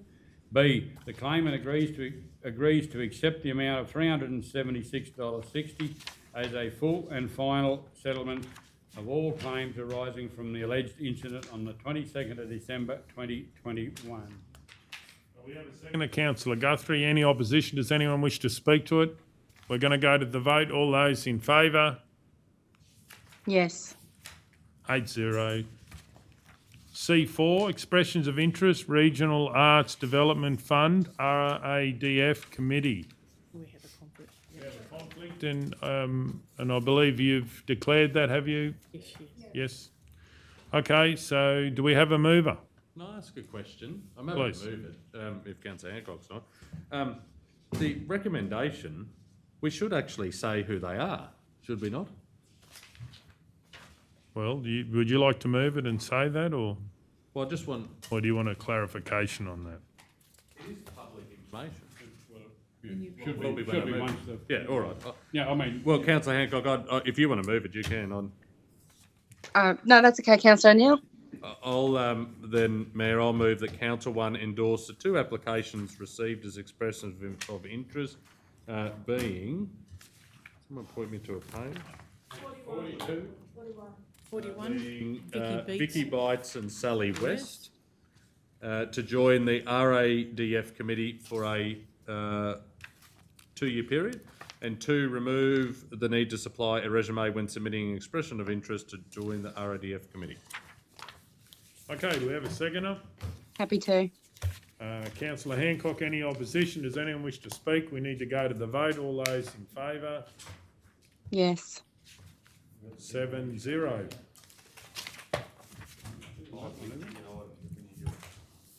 Hey? LC1, review of rate assessments loss of capping.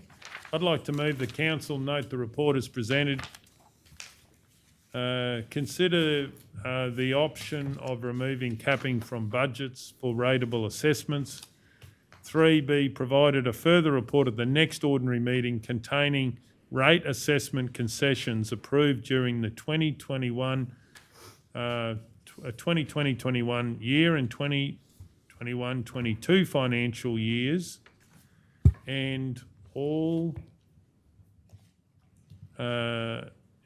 assessments that have not had a decision in regards to the above to be included. So we get the full picture. Do we have a seconder for that? Councillor Ladbrook, any opposition? Does anyone wish to speak? We're going to go to the vote. All those in favour? Yes. 8-0. Okay, moving on to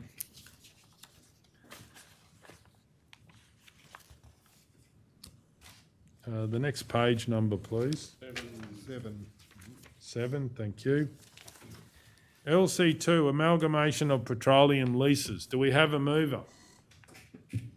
Councillor Taylor.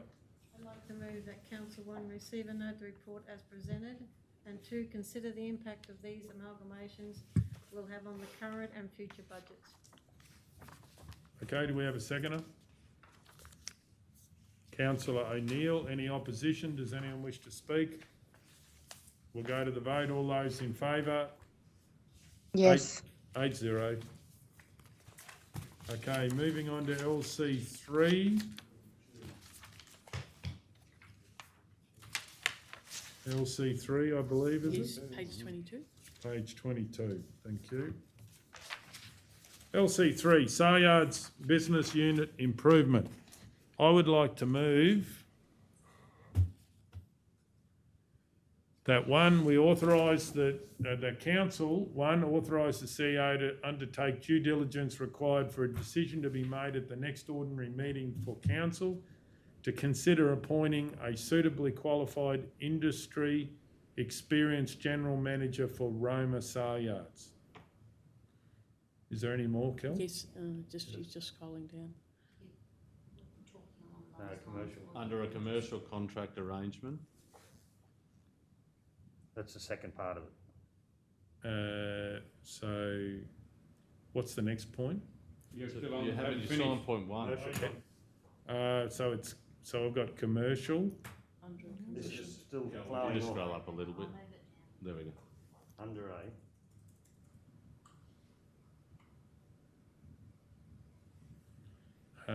Expansion for Roma Sayards under a commercial contract arrangement with relevant incentives to drive operational performance for a period of 3 years and be presented at the next ordinary meeting. 2, conduct an urgent consultation with agents to determine suitable key performance indicators attached to this position. And Was that, yeah, is that 3? That's it. and I don't think we need the rest. No. Do we have a seconder? Councillor McMullen. Any opposition? Does anyone wish to speak? I do believe this is incredibly urgent to support our staff at the sale yards as well as support our stakeholders that make the sale yards work, which are the agents and our very important vendors that really make the sale yards work, obviously sending their cattle there, and also buyers as well. So we all need to drive this change. I believe it's the best for the organisation, and we have been the best in Australia, and I think we need to perform at that standard every day and be leaders in the industry, and I believe that this change will drive that improvement in council-owned sale yards. Does anyone else wish to speak against or for? We're going to go to the vote. All those in favour? Yes. Okay, 8-0. Okay, LC4, Rex Airlines proposal, CY22 to CY26. Councillor O'Neill. I'll move that Council 1 give in principle advice that our passenger tax fee for the 2022-23 financial year will be $29.91 excluding GST. 2, develop a marketing strategy with Rex Airlines to market their airfares and in our region as a tourism destination to increase visitors to Roma and the Maranoa. 3, review long-term partnership arrangements with Rex Airlines in February 2023. We've got a seconder, Councillor McMullen. Any opposition? I'll speak in opposition. Does the mover wish to speak to the motion? Mr Mayor, the resolution speaks for itself. I think we give Rex Airline certainty that we're going to hold or give in principle support that we're going to hold given the timing of this particular resolution as we lead into our budget considerations and the legislative requirements of timeframes being the 1st of May, where we can in fact adopt fees and charges, but it gives an indication that the in principle support, if this is resolved by council, that we will hold the passenger fee for the 22-23 financial year. We recognise that it's important to develop a strategy to attract more people in and out of Roma, particularly the tourism market, and the major beneficiaries of getting more people onto the Rex Airlines, of course, is Rex themselves, but us as a region and the flow-on benefits of having more people visit our region and visit our tourism assets. And point 3 recognises that Rex is new to us and Maranoa Regional Council is new to them. And we appreciate them taking on the contract to service the RPT Central 1 route, and we're willing in 12 months from now to sit down and work out a long-term partnership where Rex and Maranoa Regional Council can work well together. And to do that, it'll be in the first instance, develop a strategy to increase the tourism market. And our goodwill is an indication that we're going to hold the passenger fees for the next financial year. Okay, does someone wish to speak against the motion? I'll speak against the motion. I certainly don't support this because I do believe, only going back 12 months ago, we had such enormous disappointment in the community about Qantas and the way that they reduced the amount of flights. Now we have an exceedingly far more flights frequency. So we had that disappointment. We also had major disappointment about affordability. We also know, I don't think there's probably any airline flying in the world that's actually making money at the moment because of COVID. So we know airlines have major challenges in being able to operate. I don't agree with this motion because I don't think there's probably anybody that hasn't had a fee waiver that has anything to do with the airport. I do believe that we should be partnering with REX. We don't decide who operates the regulated route, the state government do. I do believe once the state government's made that decision, we should work with partnering with REX.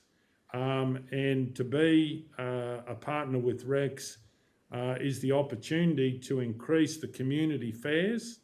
I do believe if this motion is supported, that is going away from that. I do believe that the community fares was the second part of the community consultation, was that they were missing the affordable fares.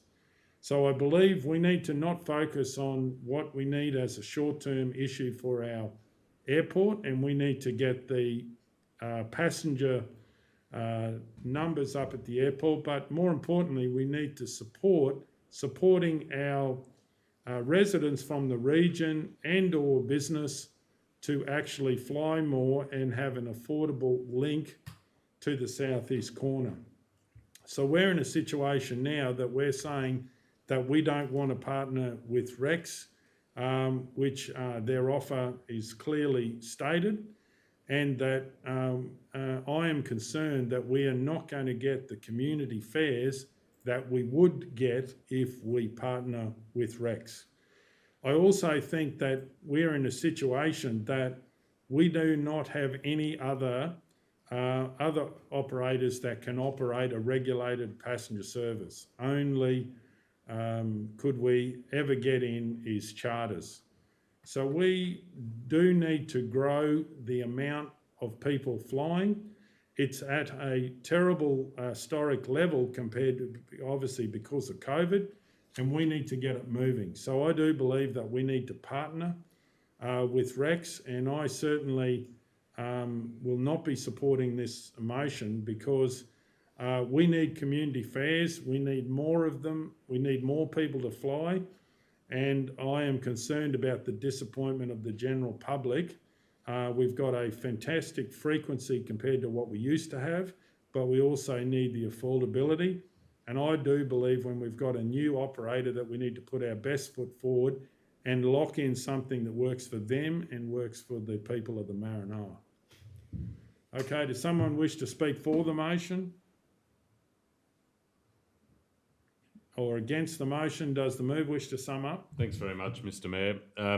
I think this resolution gives REX a level of certainty that the passenger fee that is currently in place as it stands today will, if this is supported, be endorsed at a meeting in May when we are allowed to make those decisions, that it will hold firm at the same amount, giving them certainty as to what they're going to be charged per passenger for their planes coming in and out of Roma. I have more faith in the Regional Express airline that they will offer community fares to our community. They're a new provider to this air route. They are wanting to build their business. They're wanting to build the community goodwill. I myself have travelled on REX on the community fare. I know other people in the region have as well. So I'm confident that they will back themselves into this community and support the community fare because that will get our community flying. The more people that are on a Rex airline, the greater benefit is for Rex, but of course there'll be a revenue generating exercise for council as well. I want a long-term partnership with Rex. We have offered two ways to do that today.